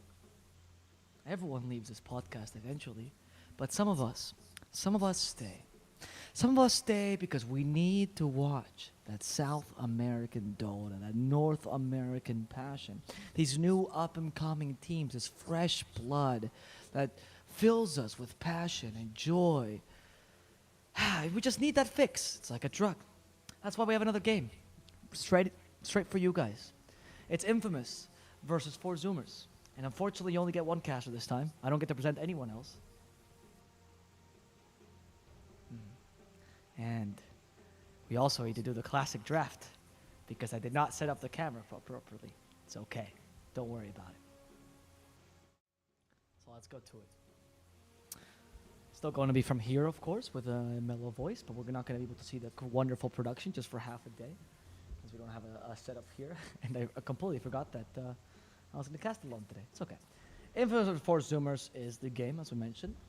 Big fan of 4 Zoomers, honestly, not gonna lie. There's a little bit of bias when I watch them draft because their drafting is very beautiful. It's like watching a Russian ballet. Sometimes just watch them and everything kind of works together. There's so much synergy. There's so much understanding of how the game works in this team.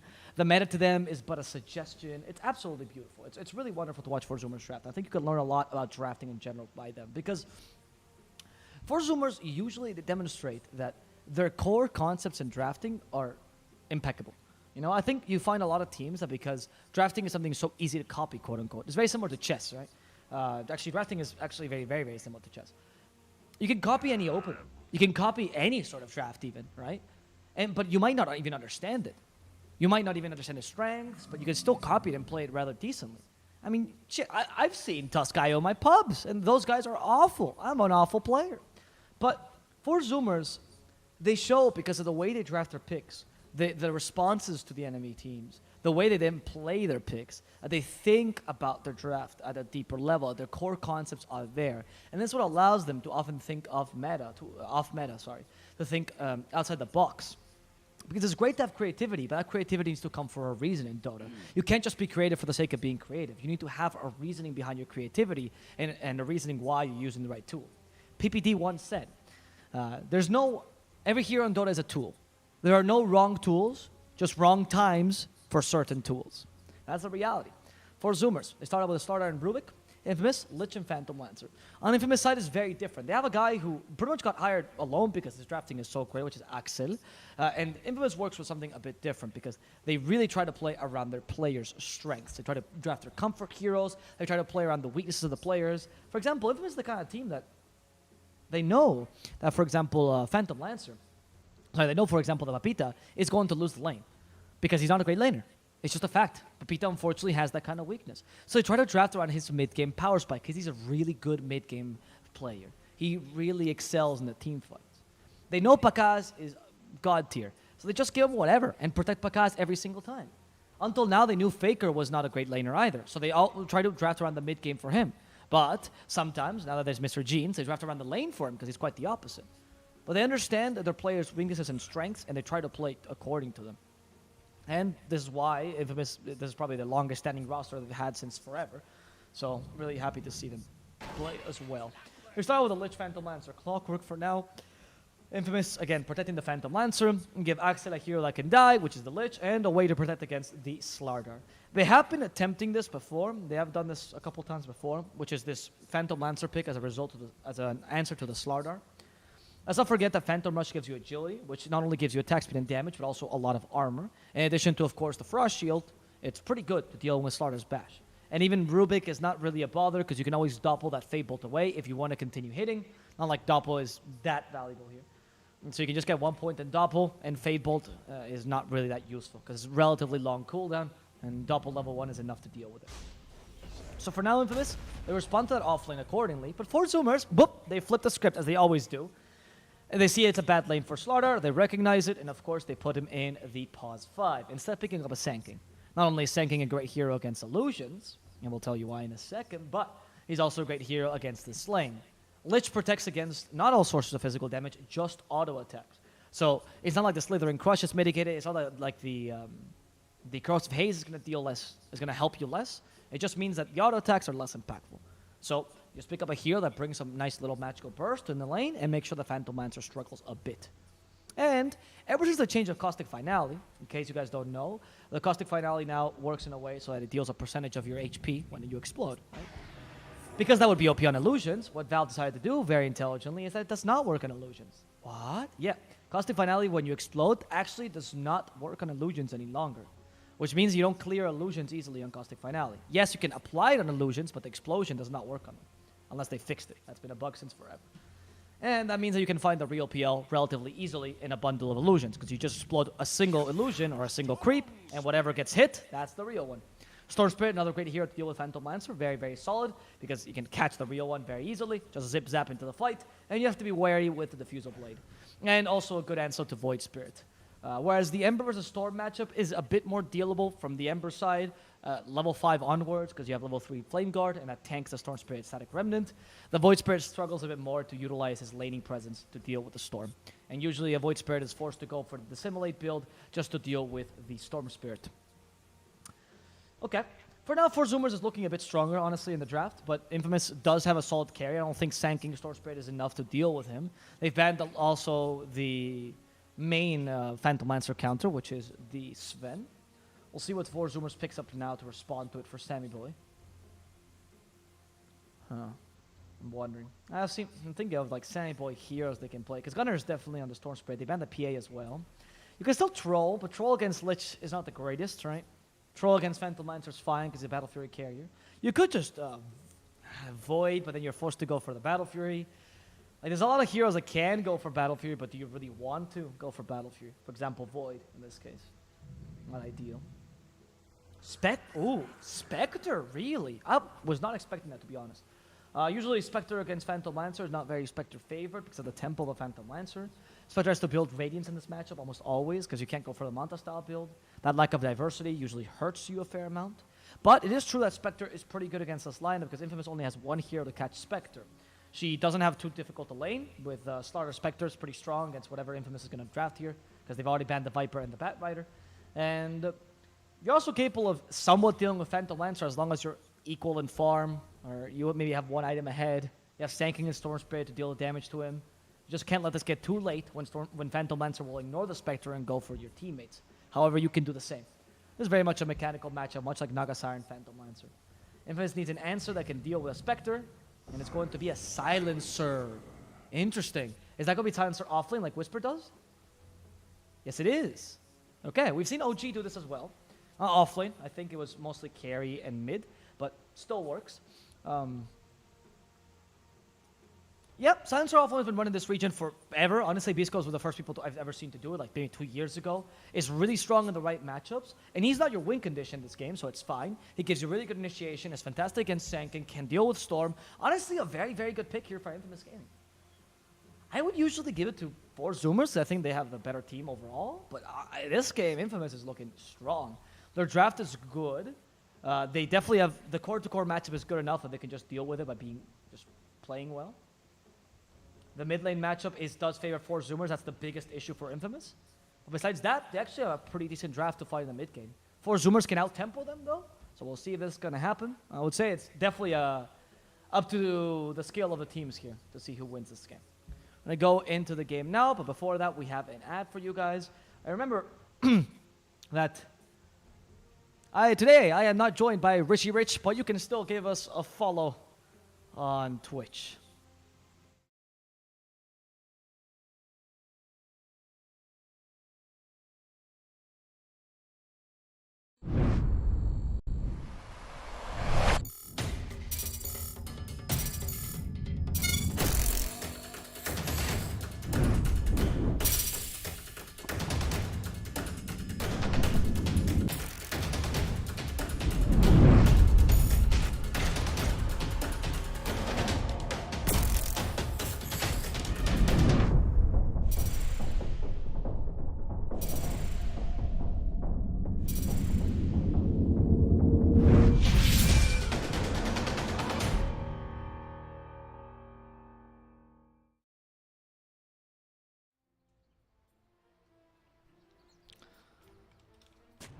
Hello and welcome back to the game. Just have a plus here on the mic. No Arthur, no Seek and Strike. Nobody else. I'm all alone. Well, not really, because I'm joined by all of you guys, all of you beautiful people.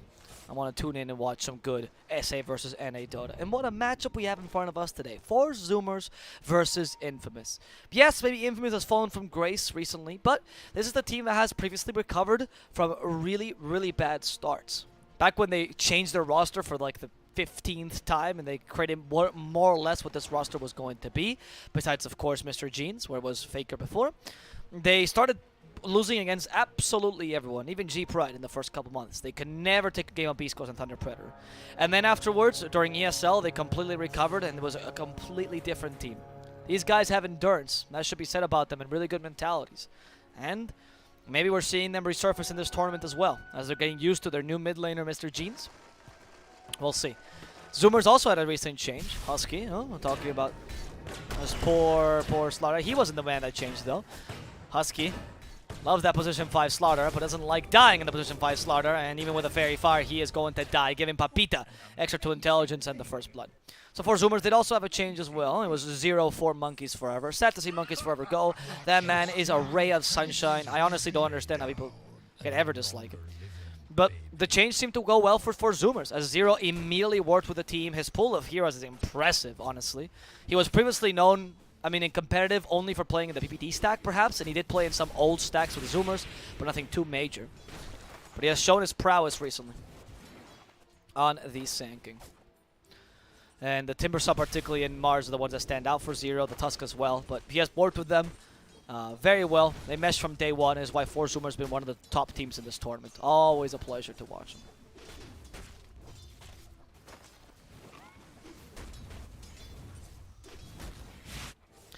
Especially like matchups where it depends completely on playstyle and mechanics, right? Because it's okay to make a couple mistakes in the game. I think you can learn a lot when you don't get outdrafted.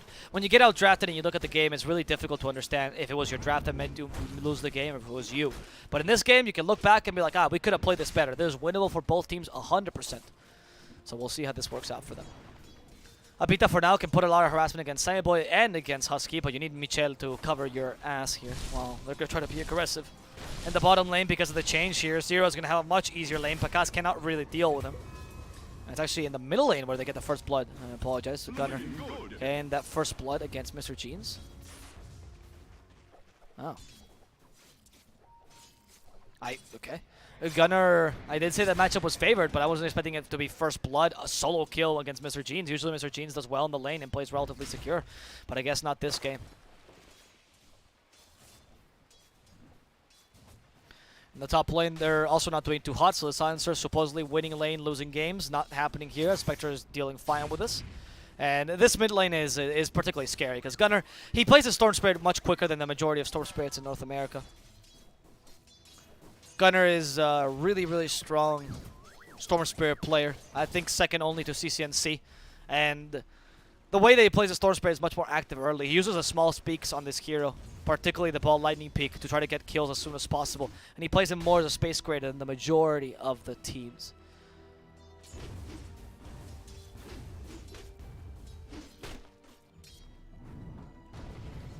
Ocean, Axel, no, not gonna work out. And let's see if this is good for them, because this means that Gunner, usually the matchup versus Void Spirit is not that big a deal for a Storm Spirit, because you just ignore. You know, the lane doesn't really matter to you, but later Mr. Jeans will still just rotate and be effective as well. However, if you give Gunner an easy lane, we've seen him be super active on this hero and get kills as soon as possible, meaning it's going to be difficult for Pakas to stay in lane, or particularly Silencer, who's the easiest gank here. Pakas in the bottom lane, still no points to Doppelganger. We did see him go for double Ring of Regen and a Ring of Terrasser, really committed to this region in the lane. Interesting. I mean, Phantom Lance now, they don't tend to go for hard or Tarrasque, so this probably is not going to get turned into anything, but we'll see. Void Spirit in the middle lane.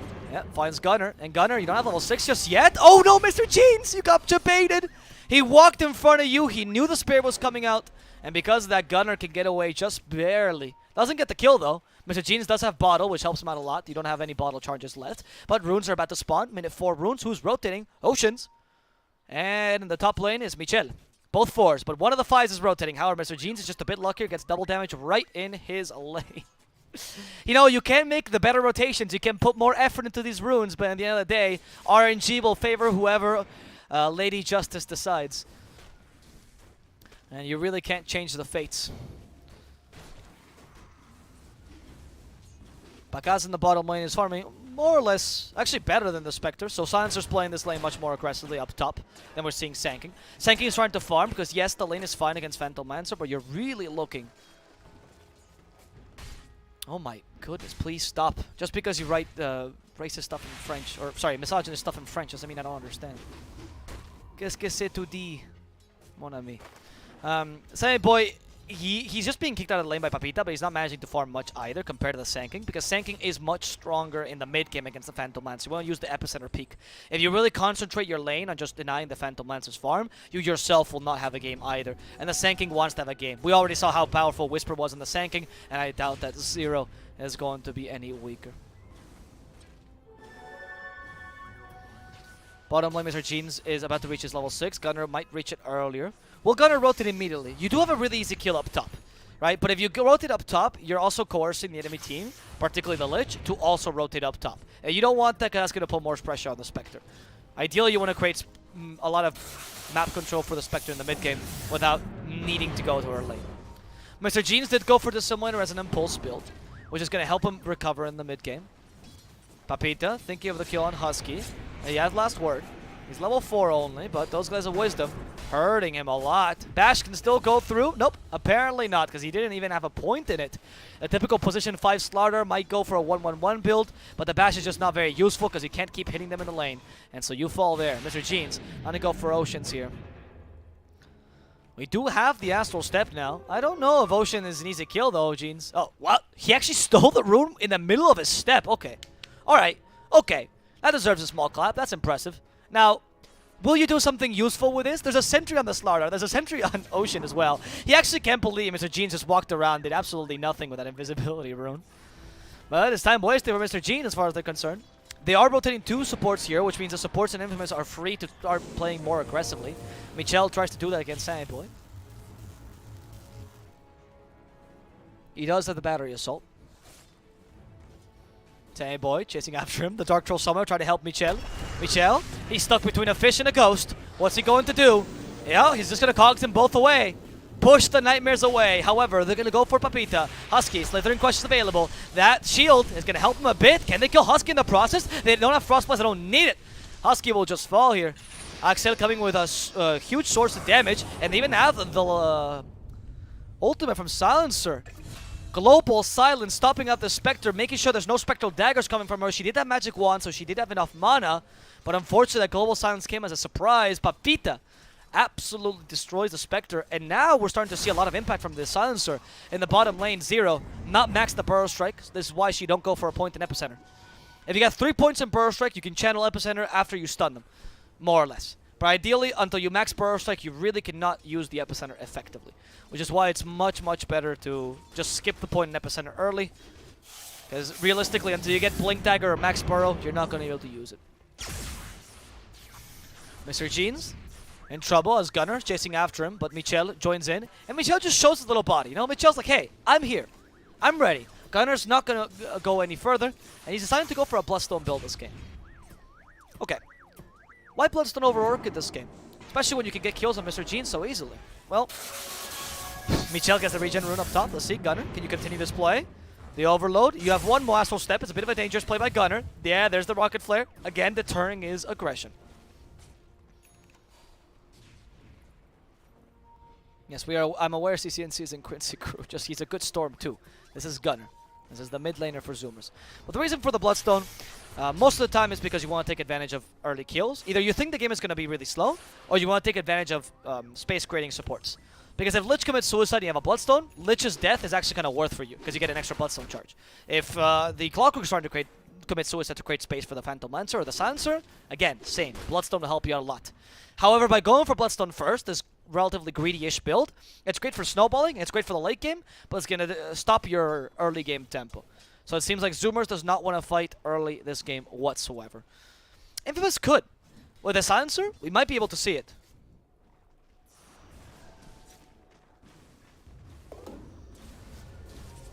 By the way, for people who will ask later, it's going to be both games on US East because Zoomers is from North America.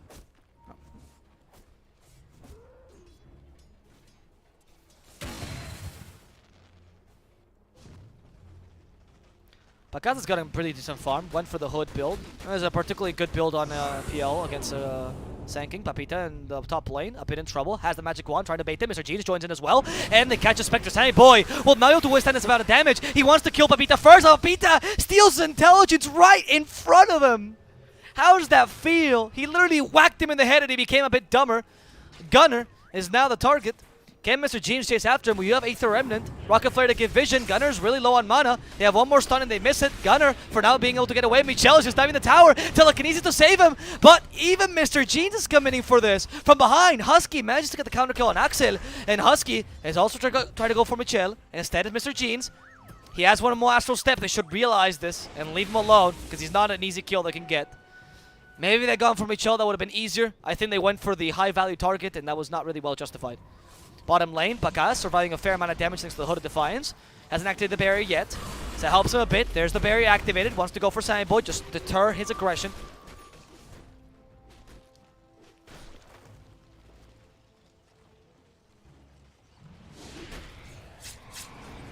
The Hood has been a very popular pickup on PLs against Sankings particularly, but also really good against Storms.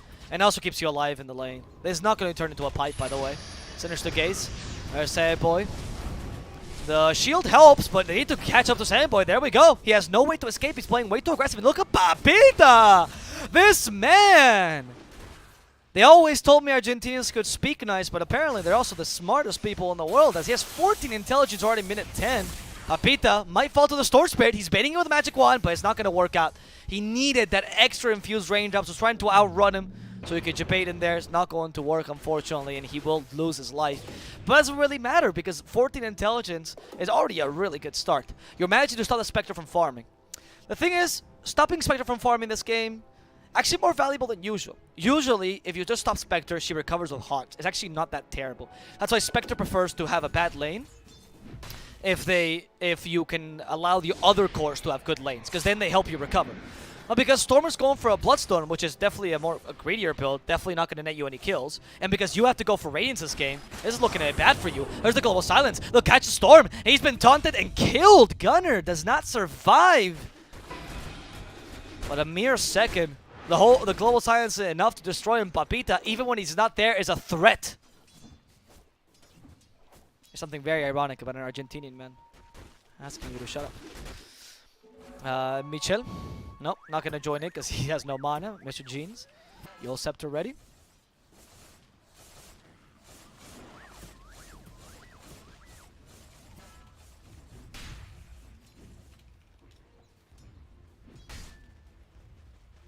By the way, for people that will inevitably say that, the reason I pronounce Michel is because he literally specifically told us during one of the Spanish casts where I was casting him over.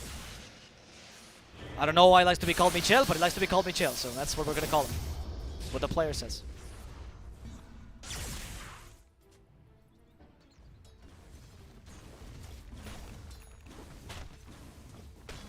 Zero.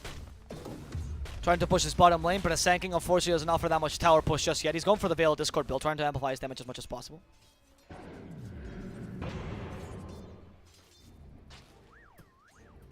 Yule Scepter picked up for Mr. Jeans.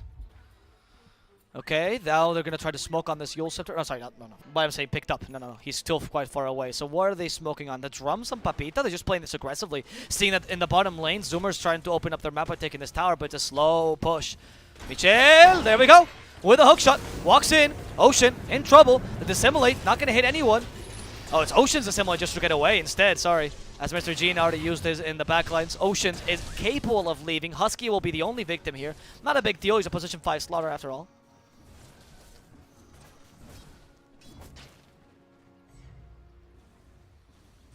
Gunner got his Kaya, so he can start making plays with Kaya, though it's not as effective as Orchid, but he can start making plays if he wants to. I don't think Zoomers has any rush, though, this game, because Infamous can't really push that quickly. It's really only the PL that can offer a bit of push. Oh, but they found the Sanking up top. He was dead laning, and sometimes when you dead lane, you end up dead. That's why it's called this way. 18 intelligence for Papita. Papita, this is why he's the captain. He's the smartest man on this team. Graduating from grade school, or no, now he's graduating from high school, dude. He's going to university.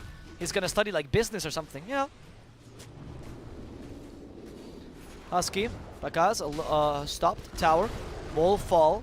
Let's not forget that you can't really underestimate Phantom Lancer's farm. Phantom Rush does work on towers. You get a lot of extra agility. That's pretty impressive for Bakaz, and you can't completely ignore this. Right now, 4Zoomer is just trying to get their early game timings. Bloodstone, Radiance. They know they can withstand this in the mid game. Because however decently the Phantom Lancer can push, he's no... You know, he's not like a Klinx, for example, or a Lone Druid or whatever. He's not going to take their towers that quickly. Even despite the fact that Zoomers have not won a single team fight recently, they still have their middle tier 1 up and their bottom tier 1 up.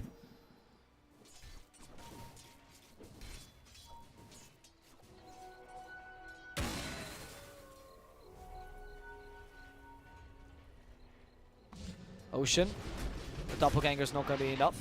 Not a healing on Phantom Lancer though, did slow down his build. So even though he has a net worth of 7,000, it's about his net worth as kind of like fictitious, right? Because you're comparing him to the Spectre ideally. Oh, they find the Void Spirit though. Mr. Jeans was farming his own jungle, but you really shouldn't be here. This is the only tower that 4Zoomers has taken, so inevitably this is the easiest place for them to gank.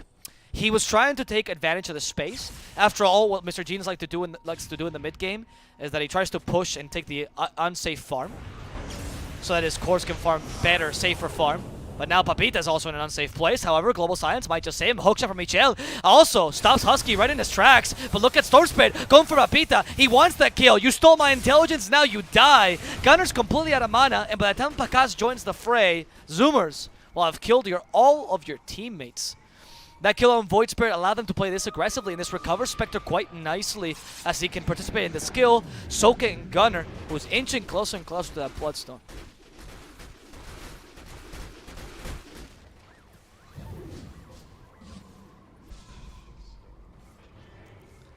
See if we can get a Manta style soon on Pakaz. That may be a bit of a turning point for him.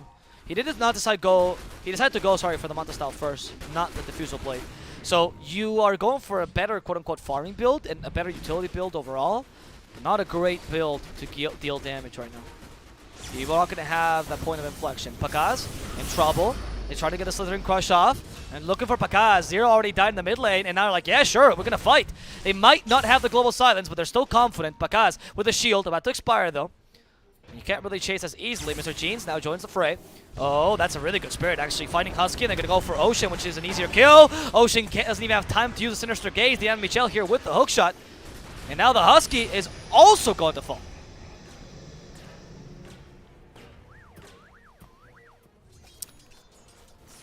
Well, well, well.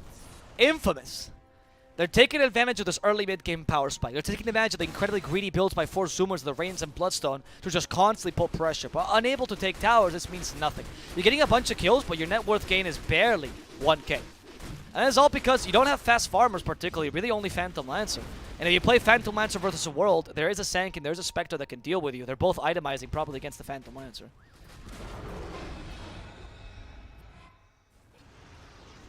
Yule Scepter onto the Rubik, the Sand King. That's a good Aether Remnant, but Mr. Jeans could still die. They have the Sinister Gaze. Husky's coming in for the Slithering Crush. Just the tip of the Slithering Crush is enough. But Mr. Jeans, they needed more damage against him. Sandboy doesn't have Haunt. My goodness, this Radiance has been slow this game. Sandboy has not had the time to farm, and he's quite low in terms of farm.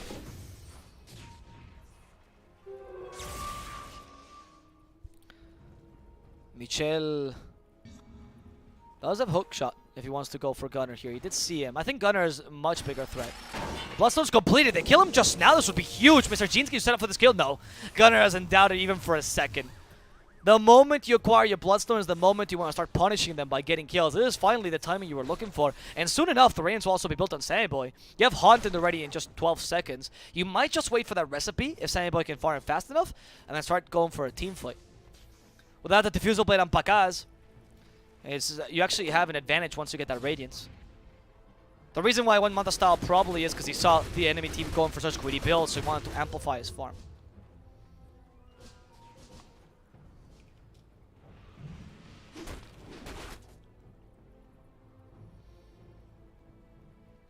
Sand King is going for an Axe build this game. Okay. Still doesn't apply the Caustic Finality to the illusions, by the way, but I mean, more Burrow Strike, I'm always down for that. It's not bad. Like, Bar Strike still deals damage to the illusions. And applying it to a creep along the way, or sorry, a hero, and then killing it quickly also allows you to see which one's the real PL, so that's pretty useful. I'm not opposed to this. I'm hoping it's Blink Dagger first, though. Oh, no. Not if they kill Sammy, though. This is pretty bad. Can Storm join in? Sammy Boy is as good as dead already. Papita with 24 intelligence. He changed careers now, guys. He's doing chemistry. He might not find a job, but you know, he's a really smart pickle.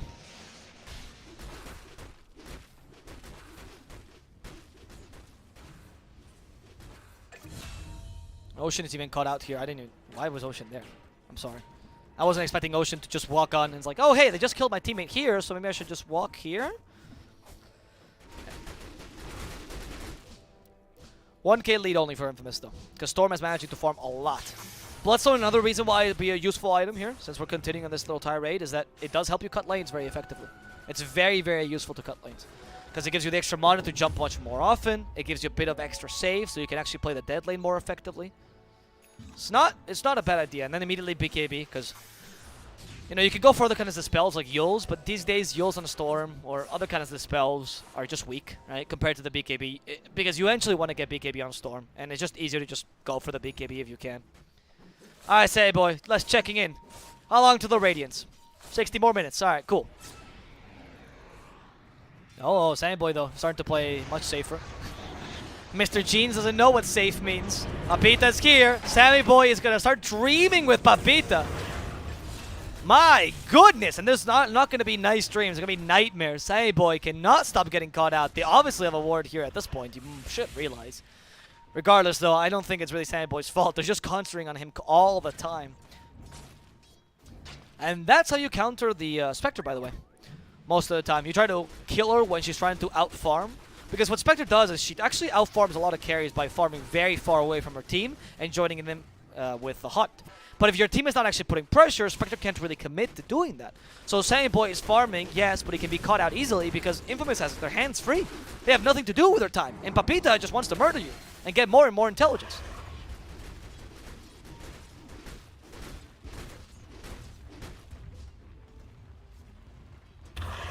And I get +2 permanent intelligence steal soon, I suppose. Because honestly, I think the Arcane Curse damage is one of the worst talents.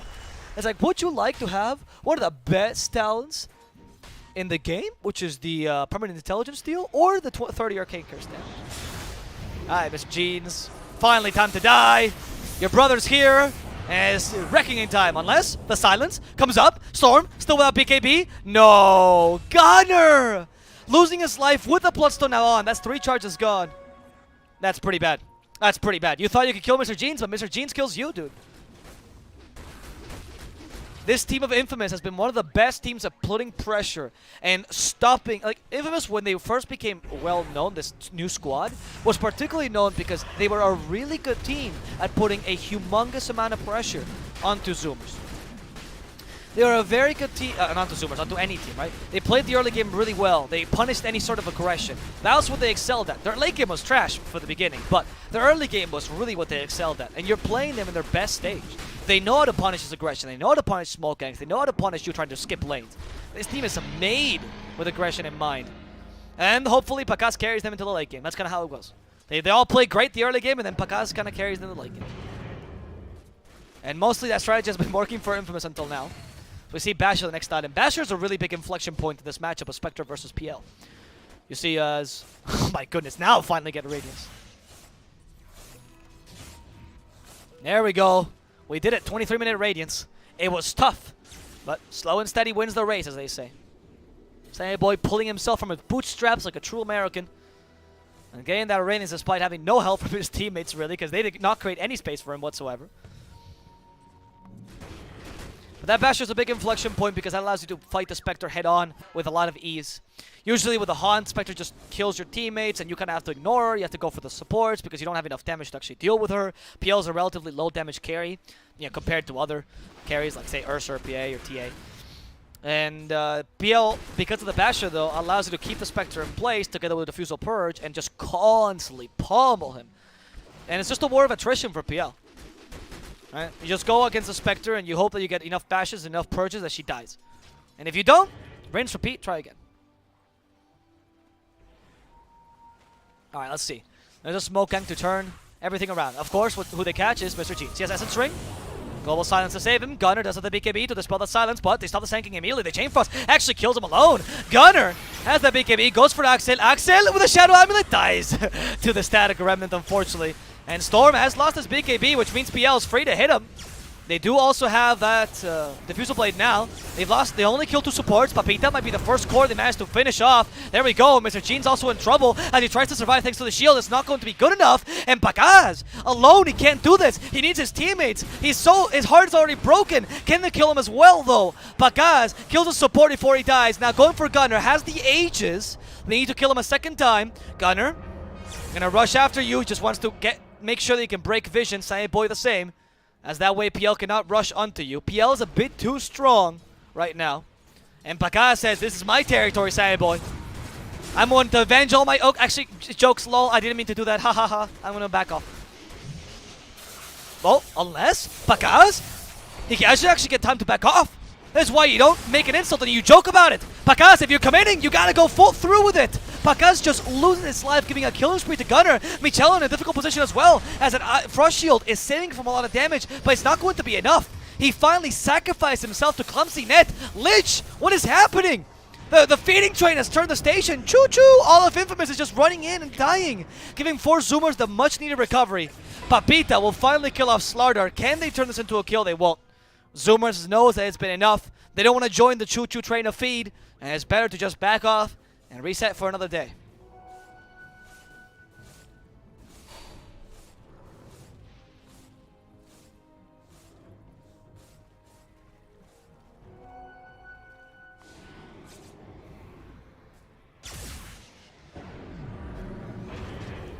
Gunner, there's the Power Strike, BKB. Okay, Mr. Jeans, the Global Silence, pretty decent. As Papita, Chase Center 0, and Papita, the true carry in this game. 38 intelligence, 30 extra int as well from the Glaives of Wisdom. Papita is done. He has been captain long enough. Pakas, you have been relieved of your duties. This is the real carry. In fact, this is the real issue I see with Zoomers. Yeah, Spectre against PL, pretty decent. But they have to constantly deal with Papita. I want to see a BKB, Papita. I want to see a BKB.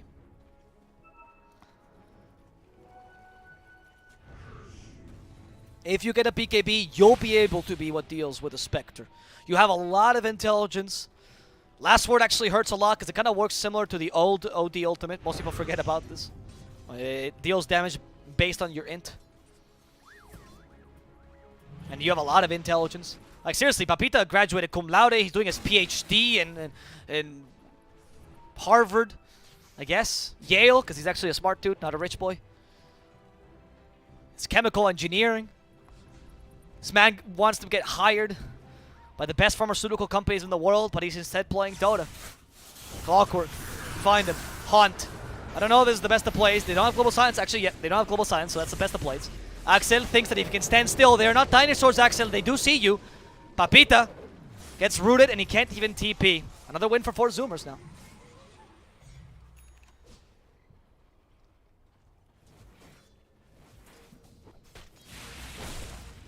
And they're coming back. This is what I was talking about the whole time.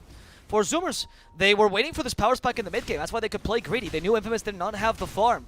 And it was really up to Infamous to try to play this aggression early as best as they could. Unfortunately, though, a couple blunders is all they need for Zoomers to just come back into the game. And now it starts to be a bit difficult. Now it's starting to be a bit difficult because Sandboy is getting enough farm to actually be relevant, and Gunner is running away this game. And the Bloodstone, yeah, he lost a bit of charges at the beginning, but now it's starting to work out for him with 22 charges. And it's not looking too good for Infamous any longer. They lost the early game lead they had. That's why playing the early game lines is so difficult. Even if you're playing as the best early game team, sometimes they make mistakes, and one single mistake allows Zoomers to come back, which is what Zoomers was banking for with their itemization. That's why I wasn't criticizing them whatsoever. That's why I like about Zoomers, dude. They made a play and they committed to this like mid-game, kind of late-game-ish draft, and they played like it, right? Mind you, did Sammy Boy have to kill himself or sacrifice himself like 15 times? Yes, that had to happen. But it was an important sacrifice.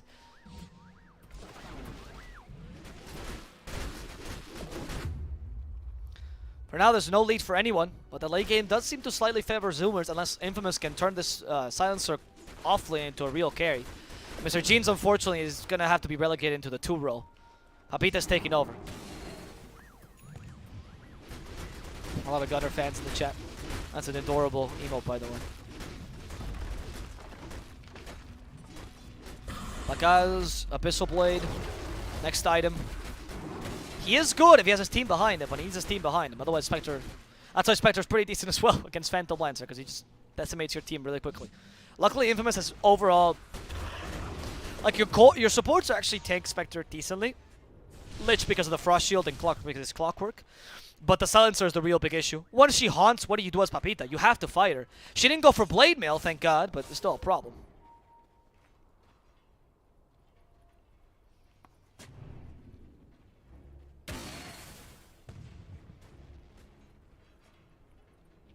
Aghanims is the item for Michel. Okay. I don't think that's a bad idea, actually, to counter the Storm to some degree. It's like, ah, Gunner, you went for BKB? Lol. I have a BKB piercing stun. And of course, because they're Zoomers.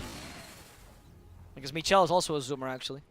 He speaks with acronyms in real life. Aghanims. Still a bit away, though.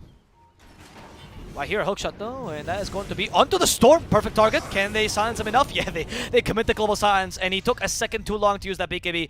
Because Papita took an extra second to use that global silence, that actually messed up with Gunner's timings, because he needed to use the BKB afterwards. Let's not forget that global silence does pierce BKB. It's just that you can dispel it with BKB, so it's a really important, really important distinction here to be noted. As it's not so much Gunner delaying his BKB, it's just that he has to. The Storm, this whole game is going to be at the mercy of the Silencer.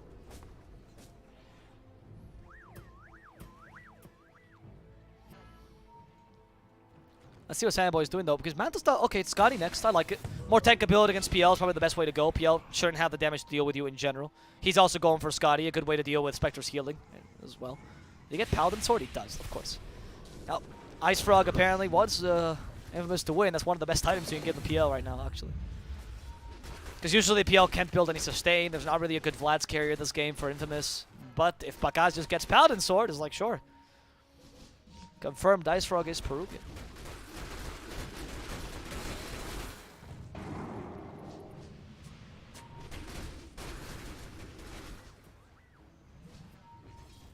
Is there... What's the plan here now? If I'm Infamous... You still have the control of the map, but you know that your team fights can only happen when Global Silence is available and you're all bunched up, which is important. Whereas for 4 Zoomers, not really waiting for anything, because they don't need to, right? They're really comfortable with us going late.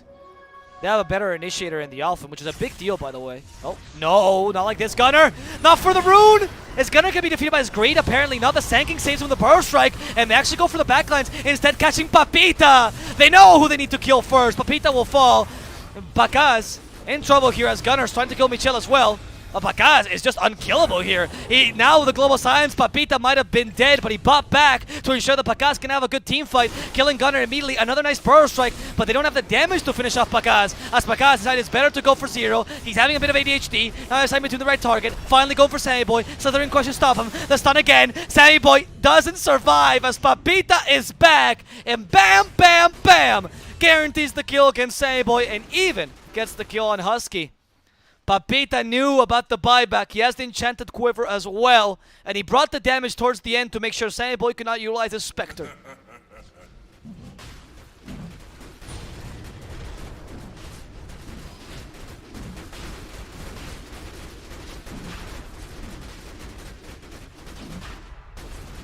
To this, the Roshan is going to fall for Infamous. And honestly, can you give the cheese to Papita, not Mr. Jeans? Nah, Mr. Jeans, you're not 2 anymore.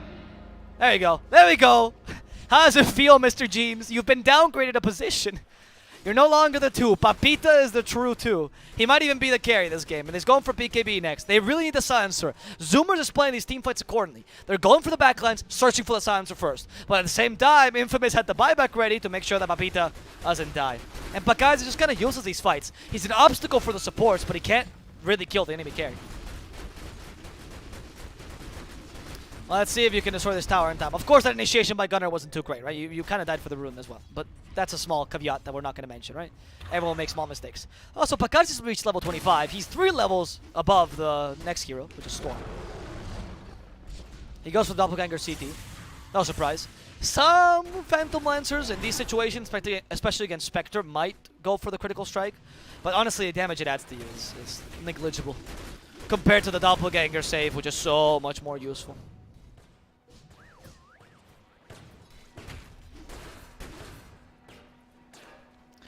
And I like the Scotty as the item. I don't know if... Oh, yeah, because he's Aegis. I guess he's just comfortable with buying it. Okay. Kind of a... maybe you put the Scotty as opposed to the Aegis when you come back, but then you don't have buyback, so they kill you twice right after the Aegis. Infamous better not make a mistake here, because Zoomers, they could just run away with this. Now, though, Pakaz is one whole item above the Spectre. I don't know if that's going to be enough to kill her. She actually was forced to go to Basher. Remember what I said about Basher earlier? Yes, Basher is what you need to deal with the enemy carry all the time. If one carry has Basher and the other one doesn't, there's just a huge difference, honestly, when they fight against each other. That's why Faceless Void is so popular, because he comes with the Basher. Mr. Jeans, annoying the Slardar. Mr. Jeans at this point is just playing this game for fun.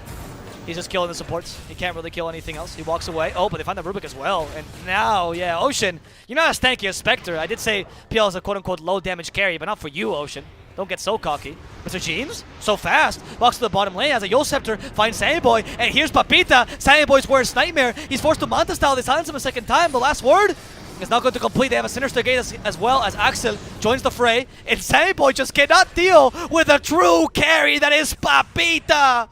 54 intelligence on this man. El hombre más listo de Argentina, Papita. Incredible. This guy owns QI. We're gonna go for the tower here in the middle lane. And BKB is close for the silencer. We have Lotus Orb now on the Sand King. Let's see. Starting to push. Pakaz is the best push they have. Silencer, global silence. Oh, they forced the BKB, not too bad. Hookshot was a bit late by Michel, but he has overclock, so it's fine. Overclocking. Zero can't really do much here. Oh, they see him. Oh, they Sinister Gaze him into the Ether Remnant. That's a good initiation. Unless the Hunt comes by. Again, going for Papita. He has the cheese. Eats it immediately. Papita's still alive. That's all that matters. But the PL is actually in trouble. He's going to lose his Aegis as Papita's distracting them. Someone help him. No! Your true carry has died. The rest of your team as well. And it's only Pakaz left, but he can't 1v9 them. This is not your Archon pubs. Pakaz can only go for the slaughter for now. Silent Boy is trying to find the real one. Yeah, unless, for Zoomers, are you liking the damage? They're afraid to go in. They have a Shivas. They need to guess which one's the real Pakaz. And they do. Oceans with a Sixth Sense to look at he's the real one. But his team is not listening to him. Listen to Oceans. He got the right one. You made the mistake with the Vortex. At this rate, Pakaz is going to beat you. He might be able to kill Gunner. The area damage is a bit too high though, and the dispersion, yeah, he can no longer kill the Spectre. Zoomers might have lost Oceans there unnecessarily, but it's perfectly fine because they kill the Phantom Lancer. And they cannot take the Rex whatsoever.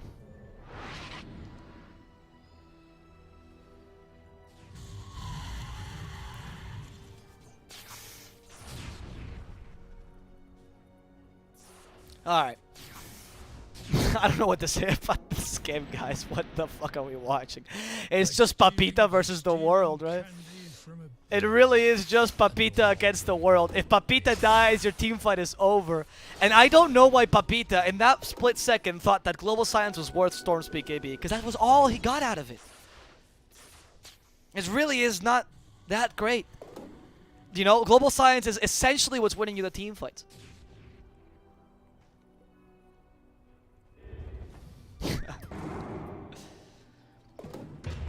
To Yudes, you're absolutely hilarious. You are, you're a good laugh. The UK, they would call you a riot, like a very fun person. You seem like a very enjoyable person to hang around. Thank you for joining us in the chat. Scotty is gonna still be the next item for Saiyan Boys against the Leveler. Are we seeing any other item progression? The Shiva was a good pickup by Gunner. He's got Hex as his next item. They're like, guys, the Roshan's not spawning. You're like, yeah, Ocean, dude, it's 2 minutes, dude. Be less patient. Be more patient. 2 minutes and 30 seconds. Like, there's no way the Roshan is spawning right now. They're just protecting it. They know that's the next objective. Can Infamous defend this? I mean, they have Global Science for this next team fight. Papita, do you have BKB? Not yet. But he's farming it. Slowly but steadily. Papita is farming it. I can't believe Papita became the main carry in this game because nobody else can kill the Spectre. Because Pacaz deals genuinely tickles the Spectre. He has a whole army. That's the whole point of Phantom Lance, you know. His lore is like he has a whole army of spirits. Like nobody can beat us because he's like Ermac from Mortal Kombat. He's like, we are many, you are but one. Yeah, but you are many ticklers, right? And he is one strong ghost. That's absolutely trash, Pacaz. Even the Storm Spirit is beating you at this point. He can tank you at this point.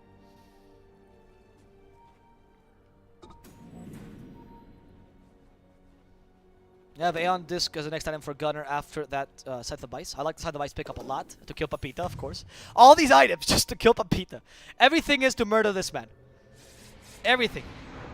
He must die. That's not his face, that's his face, by the way. That's his shield. 0. It's caught. Global Silence. Oh no, no, guys. This is the wrong Global Silence. You know, they baited you earlier. They immediately haunt. Of course they do. Papita's dead. This is the wrong Global Silence. 0 might die as a result. Papita's 10 times more valuable than 0 as it stands. Michel the next target. Pacaz cannot outcarry the Spectre right now. Gunner keeps on going with that BKB. Sandboy decides it's best to leave him alone for now.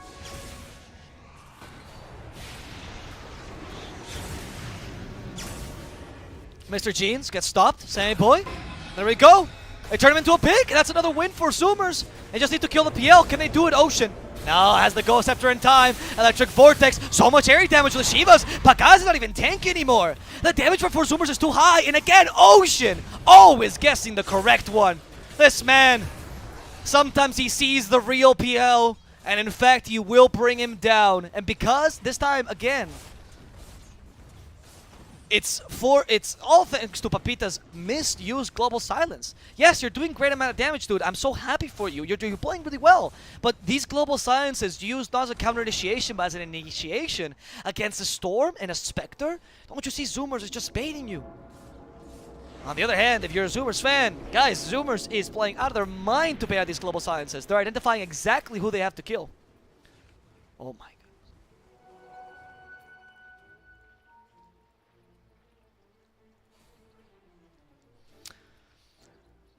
They know exactly who they have to kill every single time. It's Papita. They know as well that they can just ignore Pacaz, and is playing these teamfights really well with 0, sacrificing his life multiple times just to guarantee that kill on Papita. Zoomers is showing you how to come back, guys. No game is ever lost. And it's also partially because Zoomers has a really good attitude towards this game. Roshan. And they go for a relatively easy Roshan thanks to the Corrosive Haze. Wow, that Roshan falls. Even with Sammy Boy's low farm, it works. Actually, he's recovered quite nicely though, not gonna lie. I was surprised to see him. He was back. And net worth chart really, really low. But now, with the 22k, yeah, Sammy Boy's a respectable carry himself. And Gunner soon, I think this might be Ags? Where's this courier? Yes, it is! Oh, Gunner, my boy. He's getting that Ags to make sure he deals with the PL illusions as well. That's very good. That's a very good choice. Papita has the BKB though. Papita has the BKB. That's what matters, guys. Can Zoomers bait out the Global Silence and bait out that BKB as well? This is the true testament for Zoomers. They have actually, I would say they're winning now. I would say they're definitely winning this game now. I mean, I know the 10k difference seems like it indicates they're winning. It doesn't really matter. It's more about the drafts right now. It's 42 minutes in. 10k difference means nothing. But in terms of drafting, in terms of map control, they got the better late game draft. They have a really good map control right now, and they're also playing the team fights better. But this BKB might be a good point of inflection for Infamous. Let's see how Zoomers deals with it. I love when I see this team dealing with puzzles, by the way, particularly. I actually do think they're talking, because they spend all day on Discord literally talking to each other. Really good friends, and I think these are the kind of teams that like a challenge. This game has been slightly challenging. No, quite challenging. I think Infamous played a really good game. But Zoomers now holds the reins.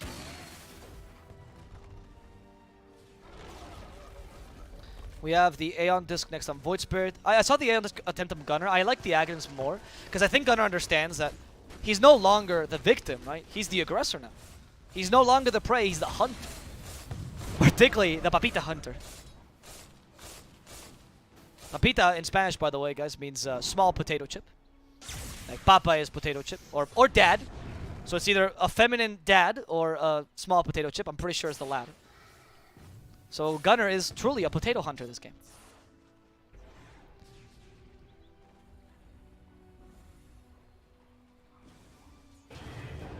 Princess Knife as well. Let's see how that helps. Actually, Princess Knife on Silencer, I really like the attack projectile speed. There are very few heroes I think that projectile speed works on. Like OD is another one, Silencer's another one. You know, these are the good ones it works on because they have relatively low projectiles and they depend on bursting down here. Like Clinks, OD, Silencer, these kind of heroes are really good with the projectile speed. Usually an ignored part of the item though. It's more about the Hex, of course. Leveler is great. What does Storm have? Oh, Sliver. Yeah, that's a smart choice. They can't really use his Aegis because they're a bit afraid. They know that they've only been able to claw their way back into this game because of a couple blunders by Infamous trying to over-engage. And if Zoomers just goes ham and tries to pierce the high ground, they're going to get punished. So they're playing this really intelligently and saying, yeah, let's take this late game. I don't really care.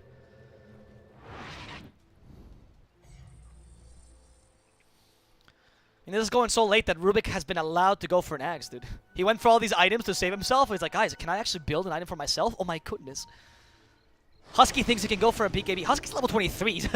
He's a position 5 Slarder. 45 minutes in. The things you see. Axel, though, of course, still level 18. The two supports comparing. But I think Slarder is taking over Zero's role because Zero's only level 20. The tomes of experience really matter here.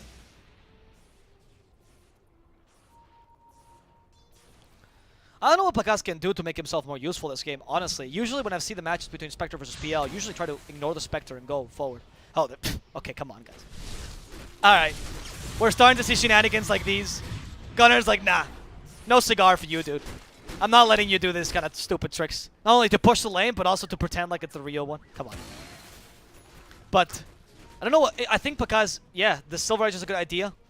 Yeah, that's the full Silver Edge. I forget that this has so many components.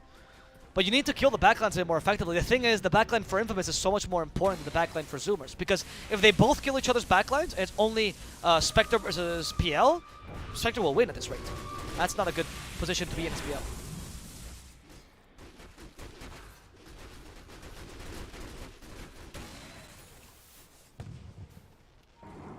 The Leveler and Sandboy is also really nice to try to threaten high ground, but they didn't give him the Aegis, they gave it to Storm.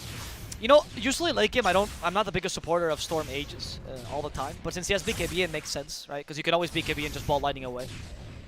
But the cheese is sometimes a bit more useful because Storm can't really lay in the high ground and just hit your towers, right? So this one of the advantages of late game Aegis is that you can pierce the high ground relatively easily as long as your team stands behind you. But not with this.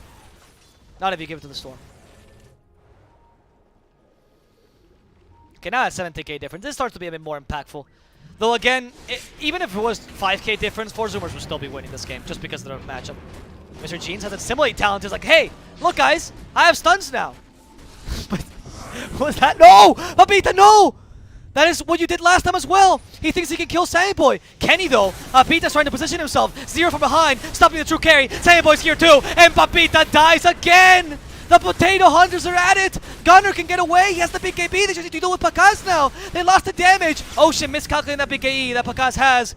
Pakas finally loses it. Gunner is trying to play around him. Gunner finally falls. Pakas does kill the backline effectively this time. But Slithering Crush is ready. Mr. Jeans did survive. He carries a stun, but it doesn't help Papita. And the Epicenter will end up finishing off Pakas here. With Mr. Jeans finally caught, there's no way to save him. They'll stop Axel, who comes here to join his teammates. Hey guys, can I die too? I don't want to die alone. Oh, yay. Phantom Lancer's the only living member of Infamous. I don't think they can bring this back. I don't think they can bring this back any longer. Zoomers with a 23k lead and playing these team fights almost to perfection. Zoomers punishing every single global silence. He didn't even use BKB. I didn't even notice that because they stunned him too hard. He was not expecting Zero to come from nowhere and Burrow Strike him. And they're gonna kill Pakas in a matter of seconds. As if it wasn't obvious, they call the GG. Zoomers will pull off an incredible comeback against Infamous. Absolutely amazing. Absolutely amazing, Zoomers, honestly. What a game they played. I'm just gonna do a little summary before we go. I know you're tired of hearing my voice all the time, but what I loved about Zoomers is they understood that this game, the enemy team had no push, right? So they played towards the mid-late game, which is why they went for these expensive items like Bloodstone and Radiance. I mean, Radiance was more because of the PL, but the Bloodstone particularly, so really good choice by Gunner. They played super defensively, did not try to create crazy space for Sammy Boy because they understood Sammy Boy would eventually have enough time to come back. They understood the pace of this game was slow, and therefore haunts early were not going to happen. It was more going to be haunts in the mid game, and we saw Sammy Boy perfectly recovering. On top of that, their target acquisition in the team fights was wonderful. They understood that Papita was the real problem, which is why exactly they went onto him every single time, forcing the global silence that Papita made a couple mistakes on, to be honest. That BKB didn't matter because he didn't get to use it. I would have been interested to see how they dealt with that. But regardless, Zero's positioning there and surprise with a little smoke in the sandstorm kind of screwed over Papita. And from then on, this game is history. Zoomers just played the team fights so much better than Infamous. I gotta commend Infamous because they played really well. It was a really good draft by them, and it shows that they have what it takes to beat Zoomers. But Zoomers' team fight is honestly so wonderfully performed. I don't think Infamous felt like they had any power in that game. Such an impressive performance by Zoomers, dude. Wow, what a team. Alright, guys. Hope you enjoyed the cast. Hope you enjoyed the games. Remember to follow us on Twitch if you enjoyed the cast, of course. You can also follow me on my own personal Twitter at Mr. Avo Plus. There's a little caster command going on that you can find it there if you, of course, enjoyed my casting. It's a pleasure that I'm very happy to be able to bring you these wonderful games so you can enjoy some great NASA Dota with me. So you can see these teams have a lot to offer, and they're often discredited, but I think they really do play some marvelous Dota sometimes. So, if you enjoyed the game, like I said, follow us on our channel. We'll be here every day with the Realms Collide 2 tournament. We have one more match, though, between 4 Zoomers and Infamous, and I'm hoping is as hype as this one. So stay tuned as we wait for the second game of the day between the North and South American teams here. Peru versus America. Let's see who's going to win that second game of the series and get those points that Infamous desperately needs. We'll take a small break. We'll come back shortly.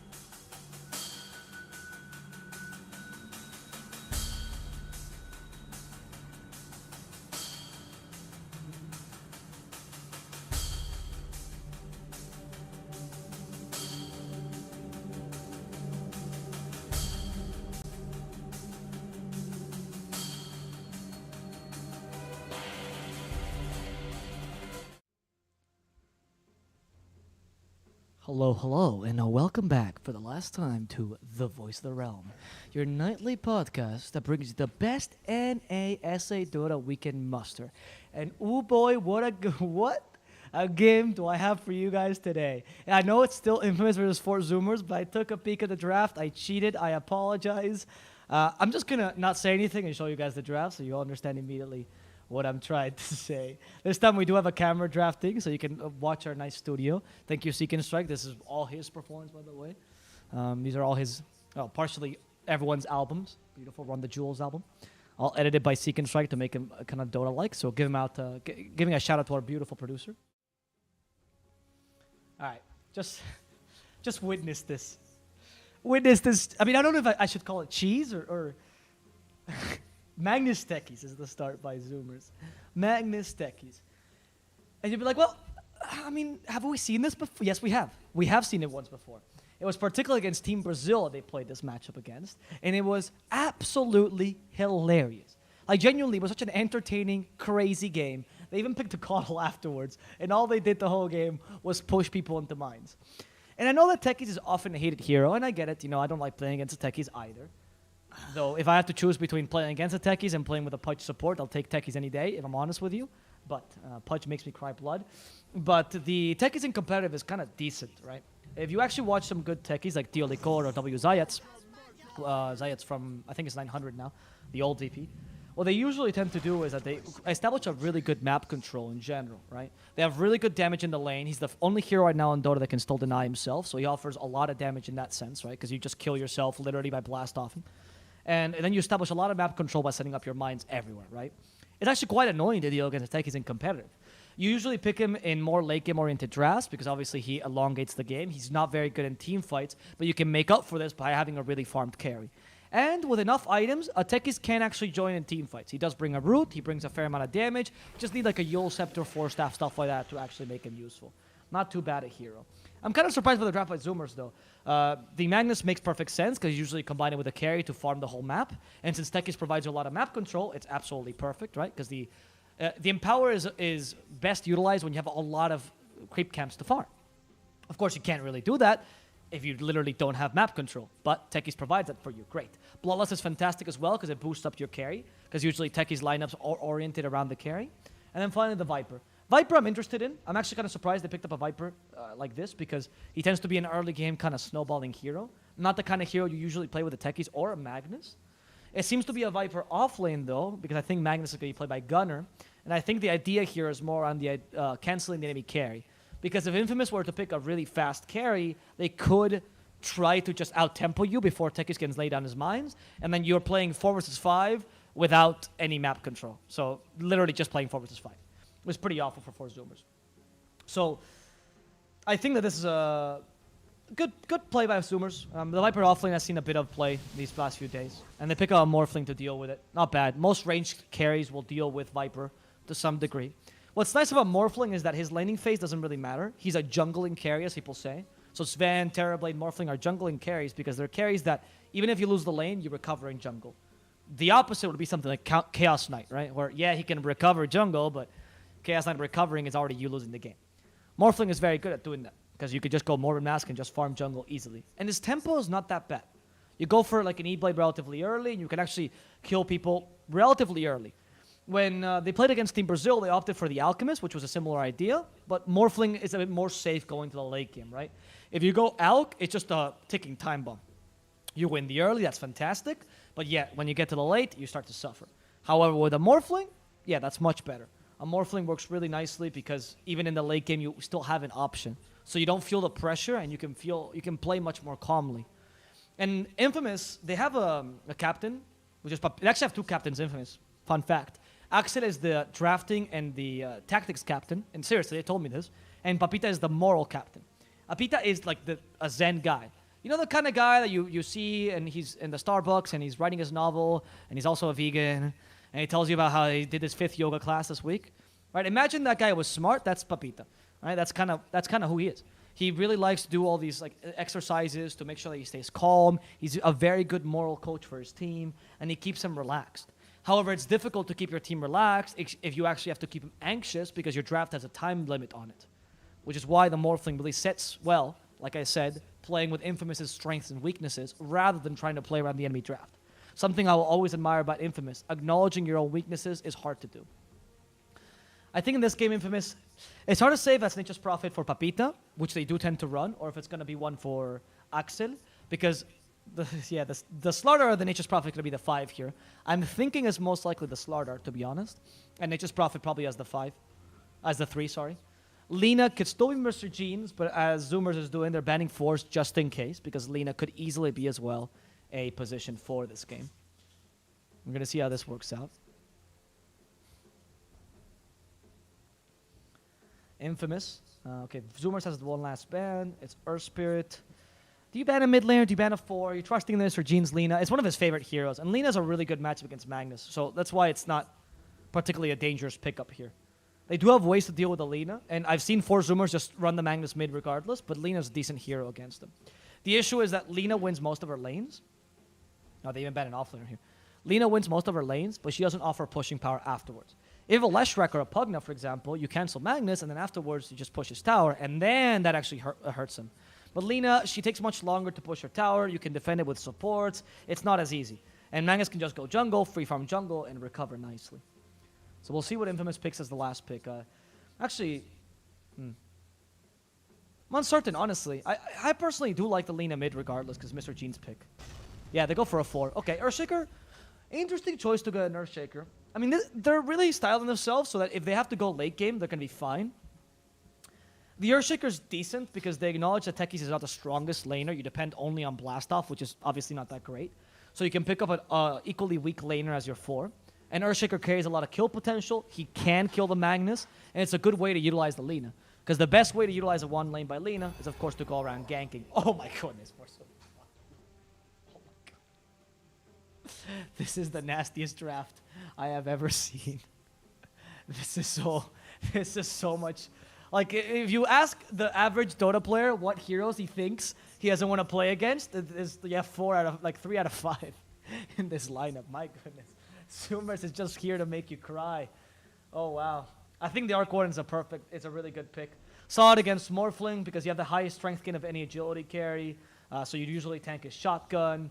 Really good in the late game, of course. Can split push to increase your timing here. Of course, they go for Slardar because Slardar doesn't suffer too much against Arc Warden, though I don't know about that one. It's a bit dangerous here. I'm actually going to go for Zoomers. I know it's a Techies pick, but I'm actually going to go for Zoomers. They've done this before, and I'm not going to make that mistake again. Last time I said, oh, the Alchemist is so good against them. No. I will never bet against Zoomer Techies. All right. Before we go, one last rhyme for the day. Well, guys, here I'm gonna reuse a rhyme. I'm sorry. Zoomers is explosive. Infamous is trying to beat them, but here is the sitch. I need every single one of you guys to follow me on Twitch. Not me. Follow Epols on Twitch. I apologize.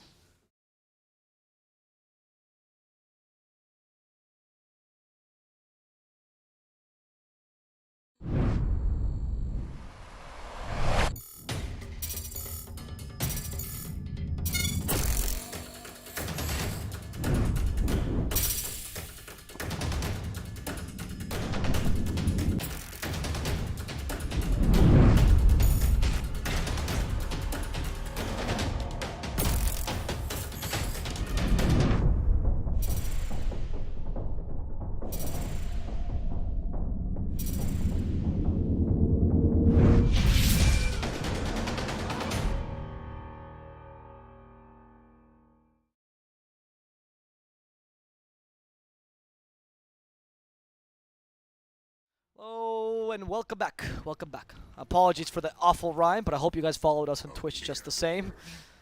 Even if my rhyme was lame. Ah, there. Recovery. Okay. I am so excited about this game, I couldn't really think about anything else. I apologize.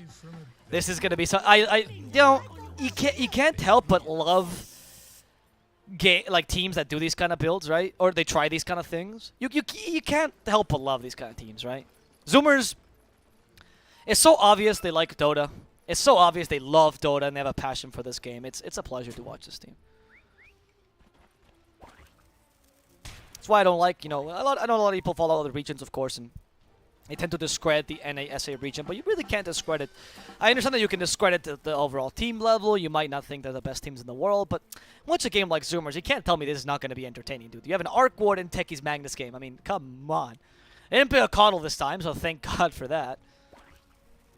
That was even nastier. Let's see what Infamous can do this game.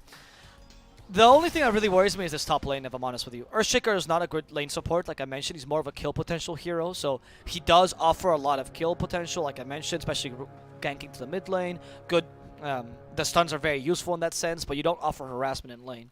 And I wouldn't say that Slardar is particularly good against an Arc Warden, because you have to play really carefully with your position to make sure Arc Warden doesn't stop you with Spark Waves and Magnetic Flux. Oh, interesting. This is also a solution, actually. Okay, actually, no, take it back. This is why they're playing this way. I see.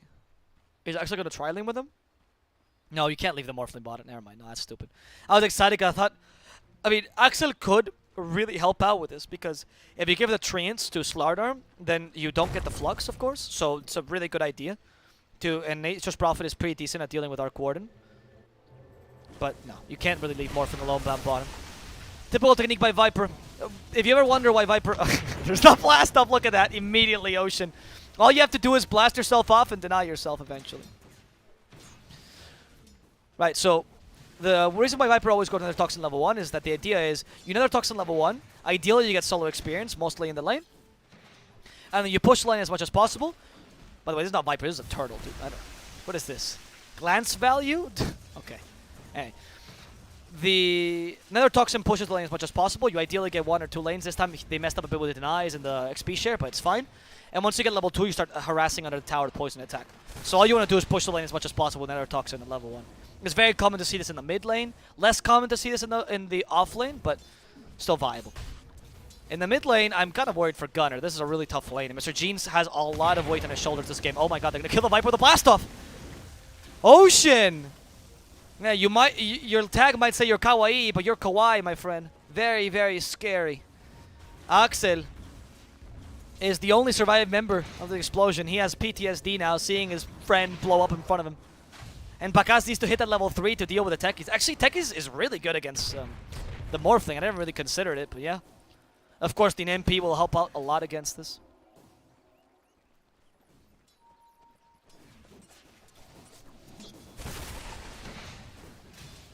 Ocean killing himself. There you go. Like, Axel's trying to hurt him, but you don't hurt a Techies. You just lower him enough so that he kills himself. That's how you play the lane. It's very simple. But Zero is now stuck, and they're actually going to go for a kill, giving it to Axel. Not ideal. I think Bakas should have taken that, but Axel didn't really want to die, so he kept hitting. Sure, that's fair. Uncommon in Axel to not want to die, but that's fine. And Bakas at least participates in this, and they recover the lane ever so slightly. Not too bad, because now they both have to waste the TP back home, and Techies can't really kill himself for the next 80 seconds. Meanwhile, on the top lane, Papita is harassed a lot by Sammy Boy. We have the Flux ready as well, but not enough range, unfortunately, on level 1. Almost killed Papita with the last auto attack. Really good range on Arc Warden, but not enough to actually finish off the Slardar. Not the best projectile speed, though. That's what sucks a bit about Arc Warden early. Just why, if your attack is that long, they have usually enough time to heal with a Tango. He is going for the Flux build, though, so this sounds offensive. If you play carry Arc Warden, the majority of carry Arc Wardens are max Spark rates because they're better in general for farming and for zoning out enemy heroes. But the Flux is much better if you think you can get kills. And he understands that this lane with 2 melee heroes, it's not too difficult. Bottom lane, Axel dies. Was that another blast-off kill? Yeah, I apologize for that.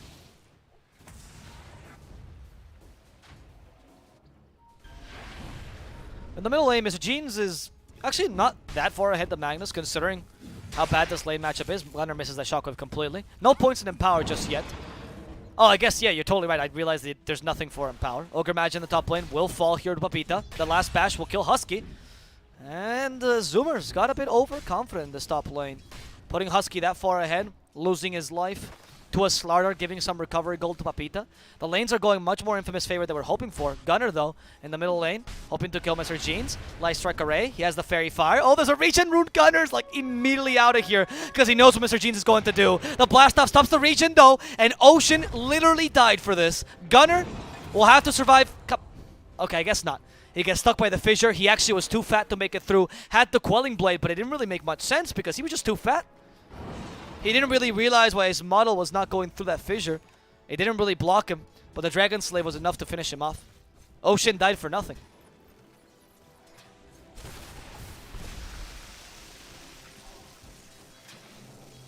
The bottom lane, I see that Zero is honestly starting to struggle in this lane compared to the Morphling's farm. He constantly pushes the lane, which is great for Zero, but b2 is also farming like crazy. And this is not looking too great for Zoomers because of that, right? The Arc Warden can carry this, but you need to give him... You need to put some more pressure on Zoomers in the early if you're hoping to survive that mid game.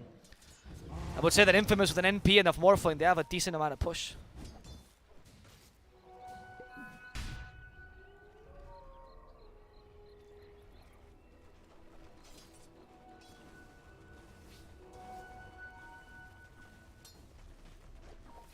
Mine is still going to be the item for Boy. We're not going to see anything else here for now. Soul Ring on Ocean. Okay, nothing too special just yet. Viper going for the typical Spirit Vessel build. I actually saw this build first on Lelis, on the offlane Viper. I thought it was quite effective. It adds a lot of DPS to your build in general and helps you be a bit more useful in the mid game as you also offer heals. Usually offlane Viper, the weakness is, oh, hey guys, I won my lane. And then you're, okay, what do you do, right? You're an offlane Viper. You don't have any initiation. So going for the Vessel or even just the Urn is a great utility and takes advantage of Viper's offensive potential. Bottom lanes, Zero. In trouble. I think Zero is just going to fall here. b2, another kill given to the enemy carry, and Papita also finds a kill against Ocean. Okay, now this is starting to look kind of bad. As in the middle lane, Gunner leaves Mr. Jeans up in the cliff. Mr. Jeans has a TP, but Michel wants to punish him. He has a fissure in 3 seconds. I don't think Gunner can make it out of here in time. Michel doesn't even want to waste mana. Yes, he does. Fissure for the enemy mid laner any time of the day. Okay, Zoomers, how are you going to slow this game down? You need to somehow. Zero swaps lanes. He goes mid now. Ocean joins in as well. He has the blast off. Misses it. This could be an opportunity as they know he doesn't have a suicide.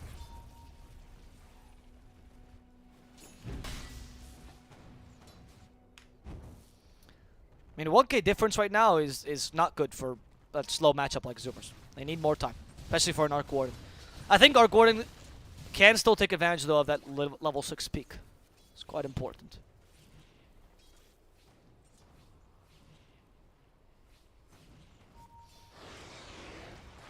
Slardar fighting Ocean. We do have a blast off. Not going to happen. Papita has been doing a decent job of actually staying in line with Arc Warden the whole time. Infamous can rotate and play around Papita early. Like, they want to play around Mr. Jeans, of course, but you also want to play around Papita, and that's some nice little stuns. Nice little stun combination that you have. Arc Warden is always vulnerable to being ganked, even with a clone. But you kind of want to be safe, or play safe against him when he gets level 6. Because level 6 is a small peak, very similar to Storm. You can pretty much kill any hero in the game once you hit level 6 if they're alone. But that's only for like the next 2 or 3 minutes. And right afterwards, you're going to have to play a bit more safely as Arc Warden.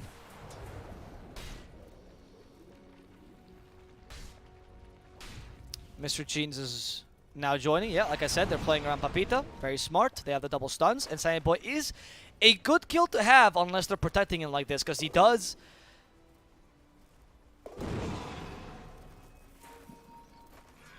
Husky, here we go. Fire Blast. For Jeans, blast off. And use Spark Wraith. Silent Boy going for Mr. Jeans, and with a Spark Wraith, they can't kill him. As Mr. Jeans dead, underestimating the power of Silent Boy's clone here. Yeah, that's not going to go unnoticed. Papita will also fall. See, this gank is a good idea, but not if his teammates are nearby, because you're underestimating how powerful Arc Warding is when he hits a level 6, especially because he did go for the Flux build, like I said, the killing build here. I do agree with the comment that I said there. Yes, you're right, the Flux level 1 is really terrible cast range, but if you're maxing Flux, it's because you're committing to the idea that you want to prevent enemy heroes from attacking. You want to punish enemy heroes from attacking you. You don't want to AFK farm. You want to play slightly aggressively, which is why Four Zoomers also rotates all their heroes here and only leave Gunner alone. Gunner finally maxing the Empower though, so he's going to be able to just recover in the jungle. Not too awful for him. He's already been doing fine. In both games, the server is US East, by the way. So both times, as Infamous was a bit worse ping. I think it's like 100 ping. Actually, I think it's 80 because Infamous has really good internet in their team house, but 80 to 100 ping. Gunner, nice skewer to prevent himself from the fissure. Ocean, I don't even know how he died actually. Pakaz just found him yet. Waveformed him. Have to be really careful, Ocean, when not giving your life away. You want to commit suicide, not, you know, like actually commit suicide. Not suicide yourself into the Morphling.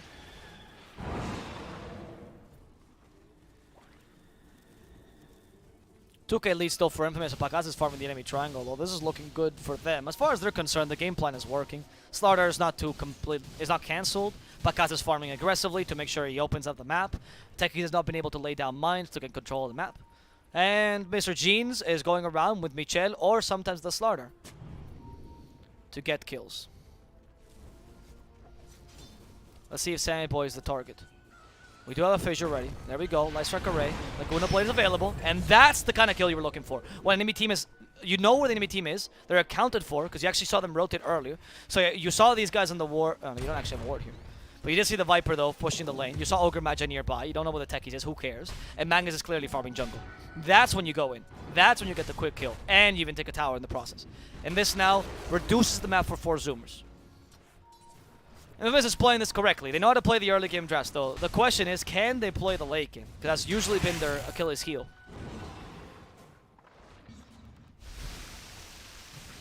I mean, if Pakaz farms, this is his best hero, by the way. Pakaz for years has been known for his Morphling. On Infamous, there was a time when all they picked was literally Morphling Wind Ranger to get the Axe bonus, and that's all they played. Because Pakaz is such a good Morphling, so I think he's very comfortable on this hero. Maybe that's why they picked him over, say, an Alk, for example, that would have been faster. They did trust the Morphling here for Pakaz. Oh, nice fissure. Can they turn into Light Strike Array? They stun him in the middle of Skewer, though.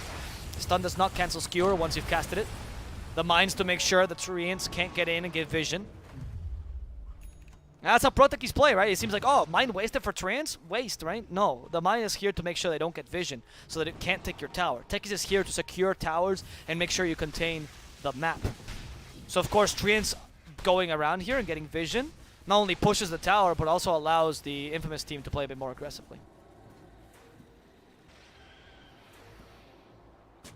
Axel... Nah, he's fine.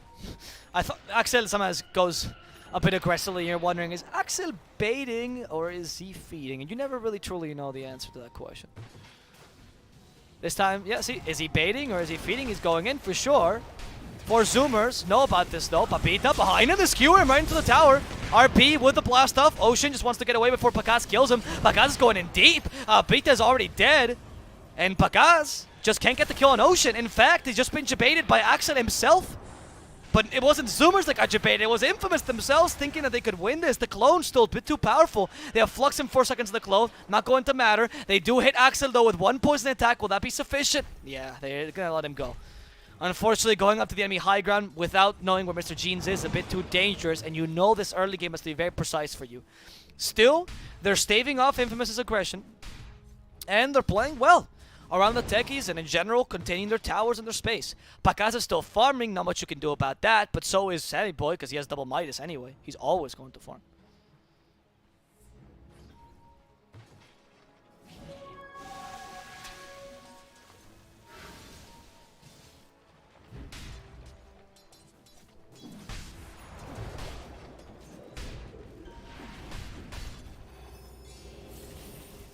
Sammy Boy is going to go for the Maelstrom next, probably into the Travel Boots afterwards, as Pakaz decides to turn into the Viper. Difficult kill. He does have 2 stacks of Corrosive Skin. He does not max Nether Toxin like some Vipers do. And with double Corrosive Skin, you're already tanky enough to withstand this. Michel, though, in the triangle, kills Sammy Boy, utilizing his clone against him with the Echo Slam. Well played, as Papita gets skewered into the tower. Gunner says, let's go fishing, and they always catch Papita. They keep him stunned. He's quite tanky, though. Axel's coming in to join him, and for now, Axel is actually going to help with a Sprout. Papita's still alive. Double stun, stacking onto each other, but they have enough damage to finish off Gunner. And with a fissure, they close off Ocean and kill the pesky techies. Mr. Jeans doing a number on the enemy team. The mines do end up finishing off Michel. Then, oh my goodness! No, they ran into the minefield. They saw 1 mine explode. They were like, okay, that's it. They can't have more mines here. And the minefield ends up killing them, but not before they take the tower. So it's still a small win for Infamous. However, 4 Zoomers manages to get an extra win on the side, right? Killing the Lina there was quite crucial. And now Zoomers are just pinging because they can no longer contain this.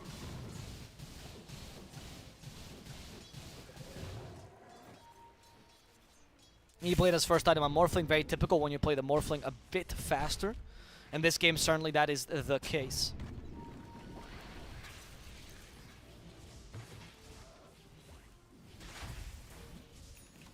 Boy desperately trying to recover in that triangle, but you've lost your middle tower. This middle tower is what secures the triangle, and that's why it was so important to protect it. That's why it sucked when they can actually dive your tier 2, and Papita's tankiness. The choice of going Hooded Defiance early was really smart, as it made him not immune, but rather safe against the mines.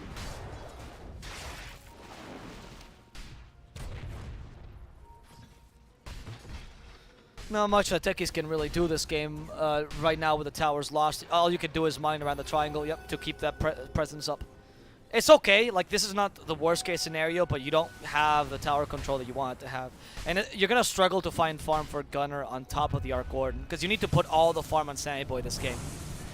Gunner, unfortunately, is not going to have the game he was hoping for.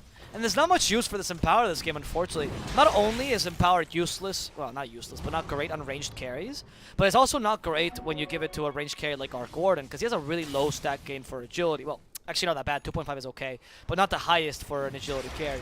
So you're not even have good base damage in general as Arc Warden. They find Gunner, that Astral Carry misses though. Mr. Jeans messing up the combo. Now the Flux to find Axel. And the Fire Blast to keep him in place. Nobody wants to go near Axel. They want him to suffer the full brunt of the Flux. Finally helping him out. Jesus.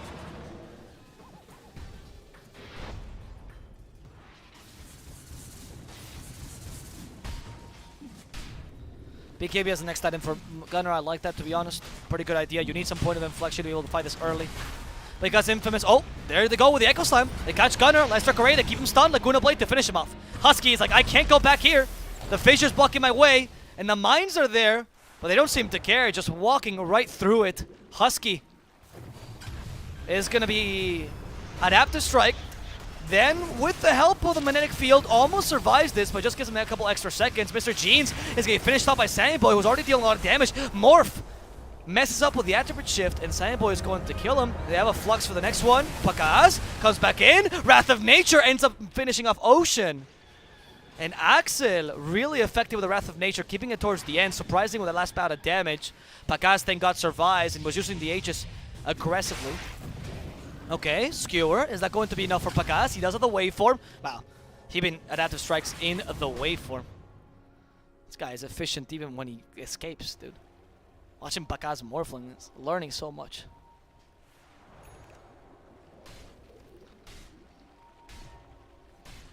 Seriously, such a treat to watch this guy's playing Morphling. He's playing really well. I know a lot of people are going to blame 4 Zoomers for this draft, but they won against Brazil. I really recommend if you think this draft is that terrible. I mean, this draft is a bit worse because your carry is not benefiting from the Empower. But if you think that Zoomers is just through with this draft, I recommend you watch Team Brazil versus 4 Zoomers match number 2 in this very same tournament, where they literally won with a very, very similar draft. On top of that, I suggest you watch more Pro Dota in general, and so you figure out what a fixed match actually looks like. Mr. Jeans on the Yule Scepter with the Yule Scepter to dispel that Flux. Worst case scenario. He's not really threatened by Sammy Boy any longer. He just has to be careful because Sammy Boy deals a lot of damage. You gotta respect the Arc Warden. Got the travel boots now. Oh, they don't get the stun off in time, and the starter is in trouble. They like a bit more damage. Gunner doesn't have it. Who has the damage? Who's bringing it? Apparently, they're just bringing Alina in, and that's gonna threaten Zoomers and force them to back out. 4-0 will. Sorry, Zero will just die in the top lane. That's not too amazing for Zoomers, but he's just trying to push lanes here. It's what you need to do. I think this Viper is fulfilling the role of the Coddle in the last draft I saw from Zoomers, in the sense that he has a really good lane push, and he can constantly be skipping lanes as well as Viper, but he's less effective than Coddle because he's an off laner at skipping lanes, right? So that's not too great. Okay, Michel walks in. Echo Slam, straight to Sammy Boy. Sammy Boy farming incredibly aggressively. Yes, this might be your safest lane, quote-unquote, but you're far, far from any tower. There's no tier 1 here, which means that nobody can TP to save you. And these kind of blunders can cost you the game, Sammy. Mr. Jeans finds Gunner. He needs to farm aggressively because there's no place else to farm. But that, of course, guarantees some easy kills for Infamous. And seriously, Infamous is just finding kills everywhere. They're not letting any Zoomer take a breath here. Infamous is actually a boomer team right now. They don't care what Zoomers has to say. They don't care about their creativity. They're here to smother them to death with their experience. Pacaz is... not Pacaz, sorry. Papita's like 30-ish, so he's actually close to being up. No, that's Millennial. That's Millennial. He's part of the generation and also got affected by the boomers. Unfortunate. Axel trying to stop Zero. There's the Sprout. We do have Wrath of Nature, but Zero finds a way in the trees. I'm not... oh, he has a Quelling Blade actually just to do these kind of plays. Wow. That's pretty smart, the buying of the Quelling Blade. To be able to push the dead lane from like a... literally a blind spot. It's pretty smart. Pacaz though. It's stopped. They do not have RP just yet. They almost got it. There you go. RP as he's turned. He actually catches 3. Surprised by this. But the first one to die is Pacaz. The second one's going to be Michel at this rate. Axel trying to TP here. Impossible. Kind of a waste, actually, trying to TP you there. Oh, no, he used the spell. Okay, that's fine. Zoomers is going to get a nice little triple kill in the top lane, courtesy of Gunner's RP, which brought people from literally who knows where they were hiding there. And with that, the most important thing is they kill Pacaz. They haven't stopped Mr. Jeans entirely, though. And that should be mentioned because Mr. Jeans is still proceeding to farm and he's a good secondary carry. Lina has really good late game presence as well. Yeah, she's easy kill, but that's it.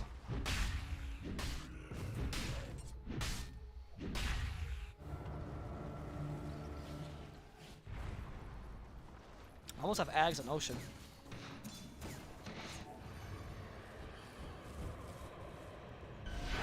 I think the Ags is the same build he went for last time as well. I think he might have gone for Yolster last time. No, he also rushed Ags. And the beauty of the Ags is that it also helps you push lanes very well. It increases the damage so that one single mine can destroy a whole creep wave if it's level 3 or level... I think actually level 2 at this point in the game is enough. And that's very important because you're looking to just elongate this game as much as possible. So you have Viper who actually went for the Quelling Blade, which seems like a meme, but on purpose to try to push the dead lane from blind spot. You have the Techies is going for the Axe to make sure they can use the mines to creep skip as well. Not bad. Zoomers is trying to elongate this game as much as possible because they know that's their win condition this game.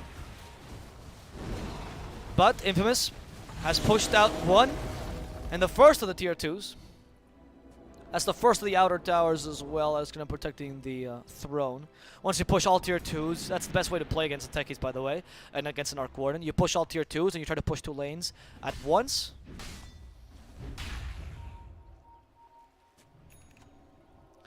So that's what they're going to be trying to accomplish here.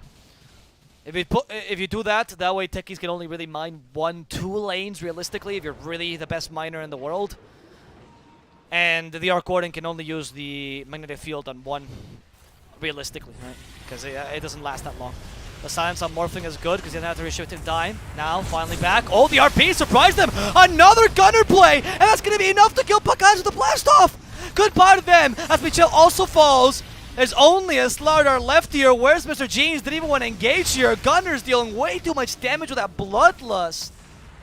Okay, okay. What Betters? Sorry? Were you saying Zoomers was trying to throw this game? Of course, a small mistake there by Morphling, growing overconfident, not expecting Gunner to blink in with the RP. That was still absolutely impressive. The RP into the skewer, into the blast off to ensure the silence lasts forever, and it was impossible for Infamous to counter-initiate that.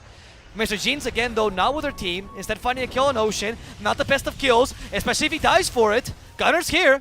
Gunner's here, Mr. Jeans, in trouble. They hit him with the clumsy net. Mr. Jeans out of mana, he can't TP. Mr. Jeans is going to die. But not with his team. He chose to leave his team to die, and then he himself will also fall. With Axel committing suicide in the bottom lane, they're starting to lose the plot. The pressure's getting to them, and they understand the 4 Zoomers actually has a carry now in Sammy Boy. Orchid, of course, came as a surprise. That was the first reveal of the Orchid.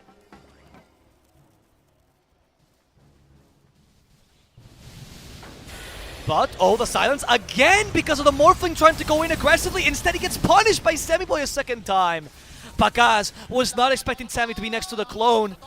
But that was still overzealous by Pacaz.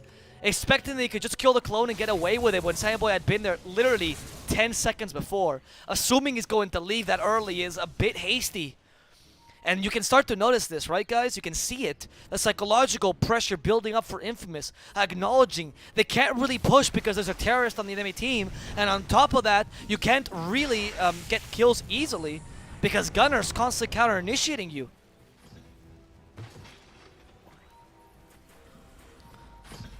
That's why they're making these mistakes. That's part of what Zoomers plays with, your psyche. Why is Papita here? That's a beautiful bubble, by the way. My goodness. Oh, never mind. Laguna played. Is that going to be enough? Look at Saiboy tanking this forever, but okay. He eventually dies. They do kill Saiboy in exchange for Papita. Seems like a fine trade. Unless Mr. Jeans die here as well. As the Hurricane Pike goes forward. Gunner has the RP. Mr. Jeans needs to run farther. Shockwave stops him. Slows him down as well. They have a clumsy net. That is Dune, yes. 0 is Dune in this game. Mr. Jeans will end up dying as they actually set up the stasis trap thanks to the clumsy net. Well played, Gunner. My goodness, Gunner on the Magnus is something else.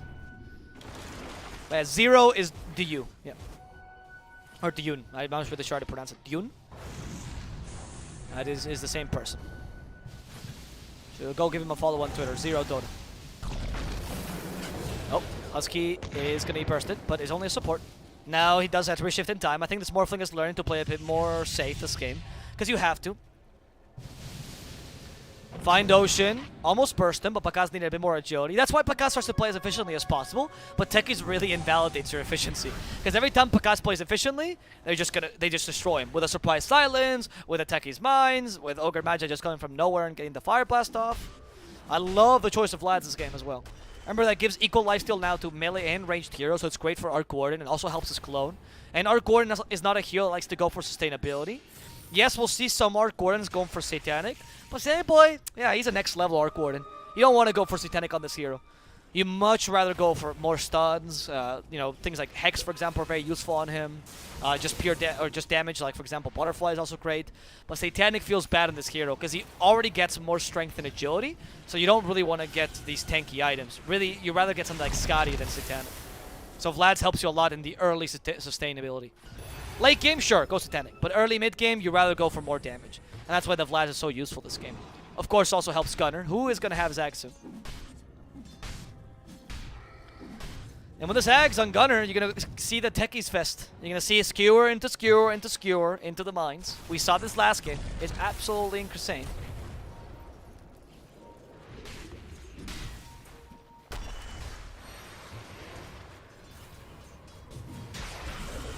Let's see, Papita. Oh, Michelle can't even... Nobody can fight against Sandboy right now. I don't... Like, they need to have a more coordinated plan, Infamous. You're just haphazardly going around the map. You're literally haphazardly going around the map like you have all the time in the world, and you really don't. There needs to be some pressure here. I think that Roshan is going to fall relatively easily. They're going to try to contest it with a smoke. It's not going to work out. It's a bit too late. Michel still goes in. Gunner's not the target. He's a bit too tanky. He still has a BKB. Well, actually, never mind. Gunner's not too tanky. They got rid of him in a matter of seconds. Pakas coming in with the SNY. That extra bit of damage to your shotgun worked out. Saiyanboy wants to find the high gun. He's the only micro in the clone right now. The clone will die, and the hero will have to retreat. But at the fissure catches 2 more stragglers. The first to die is Husky, and Zero. He's trying to fly. He doesn't want to join his friends in the grave, but you know what they say. Don't be a bad friend. Sandboy has been caught out by Mr. Jeans as well in the backlands. He has the Aegis, but that's not going to help him. You're an Arc Warden. Doesn't have a Hurricane Pike to help him just yet, and he gets bursted in a matter of seconds. And now this is Infamous with an actual clear plan, knowing they could win this team fight, going straight for the enemy racks. Techies has had no time to mine this Ancient. And because, or this Ancient, the enemy base, Ocean has had no time to mine their own base, which means they can really easily push this. That's what Infamous should be doing, by the way, taking these fights and then immediately going for a quick push, taking advantage that you have a Morphling with an E-play. This is the item that gives you the most agility in the game. You definitely need to take advantage of these facts. If you constantly go haphazard like that, you're going to lose Kyrios. Now it seems like Pita has given them their speech, you know? It's like, boys, if we don't win this, we don't eat. And they're like, okay. Starting to rile up. Starting to play a bit safer. They know what they're doing now. What will 4 Zoomers do to answer now that Infamous has rallied Now they're ready to fight this like a true team and not like a collection of pub players. How will Zoomers respond? More importantly, what will Gunner do? Well, Gunner will RP and send you to the mines. Hello? That's the dumbest combo in the world. Oh. Gunner just comes in, RPs, doesn't matter if Morph is shifting or not, I genuinely could not care less. We have a bunch of mines, and the best thing about it is that Oceans, the memer, Oceans, the toxic man, decides to wait a second before pressing the mines. He likes to see how Pakaz has a glimmer of hope in his eyes before he extinguishes that hopes. He is truly a techies player. You can see that Ocean is actually playing this game not to win or lose, but particularly to force Infamous to cry. That's why you play techies, really. You feed on human suffering, right? And that's exactly what he's doing this game. They do kill Zero in the bottom lane, but they waste an Echo Slam for this. I don't think that Clumsy Net was that great. We have Clumsy Net on Papita as well. Gonna fight this without Paka. It's a bit dangerous. The Arc Warden starting to chunk Axel, but Gunner's already dead. Papita brings a lot of damage to the table. He's fighting in the water, has the extra buff from the Ags, which means they can't quite kill him in time. And both Gunner and Zero will fall easily.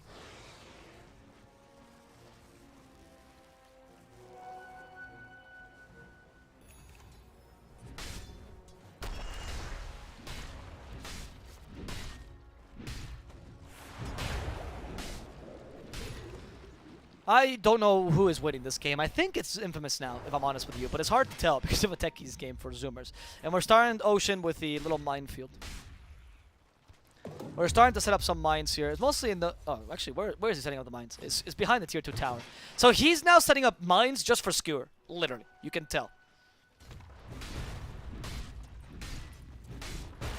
Time to go for this tower in the bottom lane. That's the last tier 2. This choice, by the way, Papita's Intimidation as usual, very, very on point. This guy is really smart when it comes to Intimidation. And he decided to go for the Hooded Defiance to tank the mines a bit better, and in general the damage from Zoomers. Now the Ags though. Ags is particularly great because Ags ensures that you can fight and stand your ground against a tech. It's very important. Okay, Bloodthorn on Morphling, he stuns the BKB, which is why he fights until the end. He's want to die to a clone. Definitely not going to waste BKB to the clone. And once the extra gold the clone provides. It's 300 gold, so it's a kind of a big deal here. You don't want to feed your clones, especially to the enemy carry. That's why Pekaz is doing this, because the best way to actually deal with Arc Warden is killing his clones constantly. If they're in the middle like this, rather than split pushing very far away from you, and you don't have to rotate too much against them, you're stopping Arc Warden from farming at the same time that you're farming yourself. It's like a huge win, just killing the clone as easily. That's why Morphling is particularly good against the Arc Warden, because if you just burst down the clone like that, can't do much against him. Because usually, as a Arc Warden, you don't really pay that much attention to your clone when he's split pushing like this, right? You use the basic skills, use the Mjolnir, and you just kind of let him go and A-click, right? Because your job is not to micro this clone. Your job is to play the real hero. And that means that Morphling can take advantage of that and take like the extra second you'll take to react to just burst you down.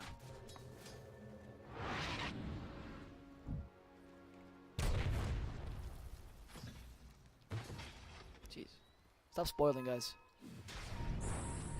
We have a 4-minute delay just so the teams don't cheat. Are you seriously spoiling 4-minute delay? Come on. No. Papita, again, look at how much damage Papita's doing, by the way. This man, I think he wants to just play carry in this team. He wants to kick off Pakaz. He's been talking to his teammates, like, I don't know if Pakaz is really making it here. And he's like, I'm just going to be the carry now. It's incredible. Oh, but wait. I can't actually tell how many mines there are here, but there's a bunch of mines. There's a bunch of mines. Let's see. Yeah, there's a skewer into the mines, but the BKB activated in time. They didn't explode the mines. This time Ocean a bit late, or maybe he didn't calculate that properly. He thought that it weren't enough damage. And turning into Sambo, they're going to murder him as they destroy his clone in a matter of seconds. This is a huge, huge kill. Because Sambo is part of the reason that you can actually survive this long. If you don't have this, how are you going to survive? There were so many mines there. Was that really not enough to kill the Morphling? Or did he think the BKB was going to happen? Oh no, Techies now gets found out. He's your high ground defense. Gunner is trying to skewer them into the fountain, but he has no RP this time.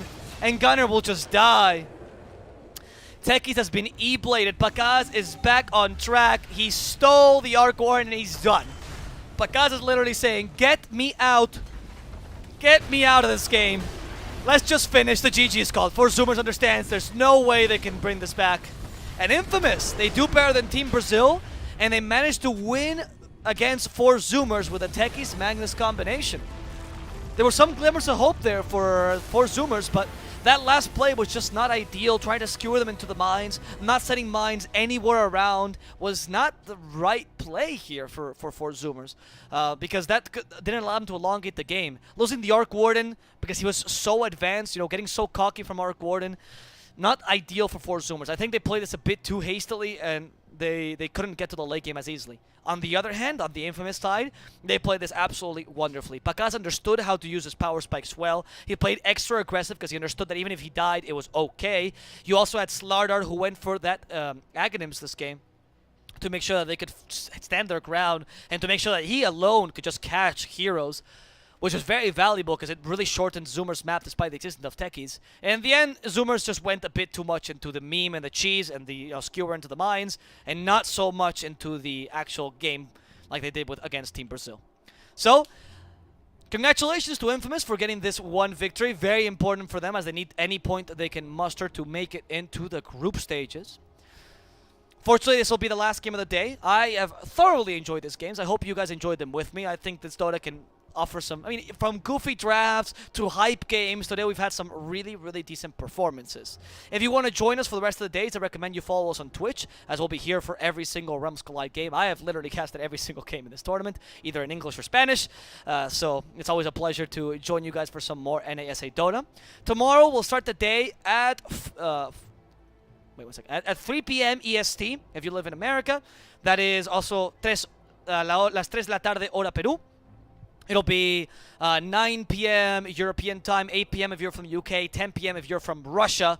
And if you're watching us from Singapore or Malaysia like we are, for whatever reason, it's 4 a.m. for you guys. We're going to start the day with Quincy Crew versus For Fun, then follow up with Midas versus Unknown. That third match will be Beast Coast versus Ego Boys, and we'll end the day with Thunder Predator versus Infamous. If you like the game, if you like the cast, of course, feel free to follow me at Mr. Alva Plus on Twitter. There's a link going around. Just click on that. If you didn't enjoy the cast, feel free to send me a message. I'm always here to improve. I know this is a solo cast. We apologize. We couldn't find a second caster. I know it does lower the quality of the cast a little, but tomorrow we'll have Arthur again for the first 3 series. And if you had any complaints besides that, of course, just send me a message. I'm always here to improve and make sure that you guys can enjoy Dota as much as I do. It's been a pleasure, guys. I'm going to take a break now, and we'll see you guys tomorrow with some more North and South American Dota. Goodbye.